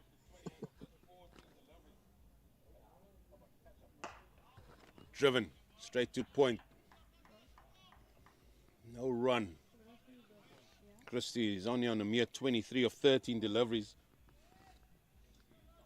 Yeah, nice and full, but this time outside off. Finds a fielder. That's the line that we're looking to hit. Not too full.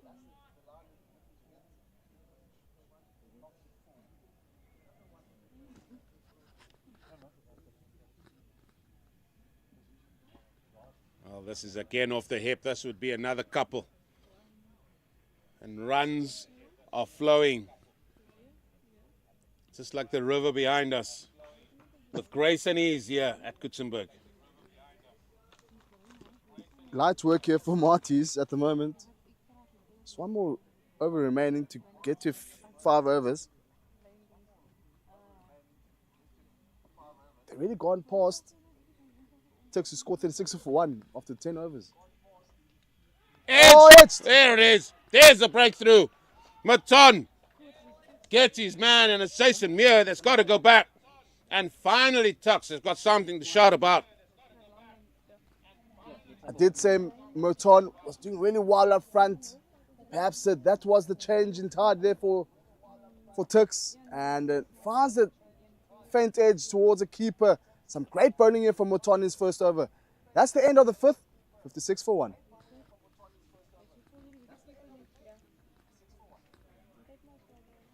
Yeah, just going for the drive. It was a good catch by Pasla Maslako. Going away to his left-hand side. Going low. And you can see the indifference of that bounce. Not carrying through as it should. However, TUKS wouldn't mind that. They've got that first one.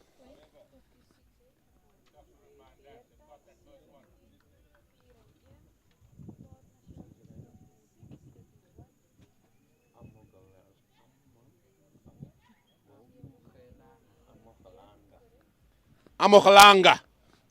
He's in joining Christie now.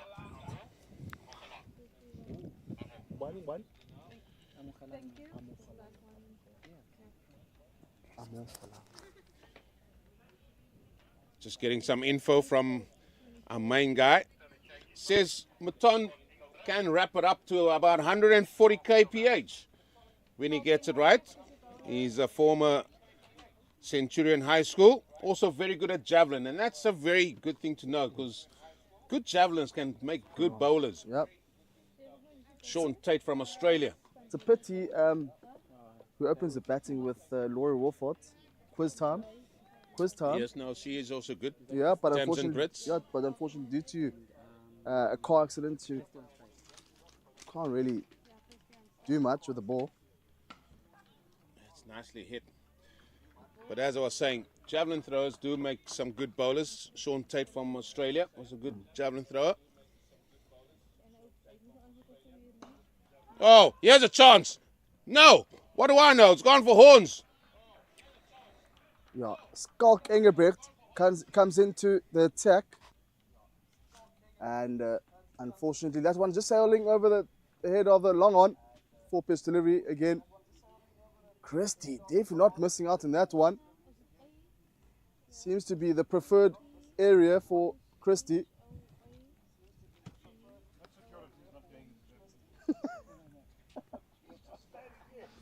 Because he knows. Well, as the saying goes, we are back to Skatejag, looking for the ball. For the English listeners or viewers, can you just give us a different or translation what Skatejag is? Have you not watched Skatejag? Not at all. Hunting for Treasure. No, It used to be a show no. where Scott was somewhere. And he was in a helicopter somewhere. I don't know where it was. That depends. It was changed. And then there's some people in a in the studio, and you have got to decipher where Scott has to go. So they give you a clue, and he has got to go based on your findings from the clue where he should go, and there should be something. I think it was something like 40 minutes or something like that. You got to get 2 or 3 treasure hunt. Interesting. You learn something every day, Eugene, you know? Maybe I'm just showing my age. We're not even close to the age of the rhino and the Cape Fox. Don't be speaking of the wildlife like that. They're still gracing us with their presence. Well, there he goes again. There he goes again. He is teeing off. How is this now from Stellenbosch? He is being introduced by Christy. Bang, bang, 2 horns. Yeah, Christy is teeing off here. Got places to be. And another maximum. Stellenbosch just moves across, gives himself a bit of room. And this time goes towards the long off boundary. 6 of 6 now. How does Engelbrecht respond to this?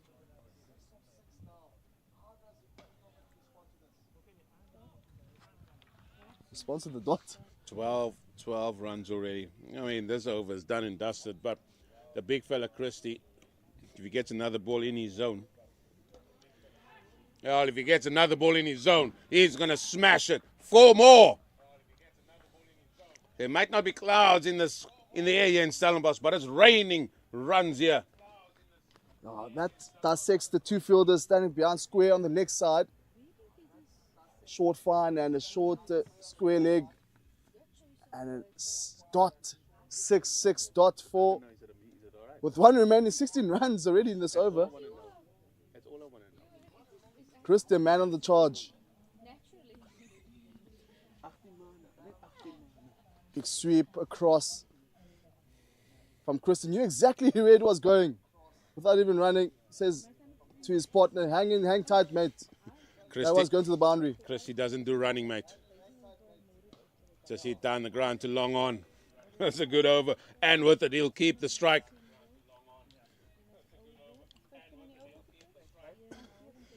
Well, I've had my bit of excitement, let me tell you. Amogolang hasn't faced a delivery yet. And it's still Christy out there. 73 for 1 of the 6. And now I'm joined by the Rhino.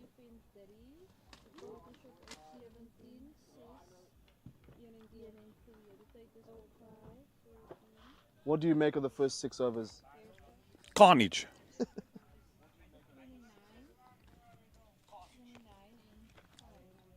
This fellow hits a cricket ball.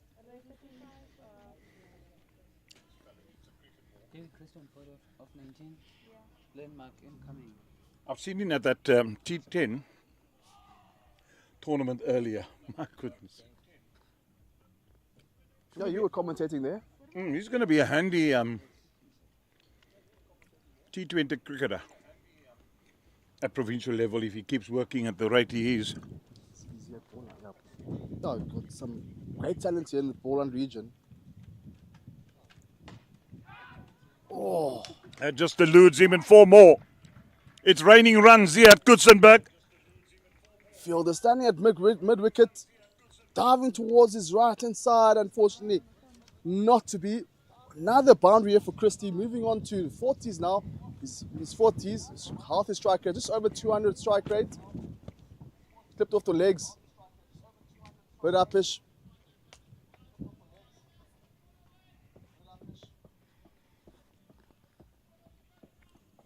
And how do you stem the tide? It's probably to try and get him out.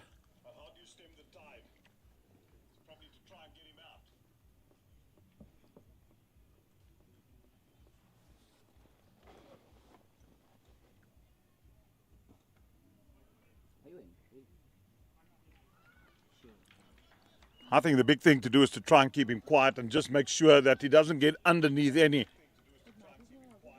Let him force the pace.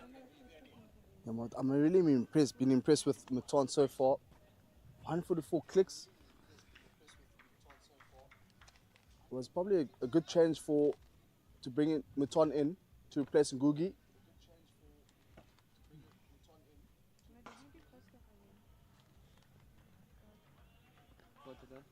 So far, he's trying on really nicely, getting a wicket in his first over. 10 of 9 deliveries of Matan's bowling. Amokhalang hasn't even faced a delivery yet. Does he have to? Came in the 5th over, but that's what you would have wanted if you were TUKS. Bring in a new batter. If I'm Amagalong, all you want to do is get a single. Give Christie the strike while the iron's hot strike. Because that's what he's probably going to do in this power play. Speaking of Amokhalang, now he's on strike. Let's see what he can offer here for MATIES. I'd be the clever if I'm him and in his shoes, I'd be the cleverest batsman in the world. Take one and stand at the non-striker's end And watch. and watch.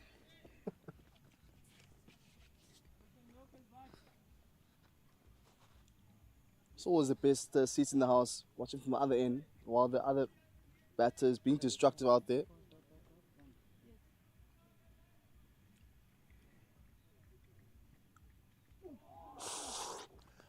Played a club game once, and we had a guy who was Johnny Kleinveld, the uncle of Rory Kleinveld. And Johnny Kleinveld could hit a cricket ball. I went to bat at number 3. Kleinveld came in at 4. And by the time Kleinveld got to 100, I was 17 not out. Very happy to be there. Told you, best seats in the house. Can never go wrong. But a good bowling here from Mutan. Really been impressed. Yeah, just going 5 off the second over with 1 to come. Bat hitting the ground. There was a noise, but looks like it is a run, given as runs. Nevertheless, great over. 7 overs gone. 70, 79, 78 for 1, 79 for 1.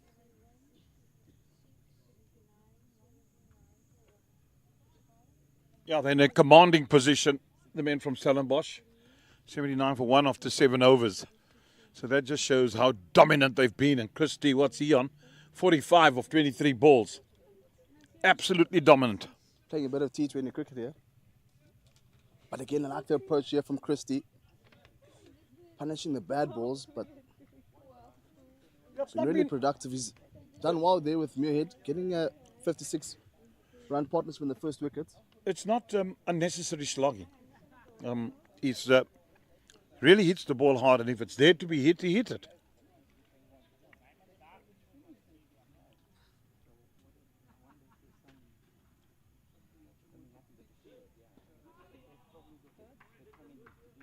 Yeah, this is what happens when you get a new batter in there to settle in at the crease.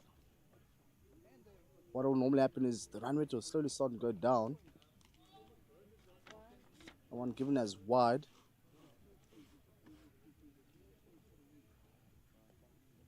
And there is a vacant area, no fine leg. Now square leg now is coming around.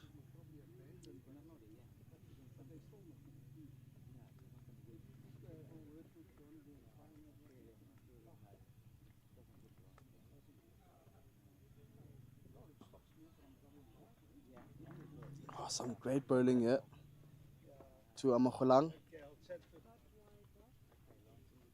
Who's the bowler?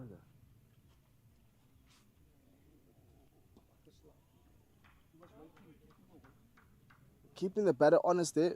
On the front foot, Amokhalang. Skalkengebrecht. Had a disaster of a first over, going for 18 runs off the bat of Muirhead and Christie. Going down the wicket, but unfortunately no runs here for Amokhalang. Some great pressure back onto the batters of MATIES. Great return here from Engelbrecht. Well, sometimes you just got to realize that bowlers are going to bowl good balls too. So you're so far ahead of the run rate. They're batting at 10 and over, so there's no need to panic. He can play maidens or 2. He must just get 1. Give Christie the strike. But there's no need to panic. Oh, that one just beating the outside edge into another very good over for Christie. 1 off it, coming off a wide. And that's 8 overs down, 80 for 1, 10 runs per over. Now it's the turn of Christie.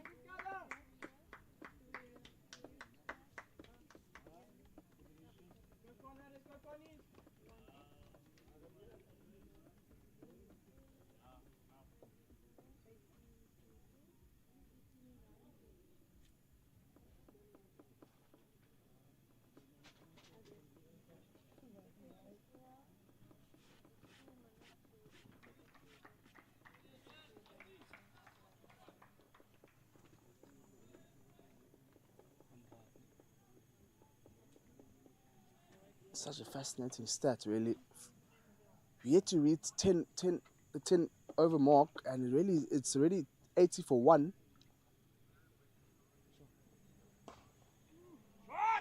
That's 4 more. Nicely driven. The minute you give him width, the minute you bowl it full, he's going to dispatch you. He's a strong lad.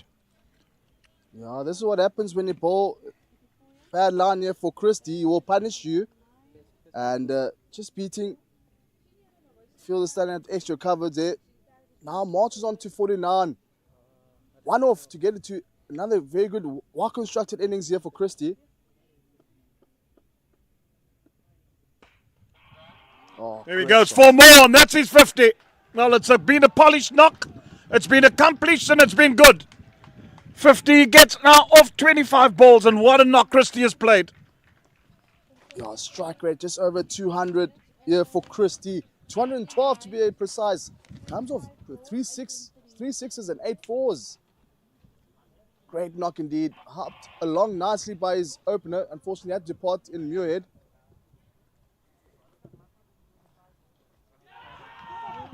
Castled him comprehensively, and the second wicket goes as Christie succumbs to the bowling of Maton. He's kept on with Maton, and Maton has reaped the success now. Second wicket down, Christie gone with his score on 54. 88 for 2. Yeah, came at the right time. Straight after getting at half century for Christie. It's again Maton striking. Second wicket here coming in the hands of Maton. Looking to play across the wicket there from Christie, but unfortunately not to be hitting top of off Maton. Some great bowling here from the young lad. That was nicely played, and good bowling from Maton to get the wicket. They'll feel now that they're in it. They just got to keep on pegging away. So who's this in now? Is this Coetzenberg? Can hit him headed miles. I've seen him hit.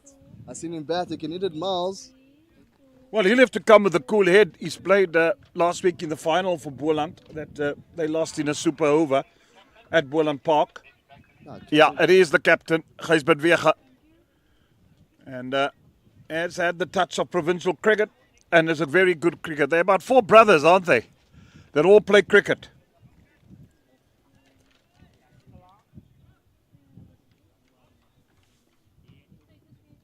Yeah, came in late to bat for Poland, but can hold his own. This gentleman, Coetzenberg.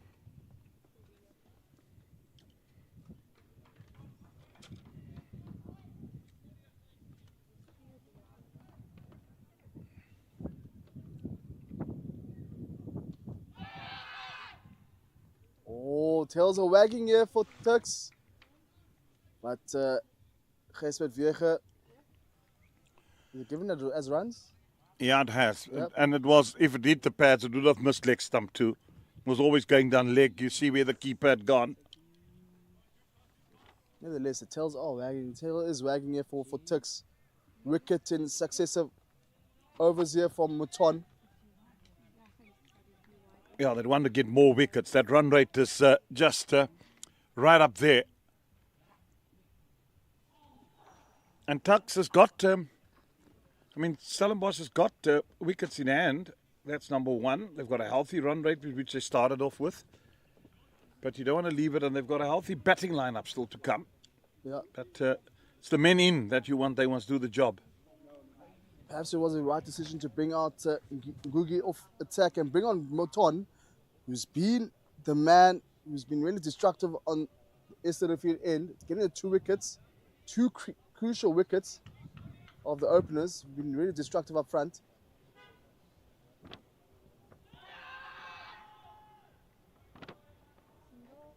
Another shout. That one just going down towards leg side. Even as leg by the umpire. That's the end of the 9th over. 90 for 2.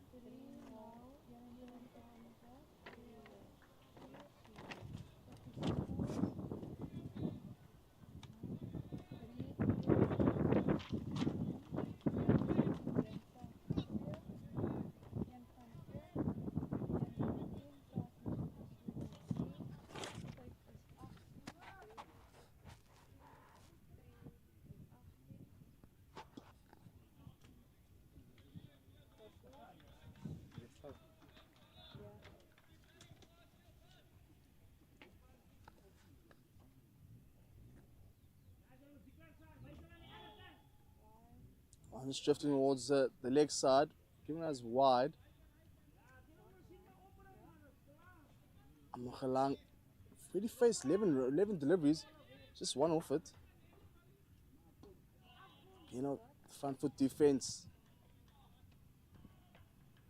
Now the run rate is slowly starting to go down the 10s. Now 9.75.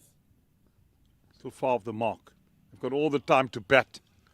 I don't think that's a concern at the moment. Worrying about run rate, they are far ahead in the game. The fact of the matter is it's wickets that will get TUKS back into this game. They take another 2 or 3 more, then different story. I guess you got to give it to the openers, Christie and Muir, doing the job up front. Allowing for the next batter to just have time to settle out there.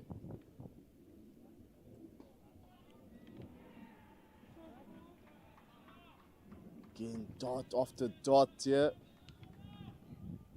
Mogelang. Yeah, I just feel something's got to give. He's got to do something to look for singles. There we go. Nice use of the feet. There we go. There we go. He's pitched it up. He's driven it nicely, and he gets off the mark. Yeah, good use of the footwork there from Mogelang. Boundary-wise. Yeah, I had to do something there, as Jeremy alluded to. Moves down the wicket and straight down between extra cover and mid-off for boundary. One delivery remaining to conclude the 10. And it's a dot. 95 runs off 2 after 10. Yeah, good power play for Stellenbosch. They wouldn't mind the 2 wickets. They're right in there with the run rate. Now let's look at the comparisons. TUKS were 36 for 1. And now 10 overs gone, 95 for 2. Right up front here, leading the charge here, MATIES.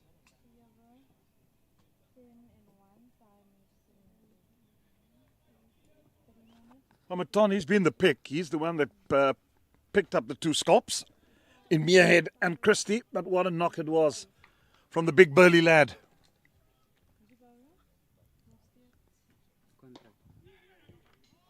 It's good cricket. Now you can play it. Run a ball, 4 or 5 runs and over. You're right in it. Don't lose wickets. And hold your head. Oh, they just need 41. Got 40 overs to get to 141. Plenty of time in your hands. You just need to go over just over 3 runs per over from here on out for MATIES. Father, don't lose wickets in regular intervals, of course.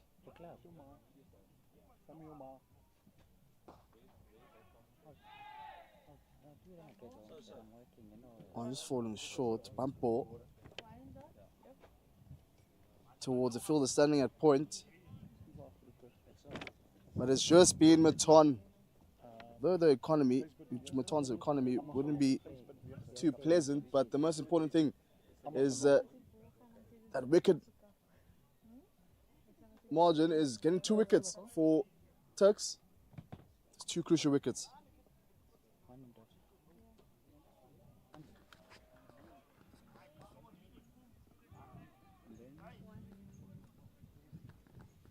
Sensible.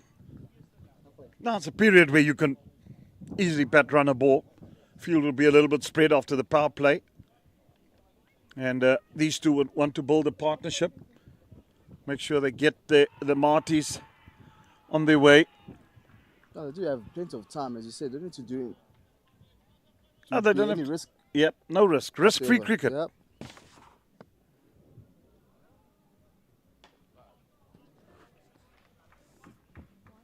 One just guided on towards Barner Rider on the offside, sweeping the offside boundary just for a single though. That then brings back Amukhalang.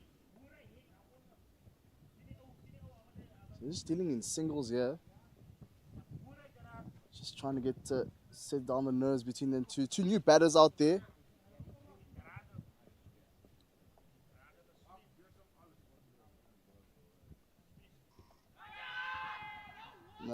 Big shot, unfortunately. Just going down towards the leg side, young man. Muton. What's that now, Mr. Niels? Is it one run? Left by.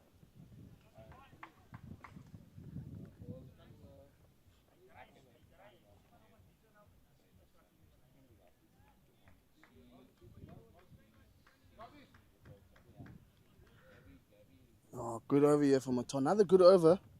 Let's see how he finishes off his fourth. Oh, another dot ball. Just 4 runs off that one. 11 overs gone, 99 for 2. I think he was a bit lucky to get away with that. Just didn't get hold of it the way he wanted to, Vieja, just to bisect the field. But it's early on in his innings. He'll get himself in. Yes, stay away, please. Yes, please.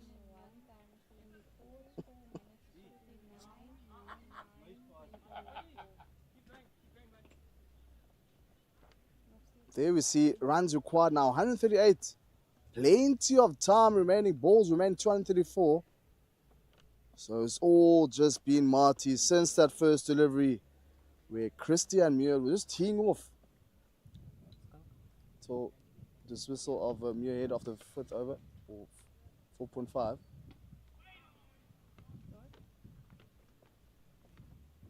And then Schalk Engelbrecht to continue. Schalk Engelbrecht played for the A side. Toured with the Proteas as well. So got plenty of experience. That's delicately played.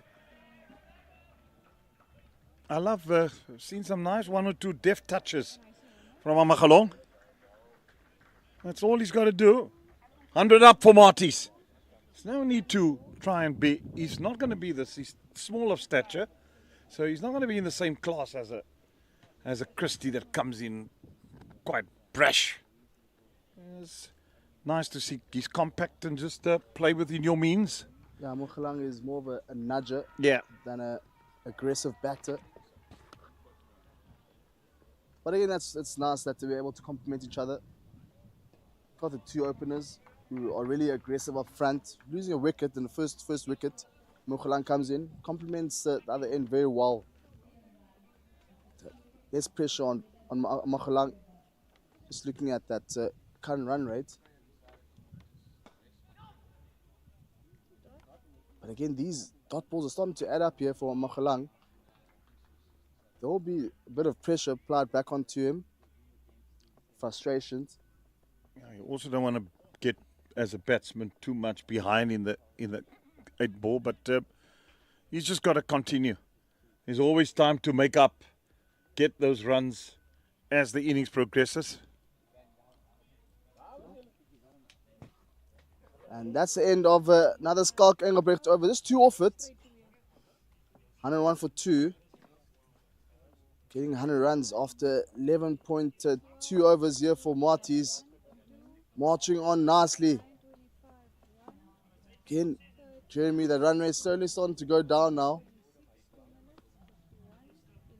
But no worries whatsoever here for Marty's. Still well above the required run rate.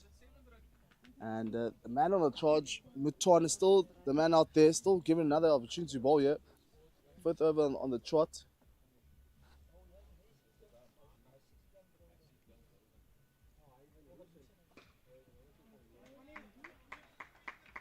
He's pulled a good line and length, Maton.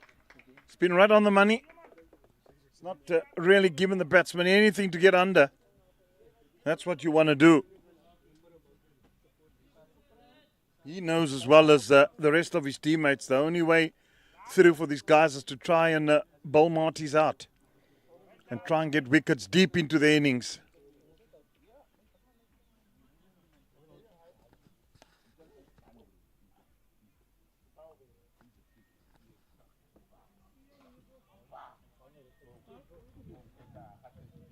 Again, played off the back foot there. Some good disciplined bowling here from Maton. First thing is Ross posted similar thing as well. Some good disciplined bowling. Brought things back nicely for MATIES.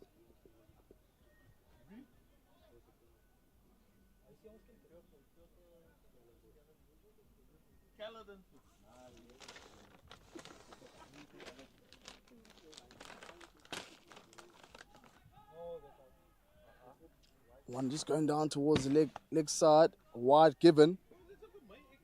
Big dive there from the keeper. Maton needs to give kudos to the keeper. You see a dive again. Massive dive towards the leg side.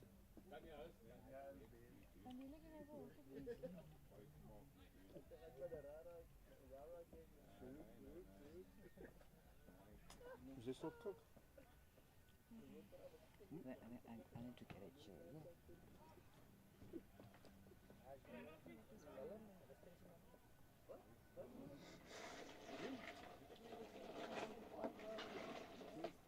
Now it looks like extra cover is coming across now towards the mid wicket.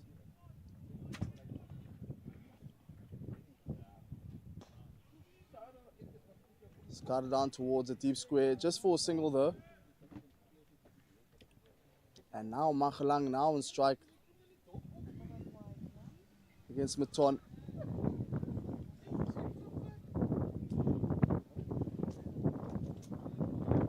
Already faced 25 deliveries, just getting 9 off it.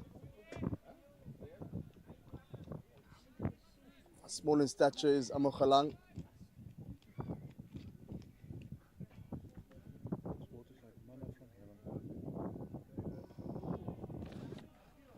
Down to third man again, which is wideish. The single. Just guarding out towards the third. Machalang, not really a big hitter of a ball. So we need to time it quite well for it to travel. But the most important thing is they haven't lost the third wicket yet. These two need to build a partnership. Machalang and Gijsbert Vega.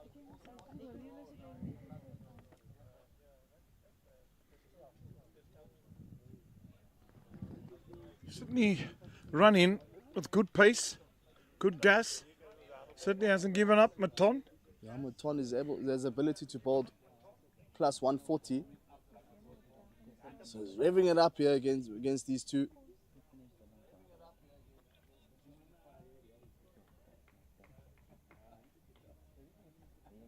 Who's the captain of TUKS? I don't know.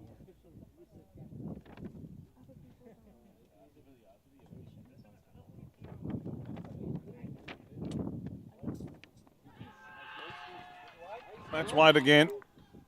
Umpire just confirming. Yeah, it's come off the pad. So therefore the wide will not be called. Caught in 2 months there, the umpire wasn't sure. One just going down towards the leg side. Looking to give an arm out there. The birdie, but not to be, is given as just coming off the pad. 13 overs down, 104 for 2. And now Jeremy Fredericks will be joined by Eugene Molin. 25 to 1 more over. We changed the 25 at 5 balls. Do another over.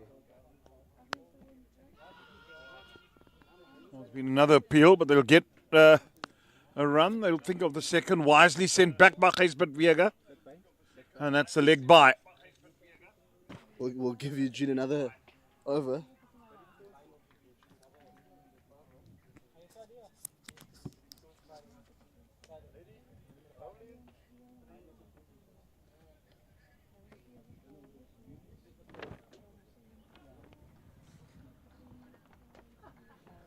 These two trotting along 2 to 3 runs per over now.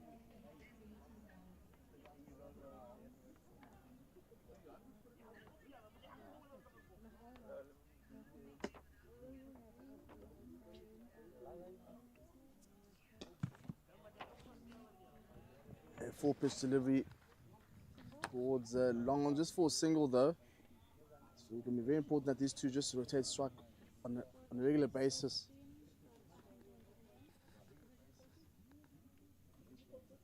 You don't really need to do much here. Risk-free cricket is the call.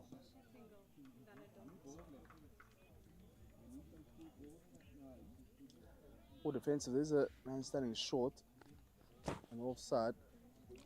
Short extra cover. Oh, some great fielding. Short third, just cutting it down. Diving towards the left side. You need to be tight here. The fielder needs to be tight here for TUKS. Jazz it up. Jazz it up.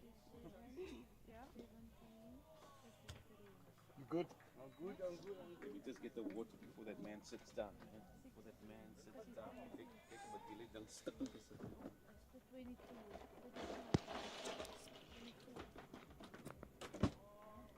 Get another dot delivery, just dot after dot. And that's the end of the 14th. 106 for 2.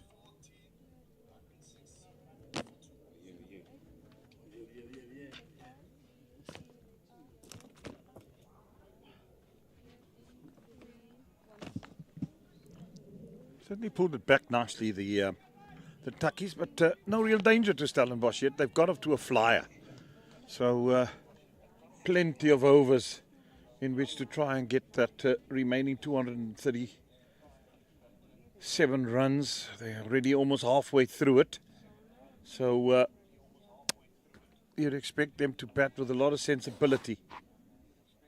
Sense and sensibility is required out there. Common sense, but I like the aggression from this youngster, Maton. Yeah, he's pulled with nice gas.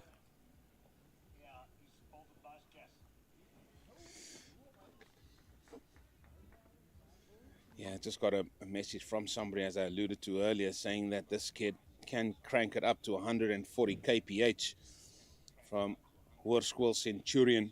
He used to be a javelin thrower.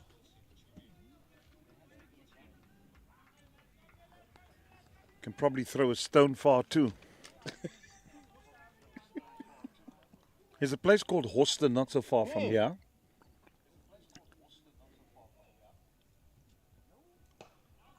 And that's the place where we always used to go summer for New Year. Sunesta used to camp there in your tents. And I've never seen people that could throw a stone and they could hit you from around the corner. You'd run and you'd be around the corner and that stone would still hit you. That's how accurate these guys could throw there in Austin. So accurate they could catch Pelemoon. Yeah. Those are the guys you want to know. Abalone. Well, as the ball disfigured, umpires having a look. We had a look at one of the balls earlier and it looked well and truly out of shape. Normally they have those round rings. Isn't it, Jeremy, that if it goes through those round rings, it's fine. There's two of them. Well, I wouldn't blame the umpires if they do change the ball because I think the damage was done earlier by David Christie. He was the damager, the executor. So ball gets older, softer, then sometimes it will get, because there was a couple of times that ball went into the bush and those who fetched it were brave amongst the puffharders. Yeah, and what a knock it was. He raced to 50 and then just missed a straight one, and he was not happy with himself. But as you rightly said, this game has moved so far along that these two batsmen out there, they can just bat at the subdued pace. And isn't it a good time to come and bat? You want to be batting now because all the hard work has been done. Yeah. So there's no pressure on you as a batsman. Just play normal cricket, bat normally, get your 3-4 runs and over. You're right in it. You're so ahead in the over rate. It's frightening. And you're going to get bad balls that you can dispatch for 4.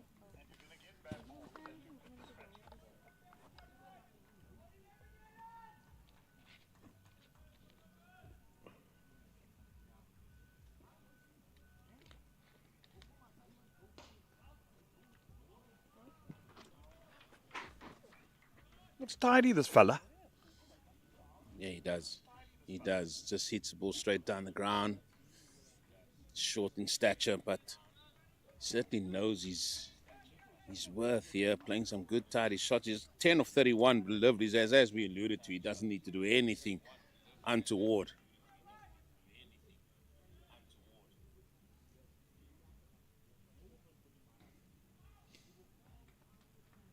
It's going to be one for the over.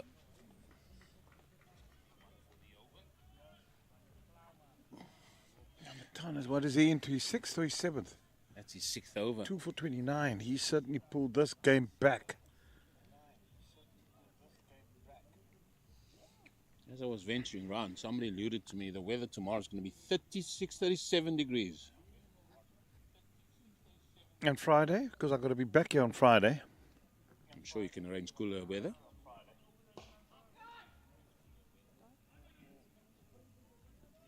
Well, you love the heat, so I'm going to leave it to you. You moaned the whole day about the wind. No. So you shouldn't be moaning now about the hot weather. Please get it right. Please get it right. I don't moan about no wind, as that's the end of over number 15.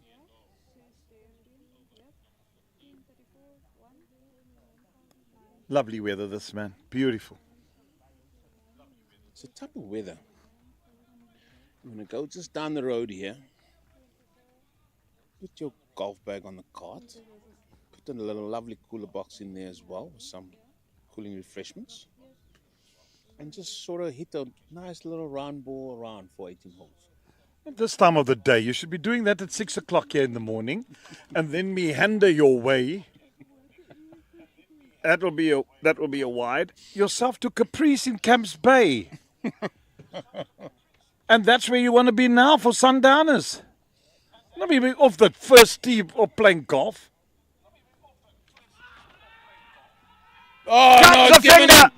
He has given him. Oh, Gijsbert Weger given out. What's happened here? Let's have a look at this again.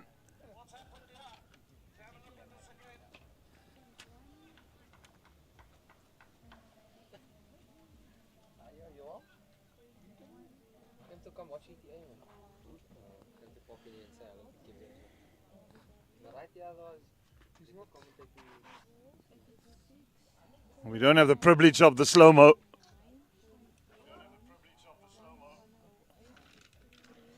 Oh, Jeremy. But that's a big wicket, that. Gijsbert Weger. Talk about big moments. You talk about big moments in games. That is that moment. You said they just need to go along doing what they need to do. Is that so?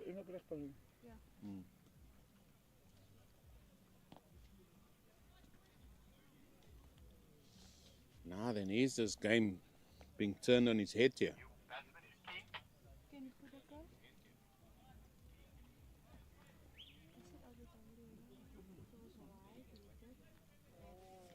What did he get? 6 for 4. 6 for 4. Thank you.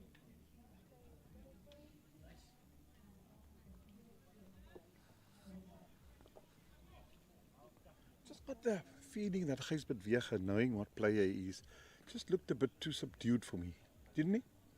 For you? Almost as if he was just playing safety first cricket. Yeah, and then getting away from your norm. And that is sort of the the finer points of even innings and batters and bowlers. You still want to be playing your game. Don't go into your shell. Yeah, that's what we talk about normal cricket. We just talk about, don't have to slog or whatever, but just play normally like you normally do. It's what's used to you. And when you get good balls, respect them. Gonna get the bad ball.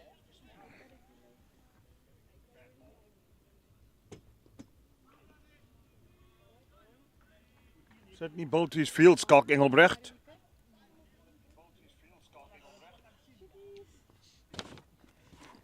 He's trying to get them back in the game. Tossed up. No run. Goedeke now came to join Amagalong. Just seems to keep low from this end. Mia had a lot of success as well. You spoke about it earlier. Said that before ball was even bowled on. It just looked a few patches where the ball just looks like it could die into the surface. Hence, Ryan Bailey put the small roller, the light roller on, not to break that up anymore. And this is strange because 2 days ago, pitch just about to the right of where these men are playing now. The slower you bowl, the more it bounced. This one, the slower you bowl, the more it dies into the surface.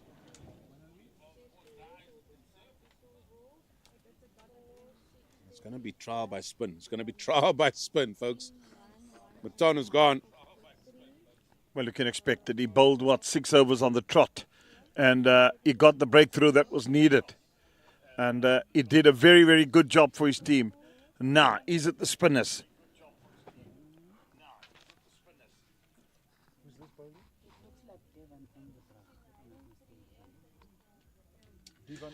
Divan Engelbrecht. Left arm spin. You spoke about leg spin. Oh, left arm spin. There you are, key. Maharaj. You can go on. See how good he has turned into an international cricketer. Left arm around.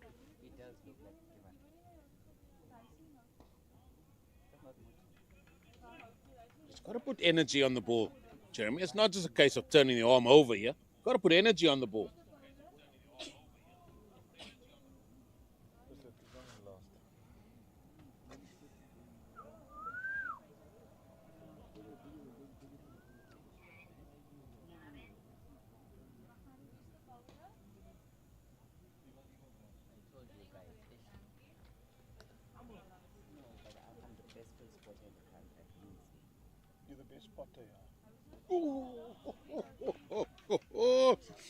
It's all happening here. It's all happening here. All of a sudden. Yeah, suddenly spin. It's been a good over thus far. Making sure they're not getting the runs. Really piling on the pressure. Let's get the feeling something is busy developing here. And it's not always about trying to get wickets. You bowl dot balls, you keep the opposition at bay. So it seems like Stellenbosch, with their score on 109 for 3, we're going to nip away for a drinks break. We'll be back shortly.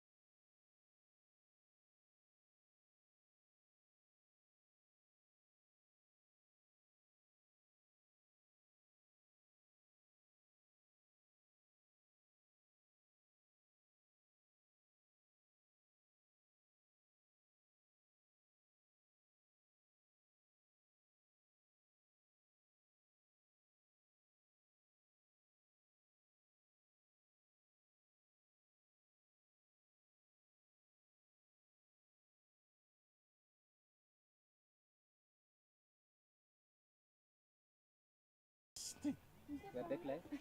Here's a dot ball. first Engelbrecht still. Start Engelbrecht. We are Stop. back live. I'll be back live. Engelbrecht to continue. Drinks is something of the past.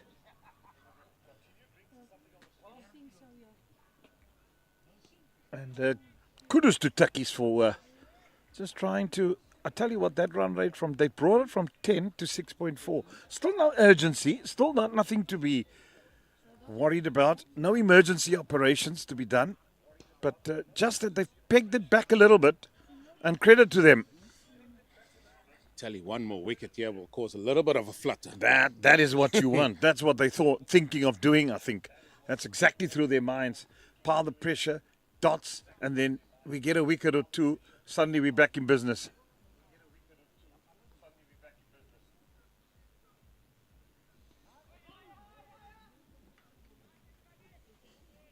There's more dots now all of a sudden. Trying to use those dots, build some pressure, as the Rhino alluded to.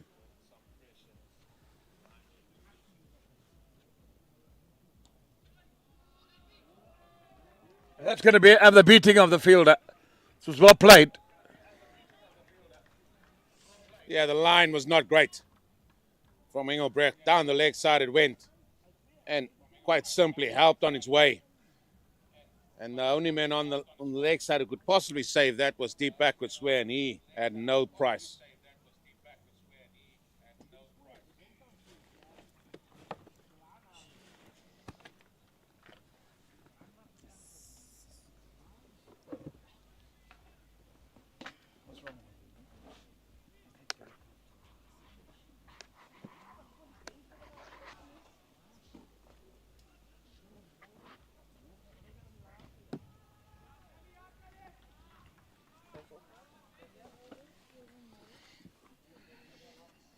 Well, ends over number 18, 114 for 3.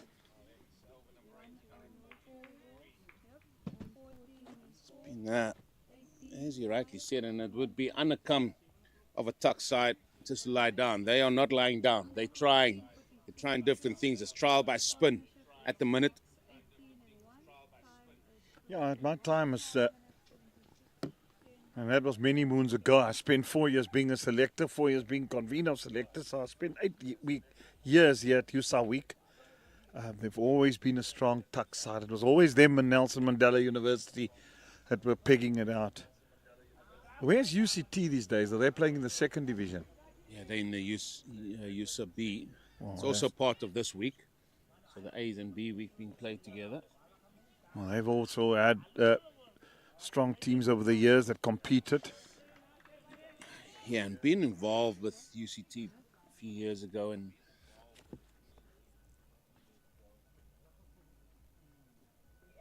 Gone! Fourth wicket gone! Gericke gone! Drama here at Coetzenberg now. 114 for 4. Just look at it. Gave it air.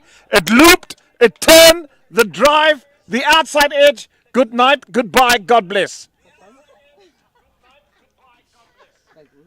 oh, we spoke about the pace that's needed on the surface. He looped it up. He tossed it up. This was beautifully bowled.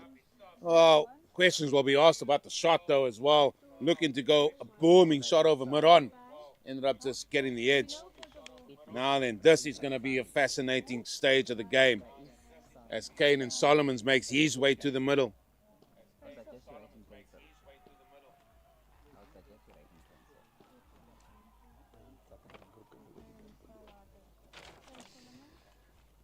Who was the catcher?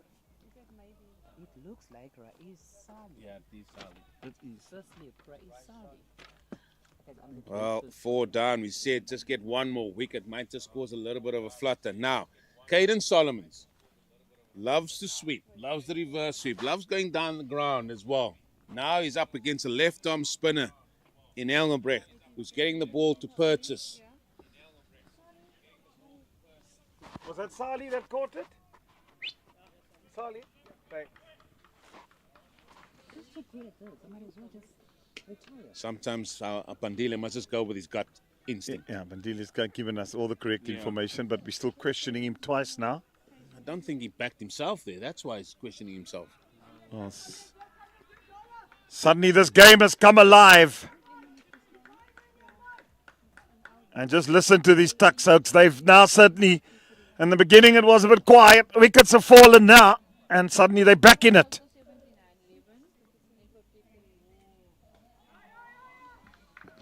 They try to squeeze. Sweeper from the offside has come in to try and save one. Long off has come to mid off. It's a long on in play.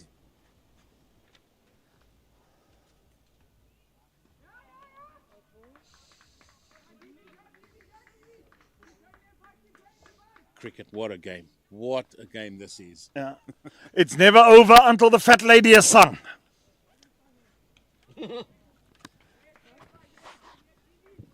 And she hasn't sung indeed.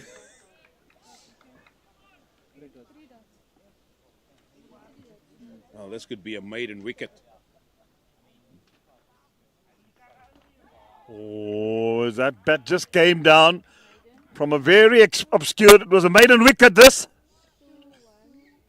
Fantastic stuff. Oh, and look how the men from TUKS are just getting round the over. Now they're rushing through the overs. Bowling figures. We'll look at that in a second, but this was the demise of Goedeke. Questionable shot, but was tempted initially by the flight. Ngugi, 2 overs, 21. Well, he might still come back. Van der Walt, 2 overs of 27, but Maton bowled with some real aggression, and he bagged the first couple, including the big fish of Christy Engelbrecht. 1 for 33 and 7 now. D. Engelbrecht got 1 wicket for 2. Well, the fight back was all initiated by Maton, wasn't it? He bagged those 2 wickets, and he certainly gave the TUKS an opportunity now. And then the spinners the other 2, so they're right back in it. Well, and now they're turning back to some seam. Yeah, I just wonder. Engelbrecht has bowled a long time. I wonder if you'd just have thought maybe spin still from the other end. Because the end that Engelbrecht bowled from the top was keeping low. So let's see how the seamer goes. Oh, that's how he's going. Yeah. Yeni into the attack, man, that comes from KwaZulu-Natal area. If that's where he's going to be, he's going to cause trouble to the batsman just outside that off stump. Surely get a slip in now. Surely you're sniffing an opportunity here. Why not? Yeah, I'd also get a slip in if I were them. You just never know.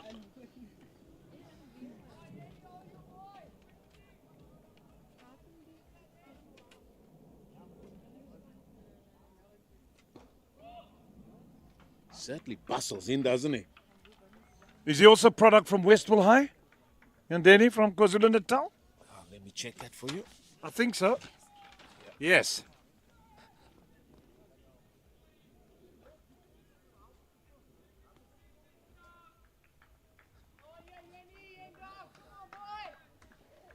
Yeni's from Kersney. He's a Kersney boy. All right. Up in Kloof. Oh! Gone!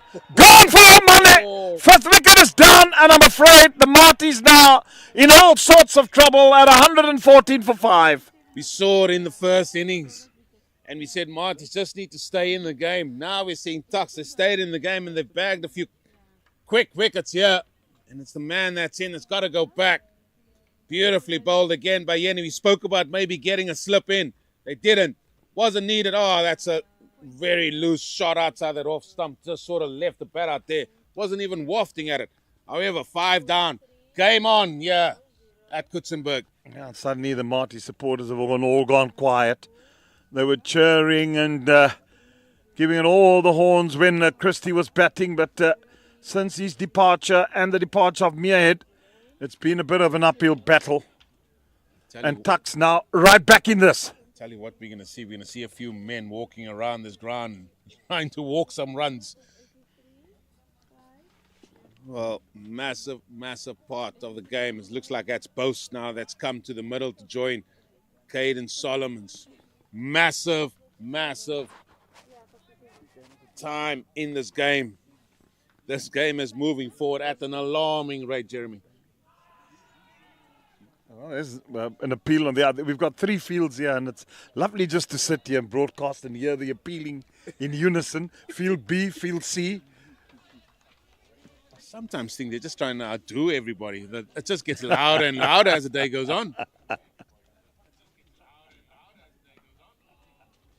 What a good start for Yanni.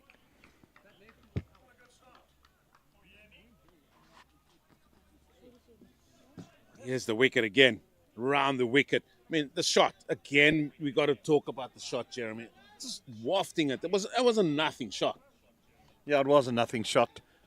Feet stuck in the toilet, just hanging the bat outside that off stump and getting himself caught. And putting his team further under immense pressure now. Told you, they're still going to start walking runs soon. They're trying to start walking runs, the supporters of Marty's.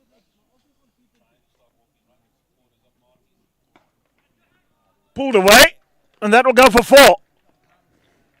Too short. This fella can bat, Ross Bose. He's a tall man, so you got to get that bouncer right in a good area. This one in the hitting area, in the hitting zone of Bose.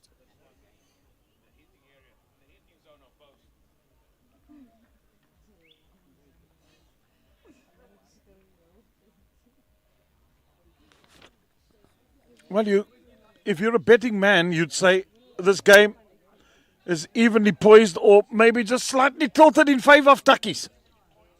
I think this game is as even as a 50p on the ground. Not sure which way it's going to go here. Oh dear. TUKS knows the only way they're winning this game.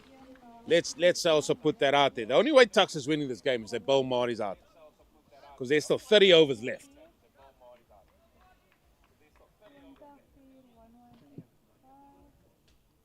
A good effort. That's good. I mean, this is what these weeks are about. It's all about fighting. This is for who is going to top this pool between these two teams. Yeah, and all the talk all week building up to this game was to say that this was the crunch game. Tuckies, Marties. And we certainly treated to that as such at the moment. Just. Oh, that was perilously close.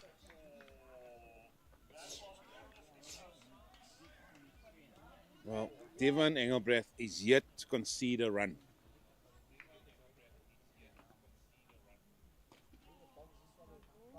He's busy with his third.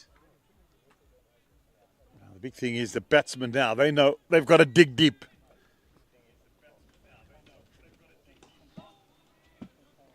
Oh!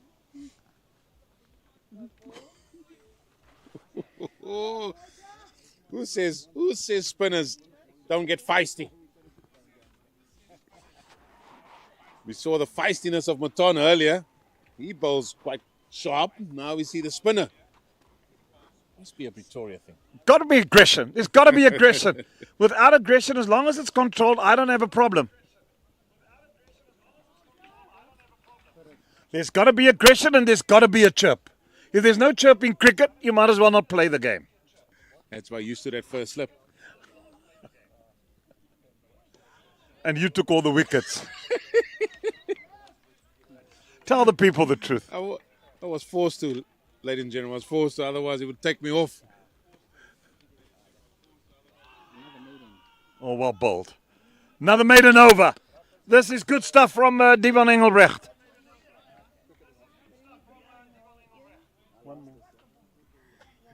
Yeah, there they go. There they're walking. They are starting to walk, the supporters of Marty's, around this Coetzenberg field. I can give them a watch if they want to walk around. Need some steps filled in.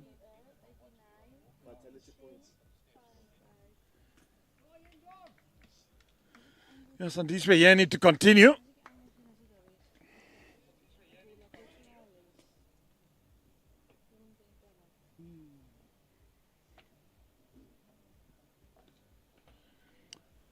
Just drifting on leg stump. Get another single. I say I wouldn't go with the short route. There's an area there that we've seen that the ball just doesn't come up. You just bowl it a little bit fuller, get the man to come forward, and the bounce is not going to come up. It sort of skids through very low. That's an area that Yanni should be looking at. Taking an off-stump guard does Mr. Solomons.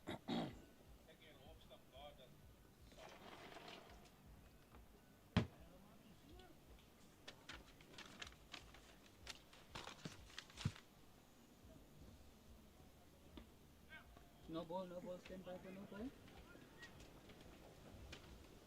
No ball, one. The no ball. Not a free hit? Do they have free hits? Yeah, here? that's a free hit. That's going to be the old helicopter sign. There it is. And a free hit. And just the length here is not right. From Yanni to the right-handers. I know he wants to run in and hit the deck. This 12th year certainly been a busy boy, hasn't he? He's been on the field. Now he's carrying drinks. He's been busy. Yanni was selected for the SA Schools Call Scene. And for the under-19 side that played in the youth test versus England earlier this year.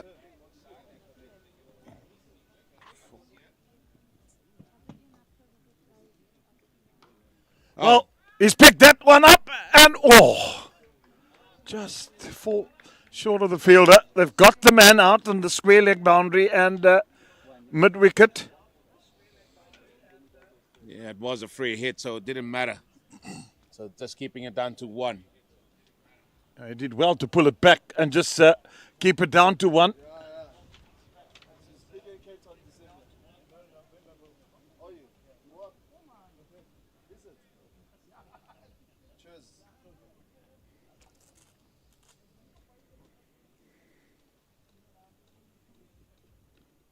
That's better length. That's a better length. You can see what the ball does if you hit good areas here. Jeremy, it's been an eventful hour for you, hasn't it? Has been eventful indeed. It's been good cricket.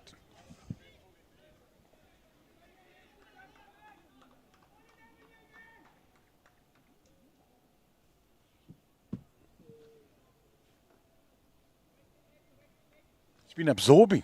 Oh, I've thoroughly enjoyed this.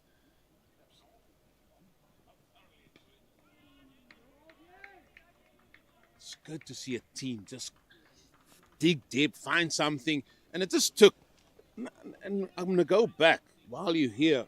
When Maton came on and he just made things happen. He ran in hard, hit the surface, and sometimes that just gets things going. Managed to get the big fella Christie, and then all of a sudden, bagged a few more.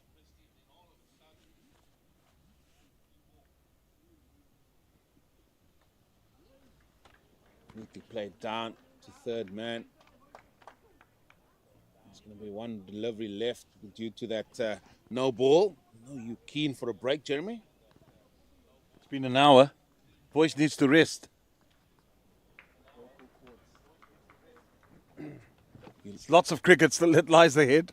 You like to lurk around a pond of 3 or somewhere like that. The rhinos on a hot day like this. Yeah, we clam our area. Well, 22 gone, 123 for 5. This game is finally poised here. Target is 237. That's what Marty's need to get. Time is not an issue. Current run rate, 5.6 to the over.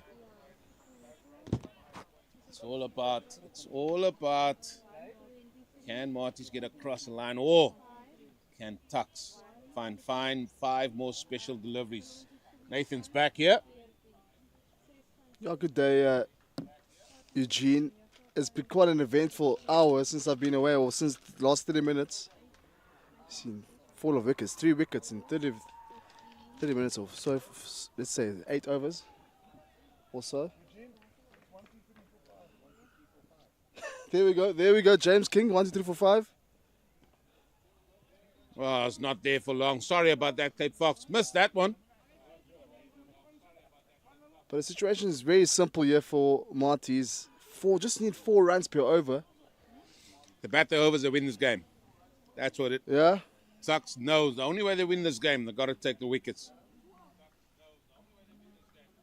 Cricket's not that simple. Cricket's not really that simple. You can lose wickets at regular intervals, and then How's cricket not that simple? Not that simple. Losing wickets, only 4 runs per over, but when you're losing wickets and then you That's what I'm Bottom saying. bother. You only need to bat. If you bat the overs, they win the game. If they don't, good hit, good stop. If they don't bat the overs, TUKS win. It's fairly simple. TUKS, the only way TUKS win this game is they bag 5 wickets, 5 more wickets. That's the only way. they're just making it difficult for themselves, to be honest.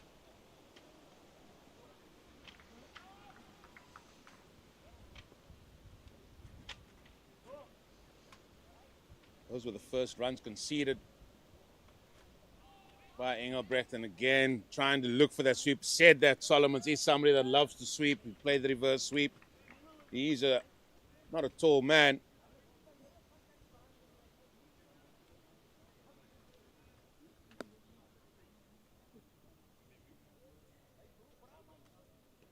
A little bit flatter. Love the guile. That's another over. Done and dusted, 23, 125 for 5.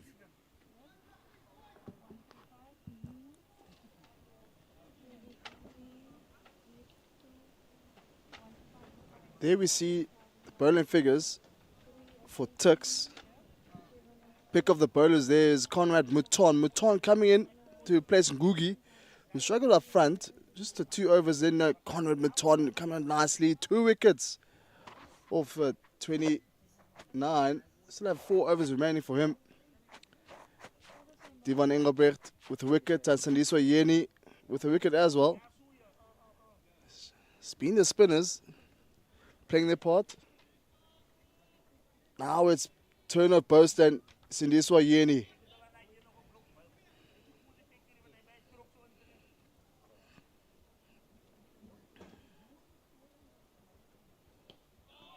That's a better length. Better length. Just getting Post to come forward.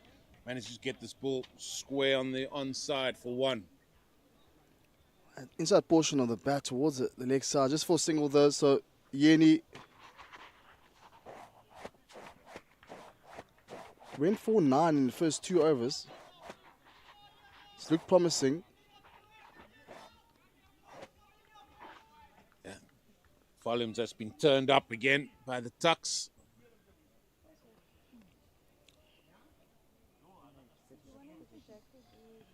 One more wicket and then no Posties, an all-rounder, but could be well and truly into the bowlers here. Smashed, smoked. Back with a point for 4. Yeah, It's a no ball as well. It's going to be a free hit coming. yeah, this is not good start here for Sindiswa Yeni. Short pitch delivery, just right on top of the backward point. Short and wide. Comes with a no ball as well, so 5 runs off that delivery. Free hit. What can Caden with Solomons do here? Well, he's gone to leg stump. He's gone to leg stump. Wants to free his arms up through the offside. No, Lee's going to go on to the onside. Has worked that all the way for Horns. All the way for Horns. And is that a momentum changer here for the men from Marty's? Yeah, just use the pace of that delivery off Yeni. And Solomon just picked it off the legs there. And is sailing over. Fielder standing at a fine leg for 6. Dot, no ball 4 and 6. Expensive over here for Yeni. I think that was the discussion between captain and bowler there, whether they should keep him on. Well, that ball has gone away, and there's going to be a change of ball, potentially. And maybe, if they could have found a third spinner, maybe that would have been a better option. All right, so this ball that now has been used is 50 overs old. There's just an inspection from the umpires. Yeah, sometimes the condition of the ball might be the same because the way Christie and Merd were hitting the ball earlier. I mean, that ball, after 5 overs, probably looked like it was 15 bowled. Sometimes those things does happen. Now the batsman will have a look at the ball. The 12th man has run on. Now, this is something that I don't agree with, and probably Jeremy could come in here. The 12th man has run on, and he's looked at the ball. I mean, he serves no purpose running onto the ball and changing the umpire's mind here. He should just be giving the drinks to the batsman and let the batsman decide what to do with the ball. Let's see what the verdict is here.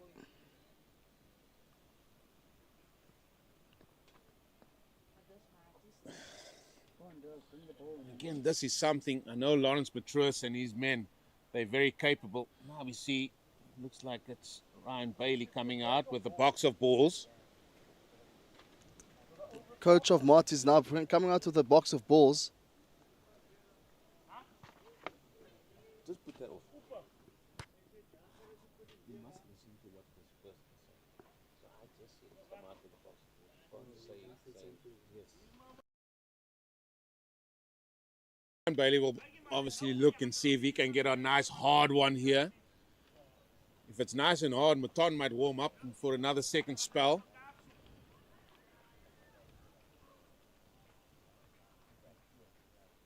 It's a bit unfortunate, can't really see it from your visuals.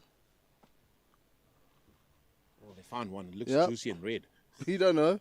It looks red from here. It looks juicy from here. Unfortunately, my eyesight is pretty bad, so I wouldn't know. I had my eyes tested the other day. What is the verdict? It's not. There's no change, which is good. Glad about That's that. good. That's good. Still can see a mamba coming down that flip, those hills down there. Anyway, looks like we're back on. Exactly 100 runs needed now for victory for Marty's. Got plenty of time. 26.4 overs to get 100 runs.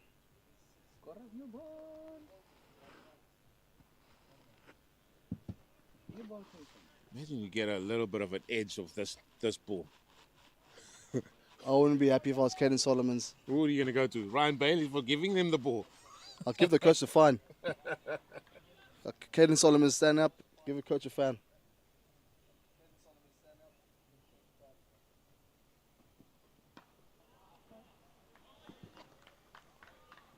And this is where your backup bowlers need to come to the fore as well. There was good pressure built up. You need to keep it going.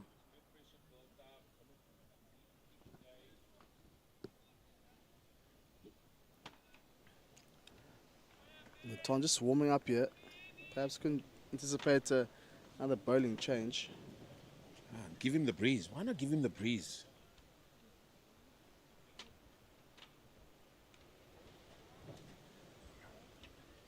Punched off the back foot. There's a cover there. Just for a dot. Again, it's just not much activity happening at the moment. Missed all the activity when I was away. 3 wickets Oh, in 8 overs. it was a telling spell for TUKS. It was all happening out there. Yeah, they got themselves back in now. They know what they've got to do. 5 special deliveries, that's what they need. He's still opting for the short route. I'm not sure about this. And he has been the one that struggled for me. As you can have a look at those bowling figures of his. 1 for 21, 1 ball away from 3.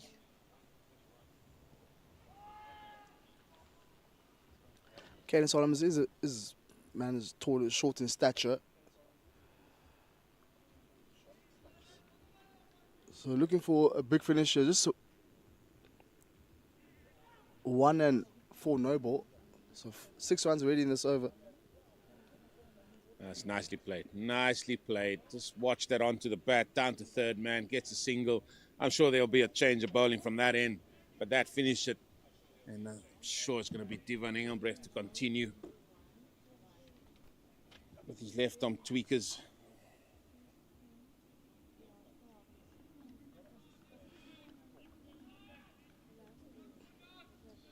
Looks like it is Maton. Maton was warming up in the previous over. So they bring on Maton.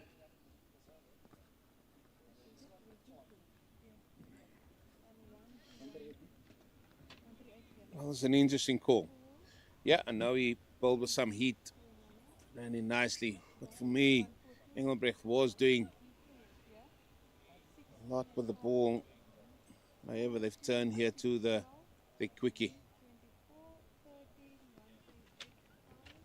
Can he prize another one here?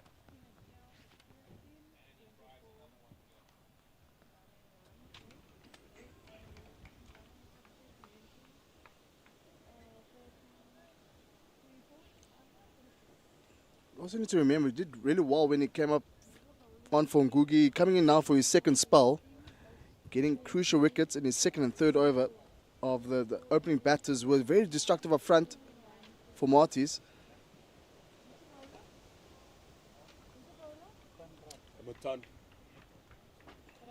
Yeah, he was. I just loved his aggression. Looks like he's a wholehearted cricketer. Worshipful centurion. Just the passion of the young man. Once the ball hits the pad, he will definitely appeal. That's for sure. Whether it's going hitting or going sliding down the leg side, will definitely go for appeal.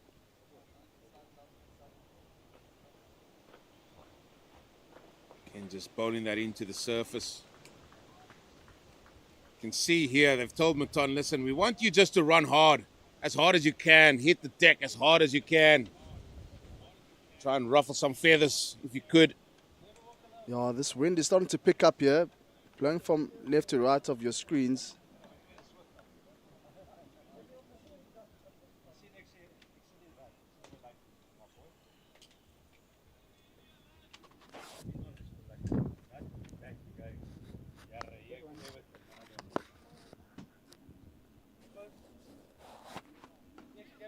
Oh, too leg side-ish.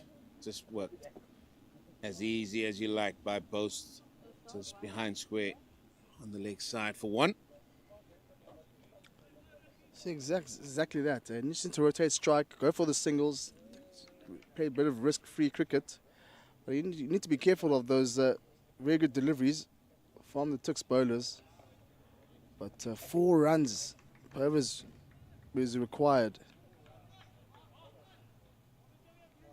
Simple math.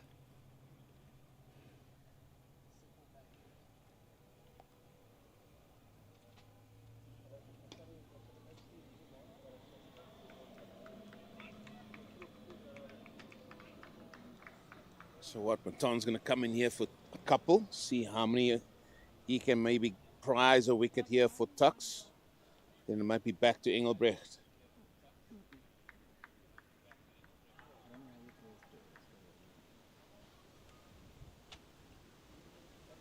Wonder if they will be using Yeni on the opposite end, or it might be just be rotational, bringing Engelbrecht on the Coetzenberg end. Oh, that's worked fine. That's going to be 4. Ball down the leg side. And easy as you like, put away yet again by Caden Solomons. Yeah, that fielder there at fine leg was much more squarer, and that one just leg glanced down towards the boundary. Great shot there from Caden Solomons. One going towards the leg side.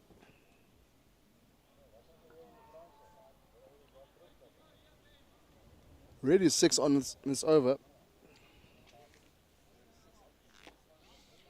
Again to the leg side, been pushing for 2. Oh, they'll walk 2. They will absolutely walk 2. And you can see the striving for a wicket. Now he's trying to go for the stumps, and that is just pushing the ball down the leg side. Well, they just need to rethink this. The TUKS men. Yeah, I can see what he's trying to do, but it's not been successful. 25 gone, 146 for 5. 8 runs off that over, over Mouton. Going along really nicely here between these two. TUKS were 96 for 2 after 25 overs, and here Marty is now 146 for 5, losing more wickets.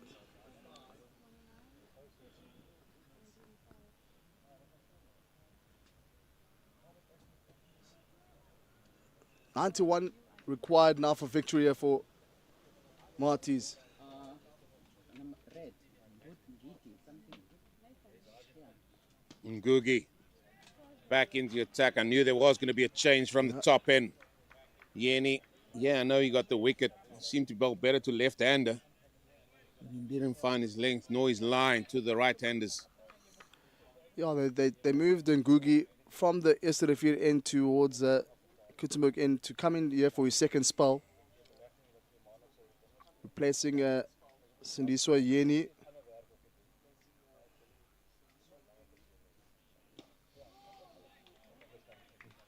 Yeah, that's good. That's good. Just bowling around that fourth stump, off stump line, bringing the batter forward. Where you get into trouble here is if you bowl short and wide and you get clipped square of the wicket here.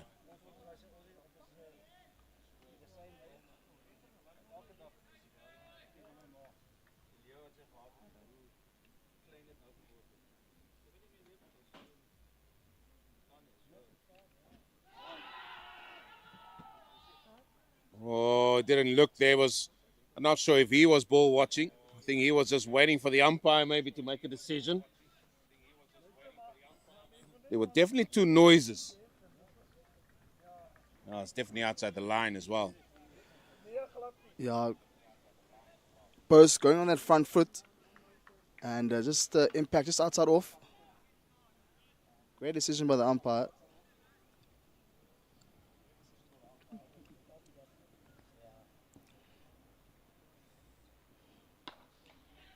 Well, that's hit away onto the onside. That's what he said as well. Powerfully hit. 4 more for Post. Sort of advanced down the pitch a little. And Guigi thought, I'll just bang it in a little bit shorter, but that is where Post's hitting area is. There he goes. Boom. That's definitely not what you want from Ngugi. Do you only have a deep square leg? Nothing in front of square on the leg side. Just easy pickings here for Post.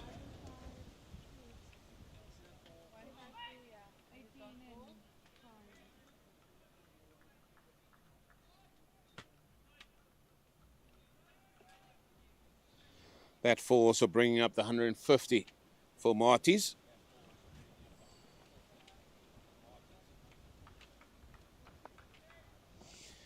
Is there another cat amongst the pigeons here? Is there another twist in this game? We've seen plenty.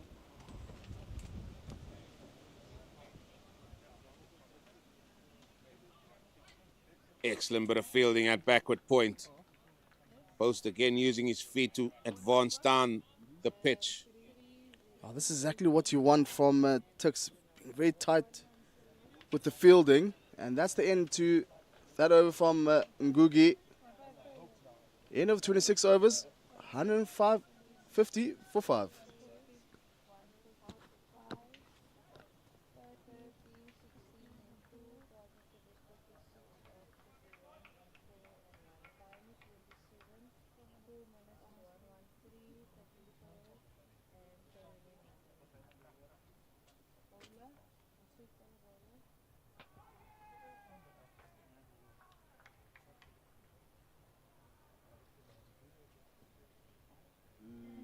Maton's going to continue.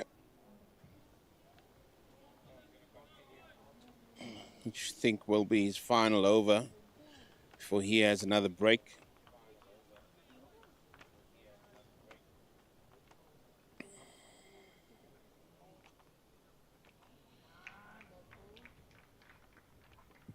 Outside that off stump.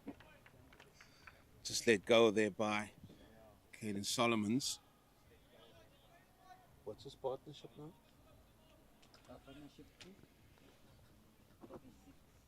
36. This partnership worth 36 runs so far. Just stemming the flow that was going the way of TUKS early on.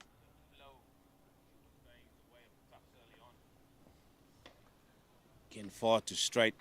Easily played by Caden Solomons.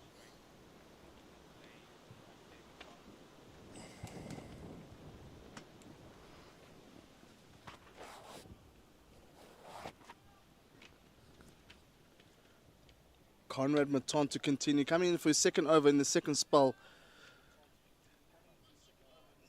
needs to bowl disciplined lines here to Caden Solomons. He's done really well since coming on.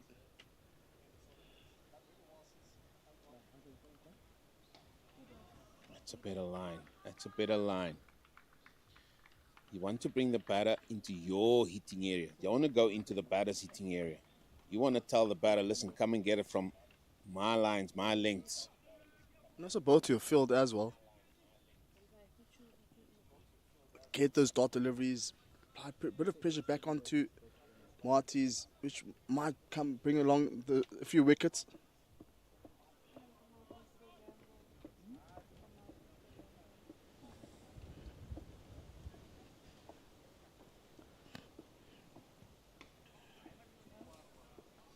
See, for me, that is a tad too straight.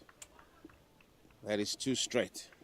Needs to be a little bit further out. Because Caden Solomon's batting on off stump, more often than not, bowlers see that and they just look at targeting those pads, going straight up. But then batters just freely just tuck it around and start getting runs. We've seen that previously.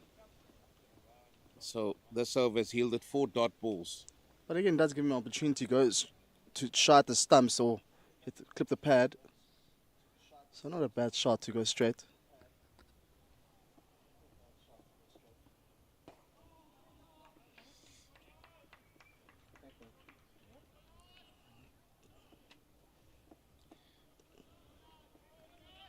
Yeah, once you go straight, batters know you're gonna have to play the ball. Once you go outside that off stump, it gives a batter a decision whether to play it or not. So there's a decision that needs to be made there. If you know a bowler's going to come in and bowl straight at the stumps, you know as a batter, I've got to play it. And that, for me, is a little bit in the batsman's favor. And if you're going to go straight, why not have a square leg then? Because now they've got 4 men on the offside trying to save 1.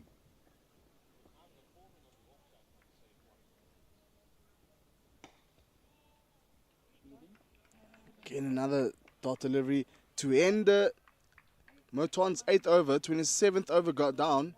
It was a maiden over, so bowling straight, it's not too bad. I have an idea. 150 for 5 after 27. You're not liking my idea about that. Well, If you're going to go straight, set the field accordingly. At the minute the field is set for the offside, that's where the ball should be going. And looking for that edge. Yeah, if you go straight, then bring that man across. I don't mind him going straight. But the field needs to be set accordingly. we can have a debate on that one. Going There's bowling no outside debate. off, outside off. There's no Bring in a debate. slip, why not? There's no debate. If you're going to go straight, put the square leg in. Simple. If the ball just outside off, bring a slip in.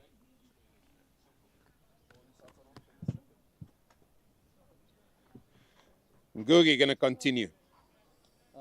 Red.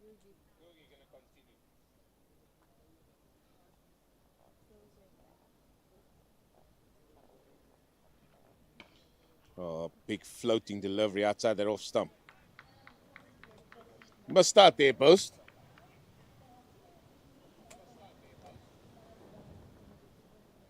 I think the wildlife has just awoken to our right hand side.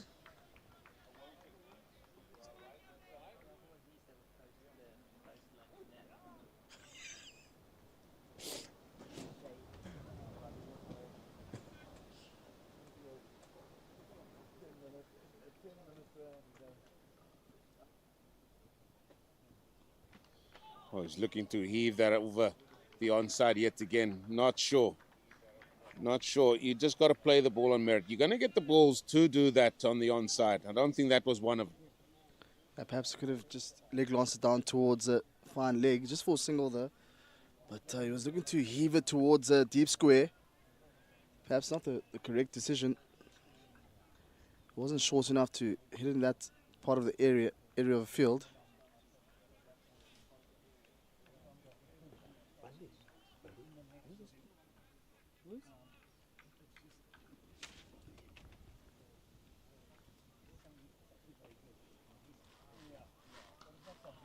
Oh, just punched. And the timing of both can't get through the offside field.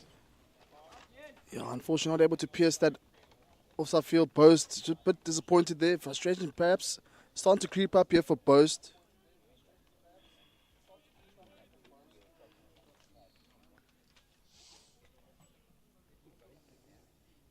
Hayden.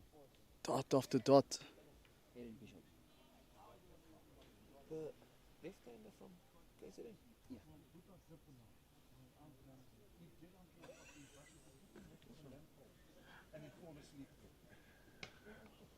Again, can't pierce the field, but the missed field's going to allow them to come through for a single. Big dive towards the right hand side for the field standing at cover. Well, Saved a few runs. oh, he's definitely saved the boundary. Yeah. Well, just in front of us, Hayden Bishop. Another man, he's a 12th man here for TUKS. Also hails there from the KZN area. He had a very, very good Kaya Majola week, let me tell you. Cubs as well. Opening batter. He accumulated so many runs during those youth weeks.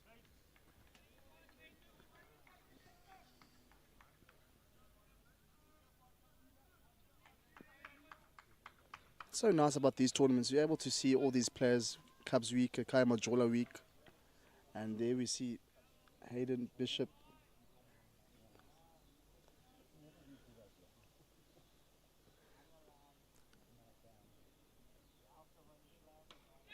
Oh, you're not catching that. You are not catching that. Save your legs, fella. That's gone for 4. Not the best of deliveries from Ngugi. Yeah, short and wide there from Gugi. Just lofted over. Field is starting a point. And that one goes for boundary.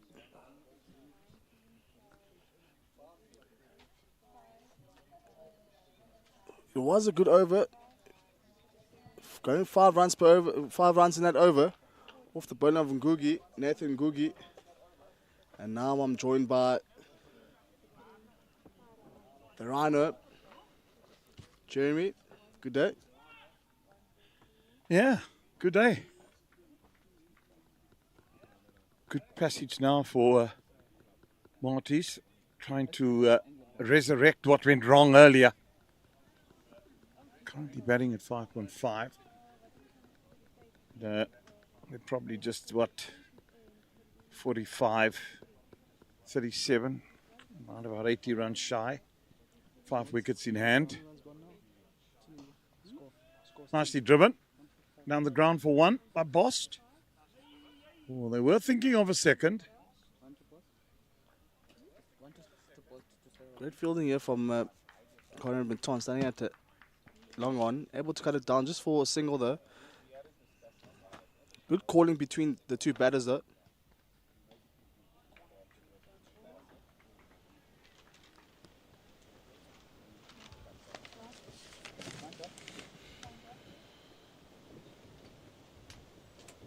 That's pulled away again. Work to do for the fielder in the deep. Get another one, just a single.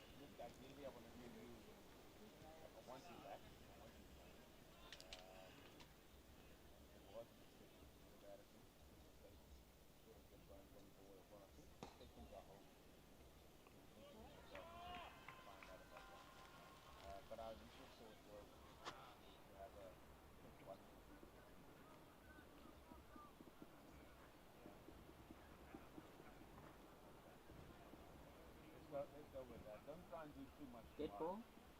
Okay, you put a dead ball. And even if you catch it, and then I'll let you throw it out stuff like that. One dot. Yeah, Engelberg's just putting us in straight here. To Bost. Yeah, quicker delivery there from Engelbrecht. Oh, look for 2, not to be. But great fielding for the fielder. Behind right on the leg side. Had a bit of ground to cover.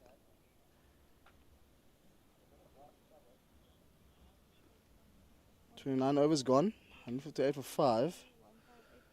Ranage is just under 5.5 now.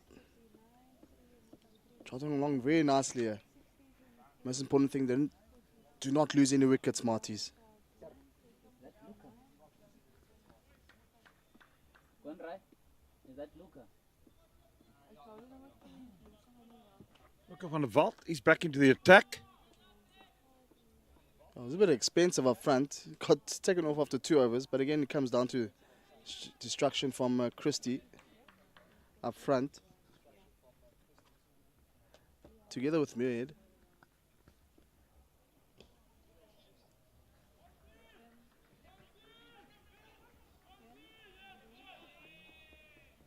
Again, some great fielding here on the Barner Riders from TUKS. They understand the position they're in. They need to kind of be very tight in the fielding.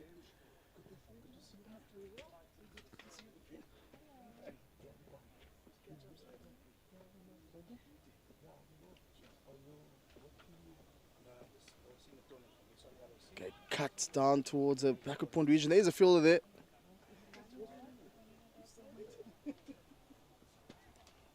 Van der Walt right into his field here.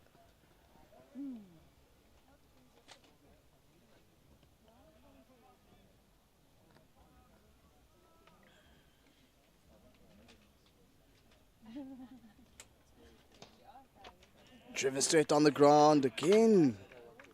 Van der Walt, some fielding off his own bowling.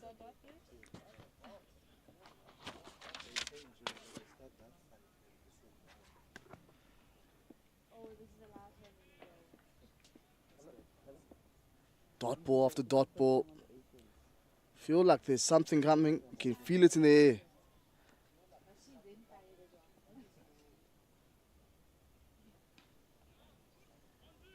Game played off the back foot there. Just for a single though, towards the third. Now Solomons has been good. He's played a workman-like innings and well supported by Boast. 27 of 42. Reminds me a lot of his father, Caden Solomons. His father's Mario Solomons, who was a good cricketer himself.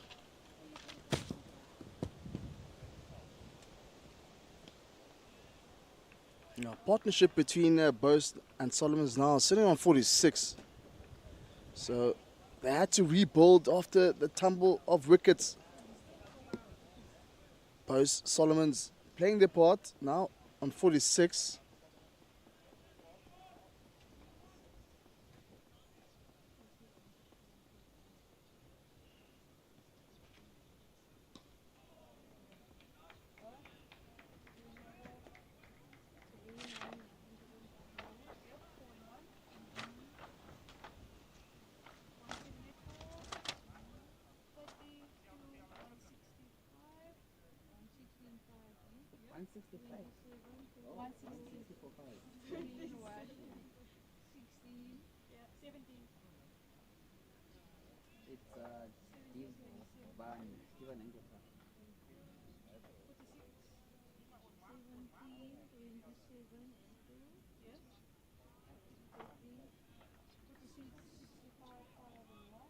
And 3 overs gone.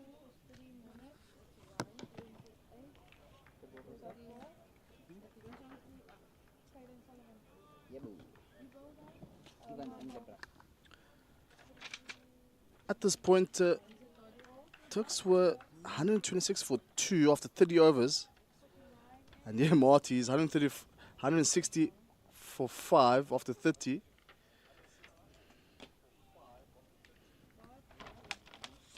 So, good comeback here from TUKS.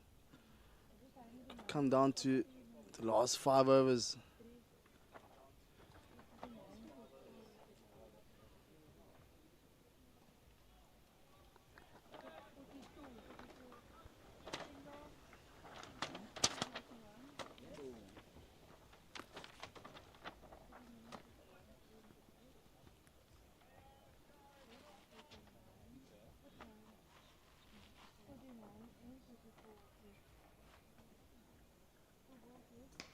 And it's going.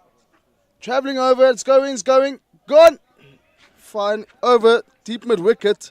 And it's Horns. Stand and deliver Boast. Short delivery there from Engelbrecht.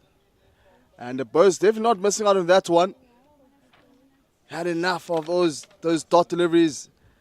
And it's gifted with a maximum here.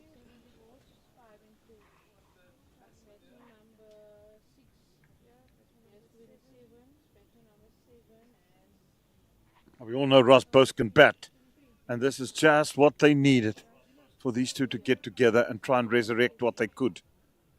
And they've done a sterling job thus far, playing each ball on merit. There hasn't been unproductive hitting or unnecessary slogging.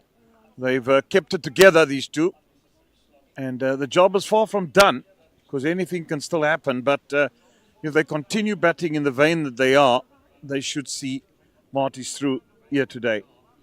And in comparison, the University of Pretoria were 131 for 2 at this very stage after 31.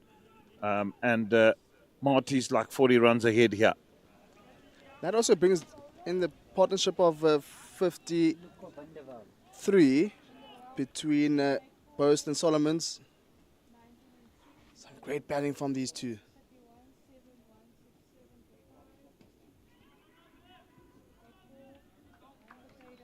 Yeah, Kane and Solomons just sending the batter back. Post, eager beaver, looking for this quick single. But there was a fielder standing at the square leg. Kane, you don't need to play those risky shots or those rash decisions of going for a run. Might yield a run out.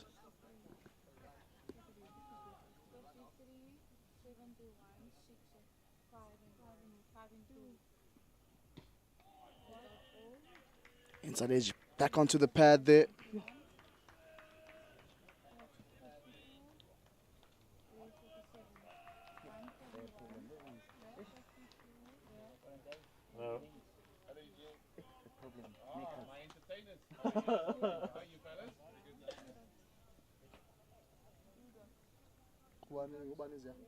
David Christie and Jason Walker. Okay. And Coetzenberg here. Okay, sure. Right. One just went wide for the belt. Now that's what you can ill afford at this stage. You don't want to be bowling extra deliveries. Wides or no balls. No balls gives you the free hit.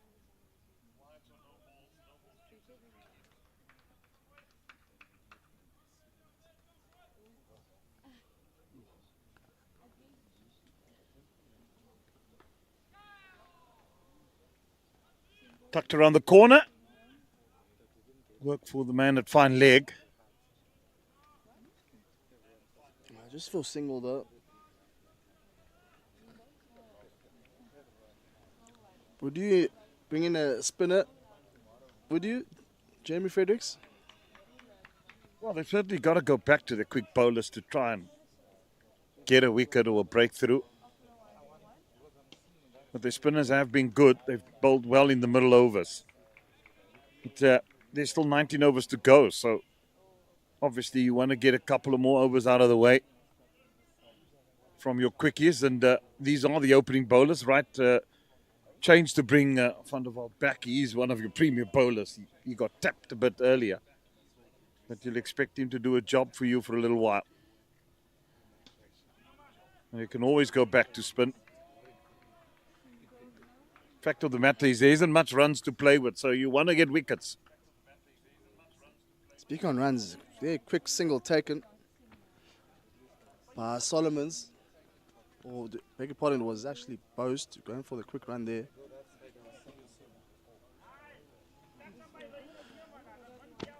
TUKS will gladly accept those dot deliveries.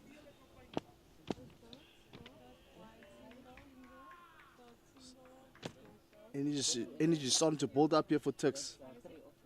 And that's the end of the 32nd. 170 for 5.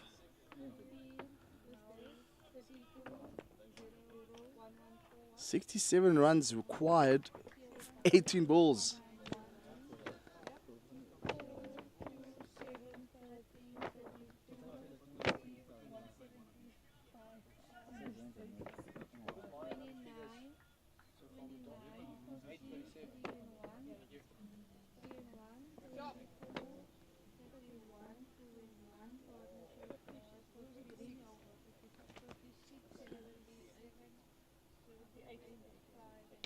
There's a short pull away. That'll go to the boundary for 4. Well, just too short. Dragged down from the spinner and dispatched. Yeah, that's too short and deserved to be punished. Off the bowler of Engelbrecht. Boast not missing out on that one. Some freebies. Couple of bounces for 4 in that vacant deep mid-wicket region. Poor start here from Engelbrecht. His appeal. Umpire unmoved. It was a big shout from everyone, from all the fielders. The bowler. They won a wicket. One perhaps just sliding down leg side.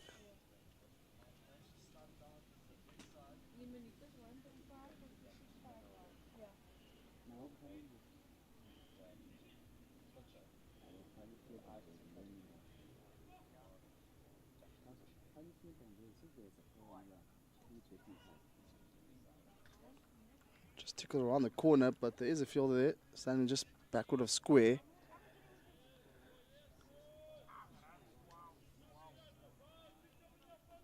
Sure, you can just block out this over. Really reached your mandatory 4 runs per over. Oh, that one nearly went through. So just the outer half of the bat. Very dangerous when you're playing with half a bat. Yeah, Engelbrecht enticing the bat to go on the front foot. But he's really lucky there to get away with that one.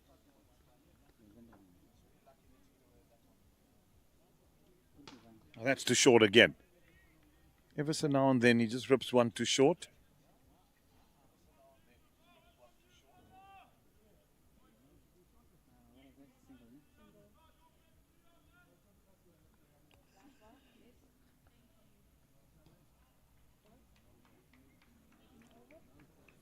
Full one, and that's the end of the 33rd. That over, 5 runs in that over. Marching on really nicely here, Marty's, especially with these 2 batters out there. Really feels, get a sense that are really set out there, really getting to that 50 partnership. Perhaps these are the 2 that can get Marty's over the line. Having to reach a modest total of 237. It's just a matter of time. Just 62 runs now required.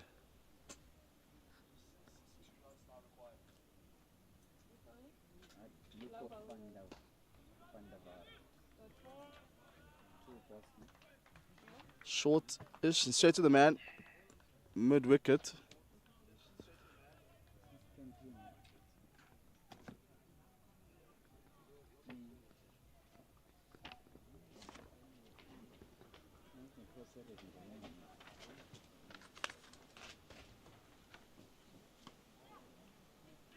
Good cricket. In the gap, get one. Yeah, just a light nudge towards the leg side. Called it nice and early. Very affirmative action from Boast. Just 1, 2 runs. Single there, single there. Get the occasional 2 and punish with bad balls. Well, that one kept a bit low. Well dug out in the end from Solomons. Now that's eased the end where the ball has just tended to keep a little bit low. There were a few cracks out there when you guys were out there. Start of play. Perhaps that one just hitting one of those cracks. Bit of inconsistent bounce.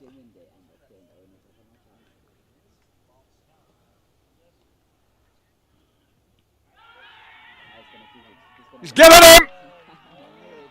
Oh dear, oh dear, oh dear. And Stellenbosch lose their 6th. Oh, Solomons is not moving.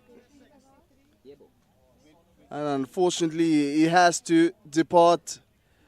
Umpire took his time and eventually given that one. Ooh, maybe perhaps a bit of height was the issue. Well, it looked good to me. It did catch him just probably on the roll. He's a short fellow, remember. And that just looked adjacent to me as well.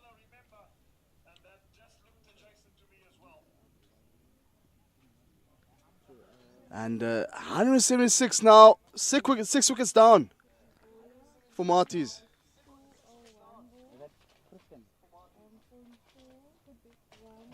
time to push them. Attends? Yeah, he's not a tall fellow that when it hits you on the roll, it's still going with the top. He's short. What is that partnership? And he wasn't that far back. What is that partnership?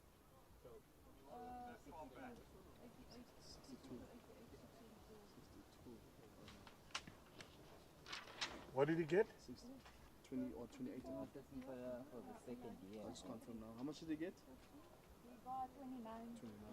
Off? It was a valuable contribution and a valuable partnership between, and this was a tricky partnership that was broken now. Bosch and Caden Solomons. 176 for 6. Easier still twisting the tail in this game.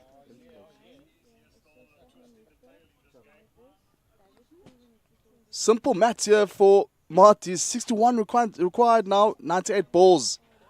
3.73. Simple maths, Jeremy. Bandile, can you show us that LBW in slow motion again? There we see the pick of the batters. Front TUKS winning the toss aside to bat first. And only getting 236 for 9. Tiger and Jordan doing the business up front. Tiger getting 77 and beg your pardon, it was Jordan 77 and Tiger 64.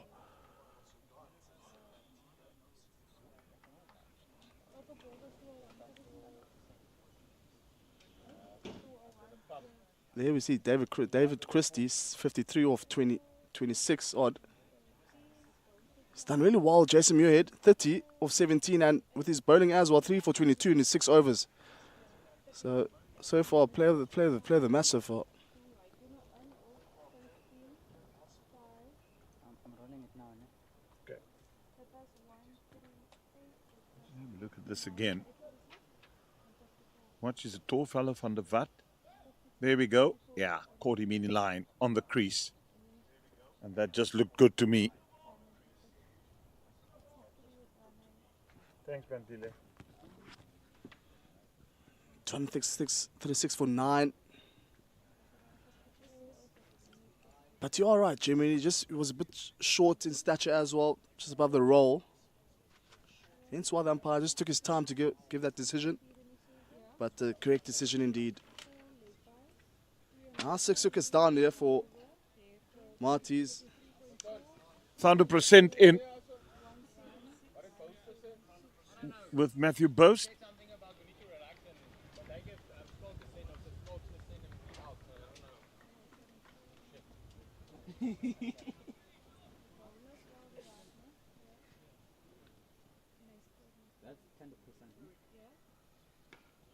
Well, everything to play for. Better be a better needle.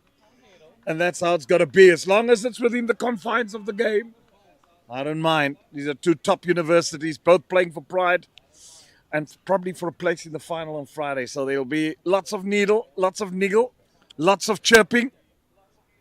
Yeah, win of this game will top the pool. Both these teams 2 out of 2 so far. Beg your pardon, 1 out of 1.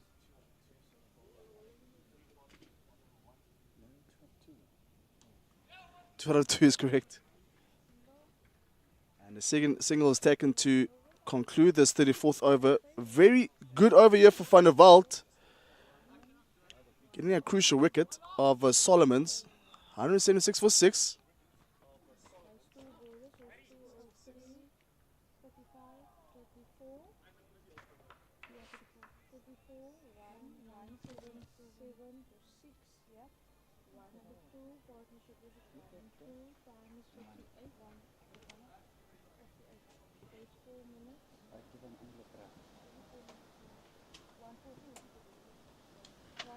Percent taking strike.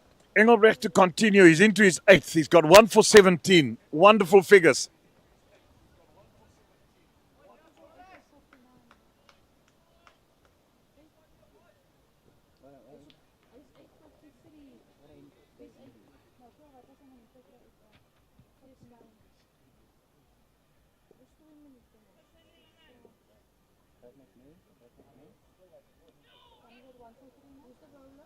Divine India Club.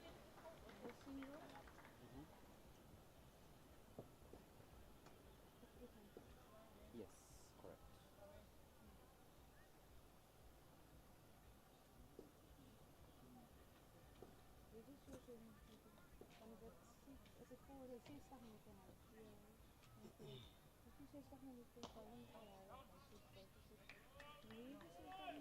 Guys have thrown everything, bodies behind it,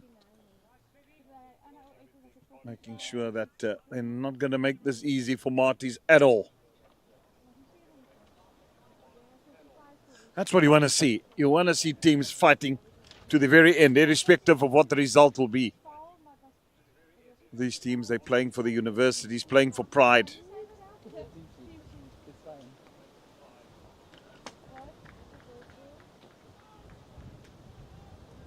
And the Southeaster has picked up with a vengeance again.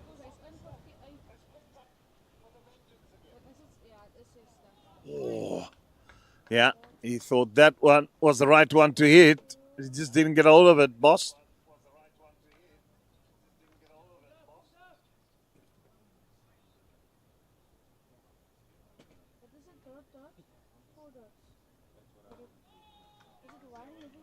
I have 1 and then 3 and then 4 with this one and then last one. Yes.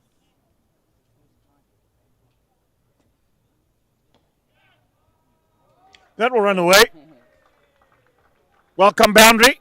One they needed. Yeah, the runs were starting to dry up there and finish off that over nicely from Boast. For pitch delivery and beating the fielder standing at the extra cover. Not able to cover that one. It's rolling down towards the boundary. 5 runs off it. 35 overs gone. 182 for 6. At this point,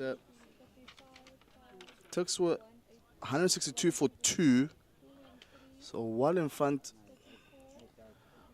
of TUKS with Marty's well in front there. About 20 runs. But again, it's just those full of wickets in the middle period for Marty's.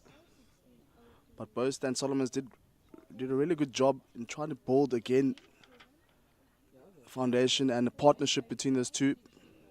Getting 62 between Boast and Solomons for that 6th wicket partnership. Engelbrecht to continue. That one beats everything. Bat and wickets. Missing everything. Present on strike.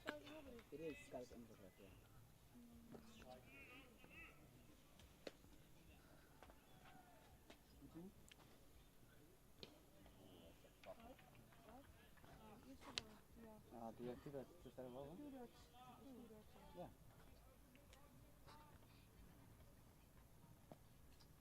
So angabanga sibahlabekela ngiyamazi ukuthi hayi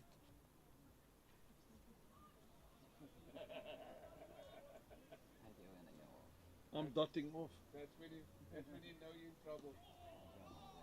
That's when you know it gives you trouble. It's not clapping. Is that 4 dots, no?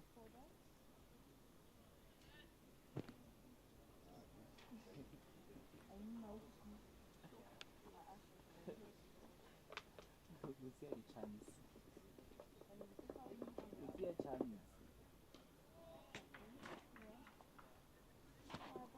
Reminds me of Mukhala.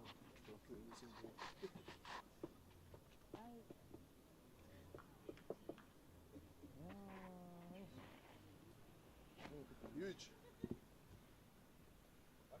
Oh, this was well bowled from Engelbrecht. 182 for 5, for 6, I beg your pardon.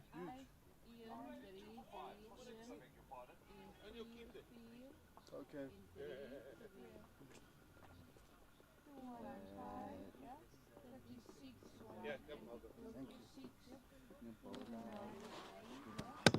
For getting your food order. Eugene Molian. Shifting in next to me is Nate has his break.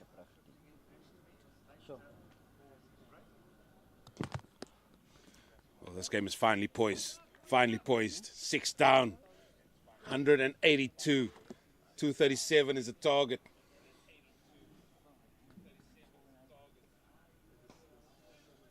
This man with bat in hand, Boasty. He's going to be the key man, one thing.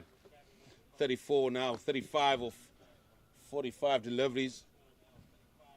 He has to see at home, Eugene. I couldn't agree with you more. It's a matter of fact that he knows. I mean, and they lose another wicket, you're suddenly into the tail here. But let's pay homage and kudos. Give kudos to this young fella. Devon Engelbrecht got run out, second delivery of the day without facing a ball. And look at what he's dished up here. He's bowled very miserly, causing problems. He's been excellent. Where's that gone?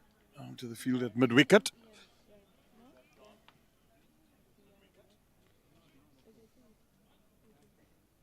I just feel, Jeremy, the spinners were in such a good rhythm. Just let them bowl. If they bowl their 10 overs, they bowl their 10 overs. I can see and understand why you want to break it up. I can understand that, but they were going so well. And this gave the ascendancy back to Marty's. And yeah, they got the wicket now that they're trying to just build on that. I hear you, and you're quite correct. I'm not disagreeing with you for 1 minute, but I think his problem was, because the same question was posed to me. There was still, when he made the change, there was still 19 overs left. He probably thought, well, if I bowl the spinners through and I bring these quickies and they're not, I've got overs here to left. And unfortunately, that was the planning. But you're correct in what you're saying. Maybe it's just a matter of fact that you've got to trust your spinners and say, let's bowl through and bring the quick bowlers. But I can also understand from the captain's point of view what his thinking is in terms of who will bowl the last over for me? How can we put on more pressure? And unfortunately, when the quick bowlers did come on, it went run the ball. And then now the question is there another one that can pull some tweakers in this team? And that's where Meerhead came to do the job with the two spinners. That's what they're going to need. Engelbrecht, what is he? Into his 9th now. Now that is 1 for 33.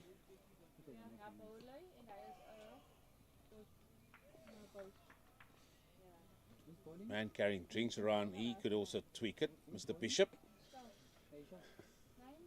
I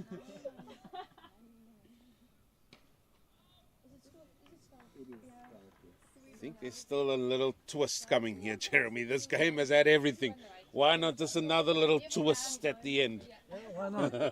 That's been the nature of this game. Oh, that's in the air. That's gone a long way. Yeah, it's gone all the way, I think. Yeah, it's gone for horns. Little twist coming, but that one went a long, long way. And again, Skatejach is back out searching for the ball. Not too long.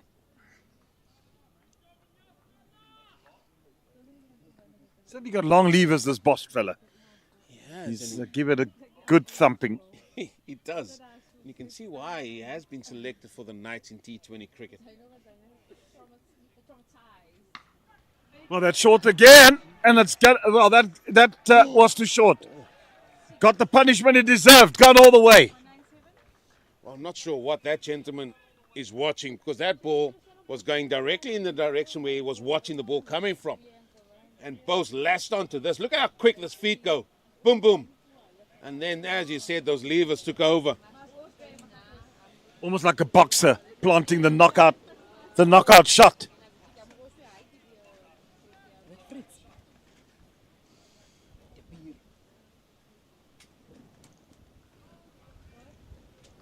Well, he's made that a little bit easier. Just the 40 runs needed now for victory. What we do know, Jeremy, whoever wins this game, we don't know who they will be facing tomorrow. However, the loser, that's it down the ground, the loser of these two teams will be playing Pika tomorrow. That's what we do know. Who that is, we still do not know. 198 now.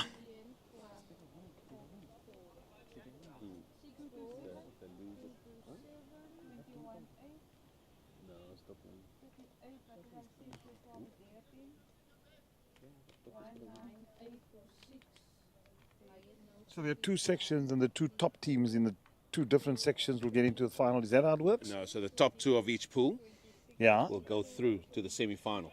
Right. So And that will be tomorrow. That's tomorrow. So A1 will play B2, and B1 will play A2.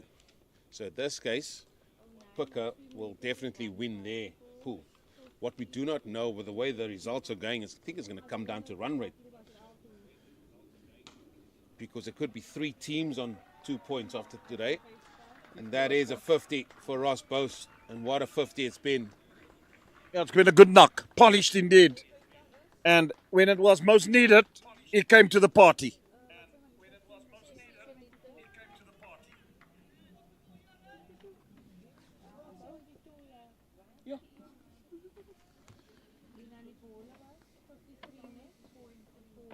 What's not going to help Coffsies is their run rate, their net run rate, because it looks like they are going to lose quite healthily or heavily.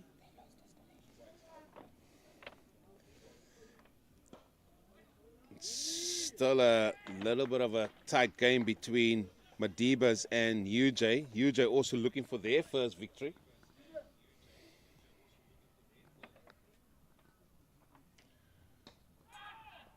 Tossed up, but through they come for a single. And that brings up to 200, does it? Yes, indeed. Now only 37 wanted.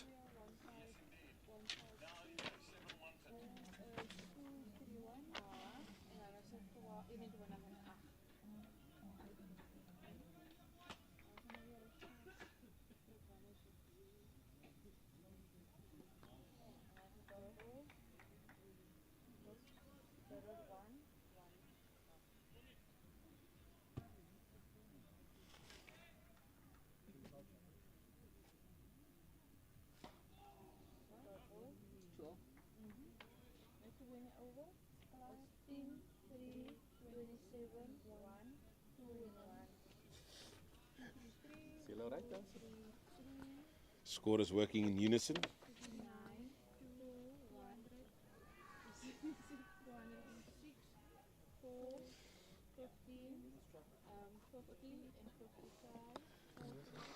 Ross Bose 50 or 55 deliveries, strike rate of 90, 3 sixes and 4 fours.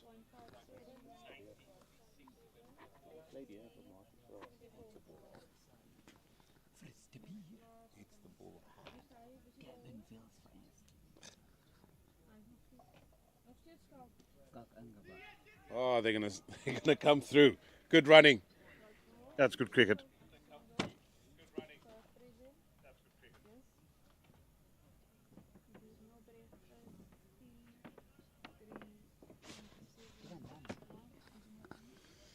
You can see what that's done to the fielders now, Jeremy. They're just sitting back a little bit.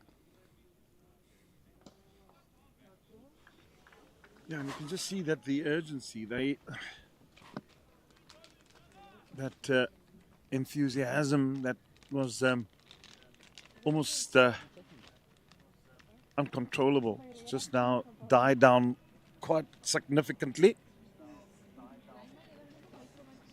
But it's not over yet. Well, who else can he turn to? Yeah, Maton is an obvious choice. He's got 2 left. Would you bring him on now and say, right, the last throw of the dice? I'm surprised I haven't brought him from the top end. I'm really surprised.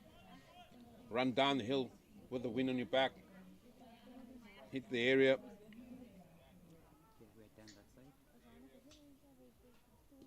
That's a good point you make. And the ball also keeps it a little bit low, and with his pace, if he just gets one in that block hole, could cause a lot of problems for the batsman. Just seeing the conditions and reading what's needed out there potentially. Oh, that's got the beating. We'll go for 4. Yeah, that just shows you excitement here for Stellenbosch as every runner's egged on.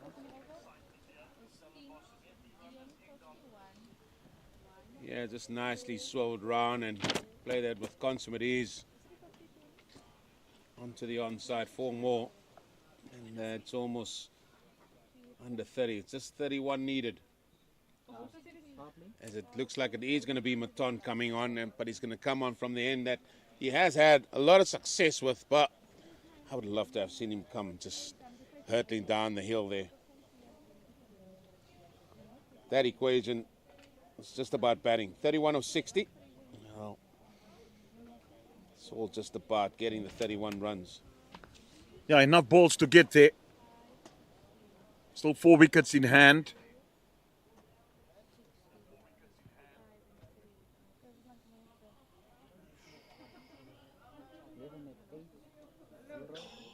I know we're waiting. Yeah. One? She has. We're not the same. We didn't score the same.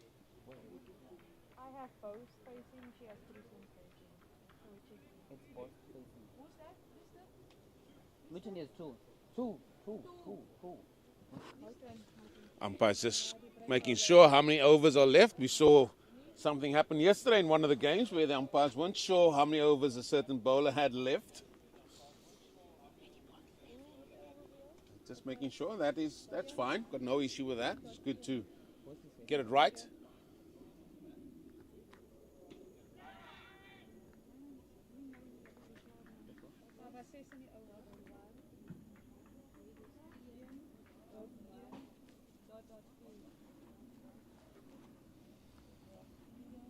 It's the time of the day when even you look towards that scoreboard there, you can't really see it.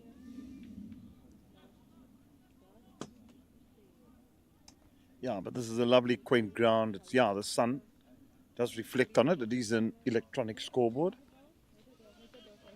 What's happened to the days of the old when guys were employed to be inside scorebox? That certainly was a treat at Newlands. That one's pulled away on the leg side. In Adelaide, you still find the old scoreboard. Besides the modern one. It's beautiful. It's lovely to see kids still working there and people in there and the clocks. I think that's the one thing at Newlands that should have remained was that old scoreboard. Because it was such an history. Although you got the modern one, they should have, you should have hung on to the old one. So many people that worked in there that can tell stories. You know, I did the one at Lord's, the old. Really, the one on the side there? The old scoreboard. Yeah, that used I to be remember. Yeah, at Lord's when I was on the ground staff on the MCC. Yeah, ground staff, and then obviously on test match days, or even when there was first class cricket. There's no cricket on. You had to go and do your work, and you had to go in there and sort of get everything turned over. It was brilliant. There's always a fellow in there. He knew how the thing worked backwards, telling you, no, not that one, that one. Oh, that's so typical. You need to clean the windows too, Yeah, Lords? yeah. But the best is... And the old members used to sit there and tell you there's still a spot on that window. You didn't clean it properly. The best is ever. This is the best. Test match days. Lunches. No, not even before then. It's at 7 o'clock, going up there to Grace Gate and watching the members queue up there, waiting for the gates to open. And once the gates open, it's almost like the thoroughbred horses have been let loose as they are running to get the best seat in the members' stand.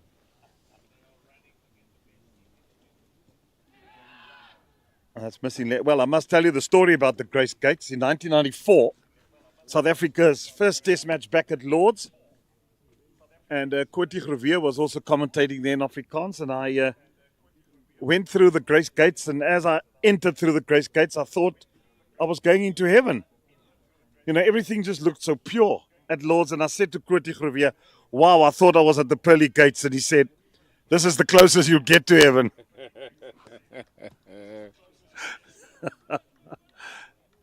Quirty, bless his soul.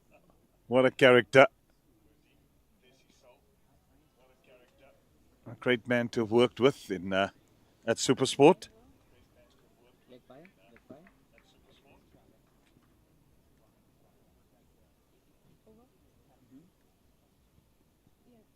But what a ground to go and watch cricket at. Unbelievable place. That's... Just has all the holiness and the steamness that cricket needs, isn't it? It does. And the ground, and the nursery ground where you can put your basket. I mean, you would have had packed lunches, lovely up there, your fruit and veg and everything and just park it there, knowing that I can come back to go to your seat. Oh, you're feeling for a little bit of a pims, you come back, or can have a sandwich. And nobody scratches in your No one basket. touches at all. Well, I'll tell you what, in South Africa, there wouldn't be a basket left.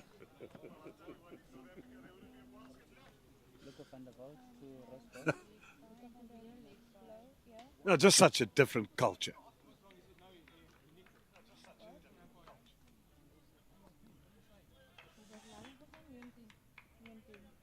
And you've got to make sure it's not the best sandwiches because your basket will go first.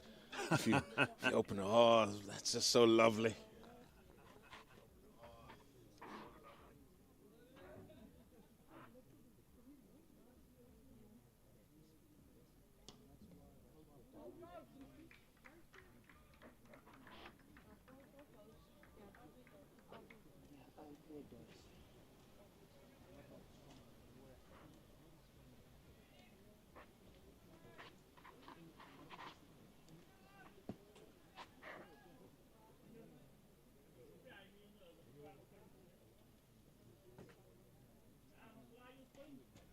That's it over the top.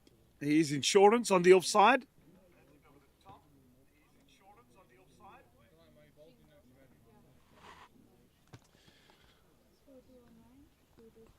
$27 now required of 51. Is there still a twist in the tail here? A wicket or two would suddenly again turn this match on its head. Well, they get post. If they can get post, the flutters will return.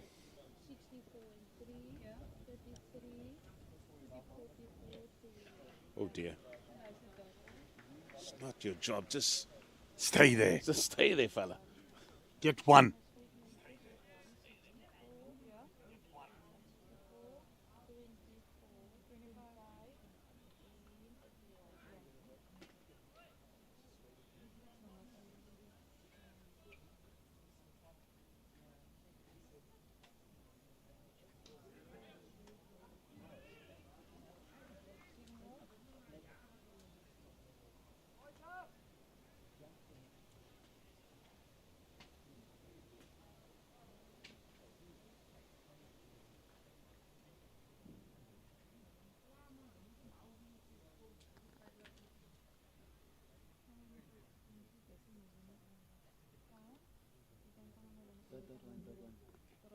Are the students staying all at the university residence? Which students now? The home The, students? no, the students that are... No, how they do it is they usually have to arrange your own accommodation. So each university will do their own, and that's how it was for us when I was part of UCT. You had to arrange your own university, wherever that is. Some, like TUKS, might even go to the Protea Hotel. Others might go to the reses, ask Stellenbosch University, listen, maybe make use of your reses, and that's us. Most of them will be used, but it's up to the universities themselves.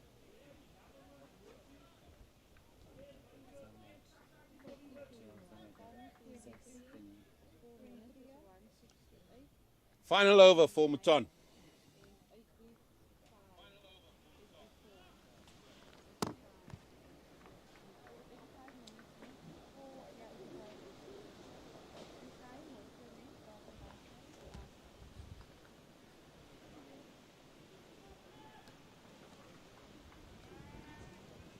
He's certainly been good in the ton.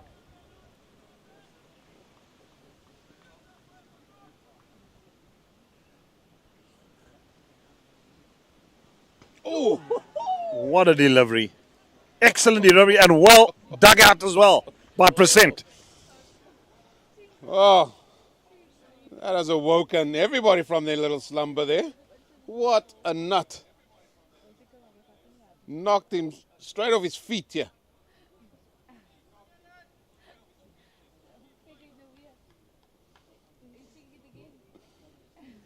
He knows he's got 5 more deliveries here. He is going to give it his all, Jeremy.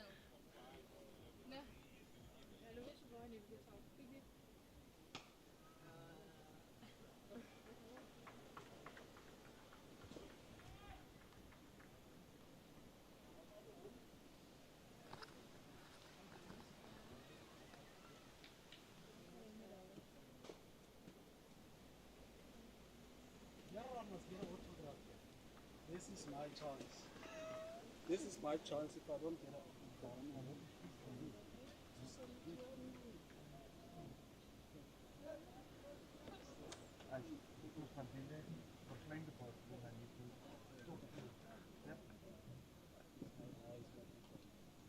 Oh, that's tickled fine. Oh, that's going to go for 4.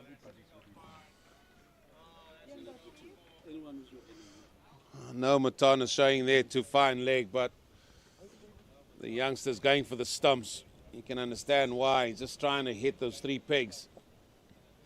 Well, this young man standing next to me here, who works at Cricket South Africa these days, David Makopanelli. I took him to England in 1994. He saw that test at Lord's. He was with me on that tour to England. Oh! Oh, dear. That's no ball, free hit. Well, it's a beamer, first and foremost.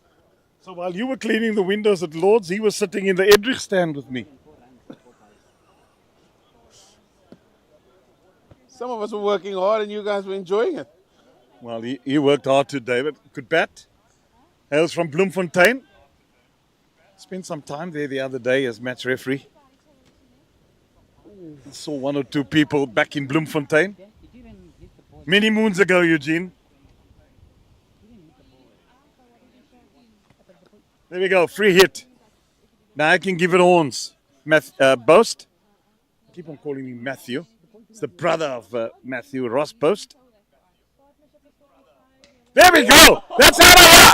Maximum it is indeed. What a hit. Horns. And big horns. It is. That also brings up the 50 partnership between these two. And they have certainly quieted things down after the wicket of Caden Solomons. It was a free hit. Walked over and just helped it on its way. The late Conrad Hunt always used to say, you got to hit a cricket ball inside, out of sight. And that certainly went out of sight. Oh, that was a biggie. That's a biggie. And now just 10 runs needed, Jeremy. And maybe now it's a time for whoever want to sing, start loosening the vocal cords. The fat lady indeed. She's nearly there. It's nearly done. Well, it looks like it's going to be Puka versus TUKS in the semi-final tomorrow. Might be next door, might be here. We'll see what they're going to do. Certainly that should be here. And what happens then? The winners of that game? Winners of that game will play either the winners of, it looks like Marty's and one other who we're not sure what's going to go with the way the other results are going. Because in the other group, 3 teams could find themselves on the same amount of points. Oh dear. And who's that? I think you need to give us those permutations. The 3 teams there, you're looking at Coetzenberg, who will have 1 win. UJ, oh, that's squeezed again. And it's gone for 4. No, it hasn't. Hasn't? Oh, good stop. I know you were busy looking at your phone, so you are forgiven to try and give us the permutations. So we know Puka will be top on that look. Yeah, on that and the log. So then you have University of Johannesburg will have 1 win. Coetzenberg will have 1 win. As well as MATIES will have 1 win. Oh no, 4 was signaled because it did go for. Well, he stopped it and threw it back. But, my eyes are tested. I'm Jeremy. sorry, I can't blame you. Yeah. So then we'll ask David Makopanelli to maybe give us a little bit of insight where they're looking to see who's going to go where. But we hope that it should be Puka versus TUKS here on this one tomorrow.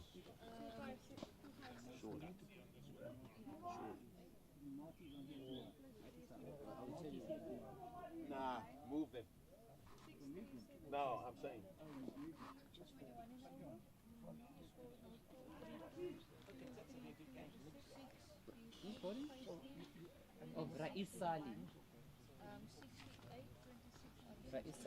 Just 5 needed, and Raiz Sali comes into the attack.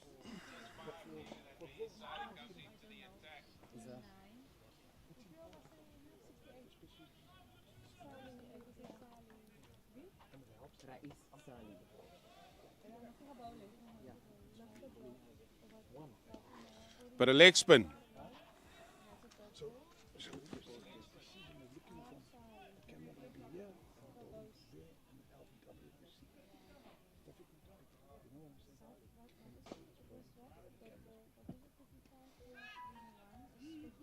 That will fall safe. Another couple of runs. He'll come back for a second. And now it's getting all too easy for the Marties. They now require 3 for victory. It's been a good game. There's certainly been a fight back from TUKS. But that burst in the beginning, Christie and Muirhead, that just led the way. Well, there's two things. You talk about that burst, but you also talk about when TUKS were batting between the overs of 30 and 50, when they were well poised, and they only managed to score 110 runs in that period for the loss of 7 wickets. And they just couldn't get any bit of momentum into the innings. Lost wickets, and that is going to be that. Game, set and match. Stellenbosch. Burst. Fist in the air. Pumping. He's 70 of 72 balls. Ably supported by Present with 15 of 26 balls. And Marty's cruised to victory in this division. Well deserved as well. They've played the better cricket. They've been the better side. And they've been, although it's been a bit of a wobble in between, they've been convincing. And hats off to both these universities for playing some entertaining cricket here this afternoon at the Stellenbosch Oval. We have a look at that scorecard. As I said, up front, that partnership of 80-odd between Christie and Muirhead. They were quite good up front. And then it was Solomons who, together with Bosch, came in and put up that partnership to try and steer the boat when things just looked to be a bit ominous for Stellenbosch University. But it's the Marties victorious here at this picturesque ground. And what a game it's been, Eugene. Oh, it's been an excellent game of cricket. Well, these men here, the bowlers, it was Matano really steamed in all day. Bowled with aggression, gave it his heart out. But the spin also played their part. Tivan Engelbrecht, 1 for 27. Bowled very nicely, even though he was run out with the second ball of the day without facing a delivery. But they just couldn't hold the men from Marty's at bay. And then as it is, as you rightly pointed out, that initial burst by the opening batters, I think that changed the game into Marty's favour. But we know that these two teams will be in the semi-finals tomorrow. Who that will be, we'll wait and see. But that is the summary of this rather entertaining game of cricket here at Marty's. A successful chase for the home side. A successful chase indeed it was. And victorious by 4 wickets. And that's what you expect that these two universities will have a go. I'm sure Ryan Bailey, as coach of Marty's, will be a relieved man, a happy man that his side has cruised to victory, and that in fine style. There we see Bosch lifting his fist and showing the victory. Well, there we see Marty's victorious by 4 wickets. We hope you've enjoyed the broadcast. We've certainly enjoyed the afternoon with you. From us all here at Stellenbosch, it's a good night.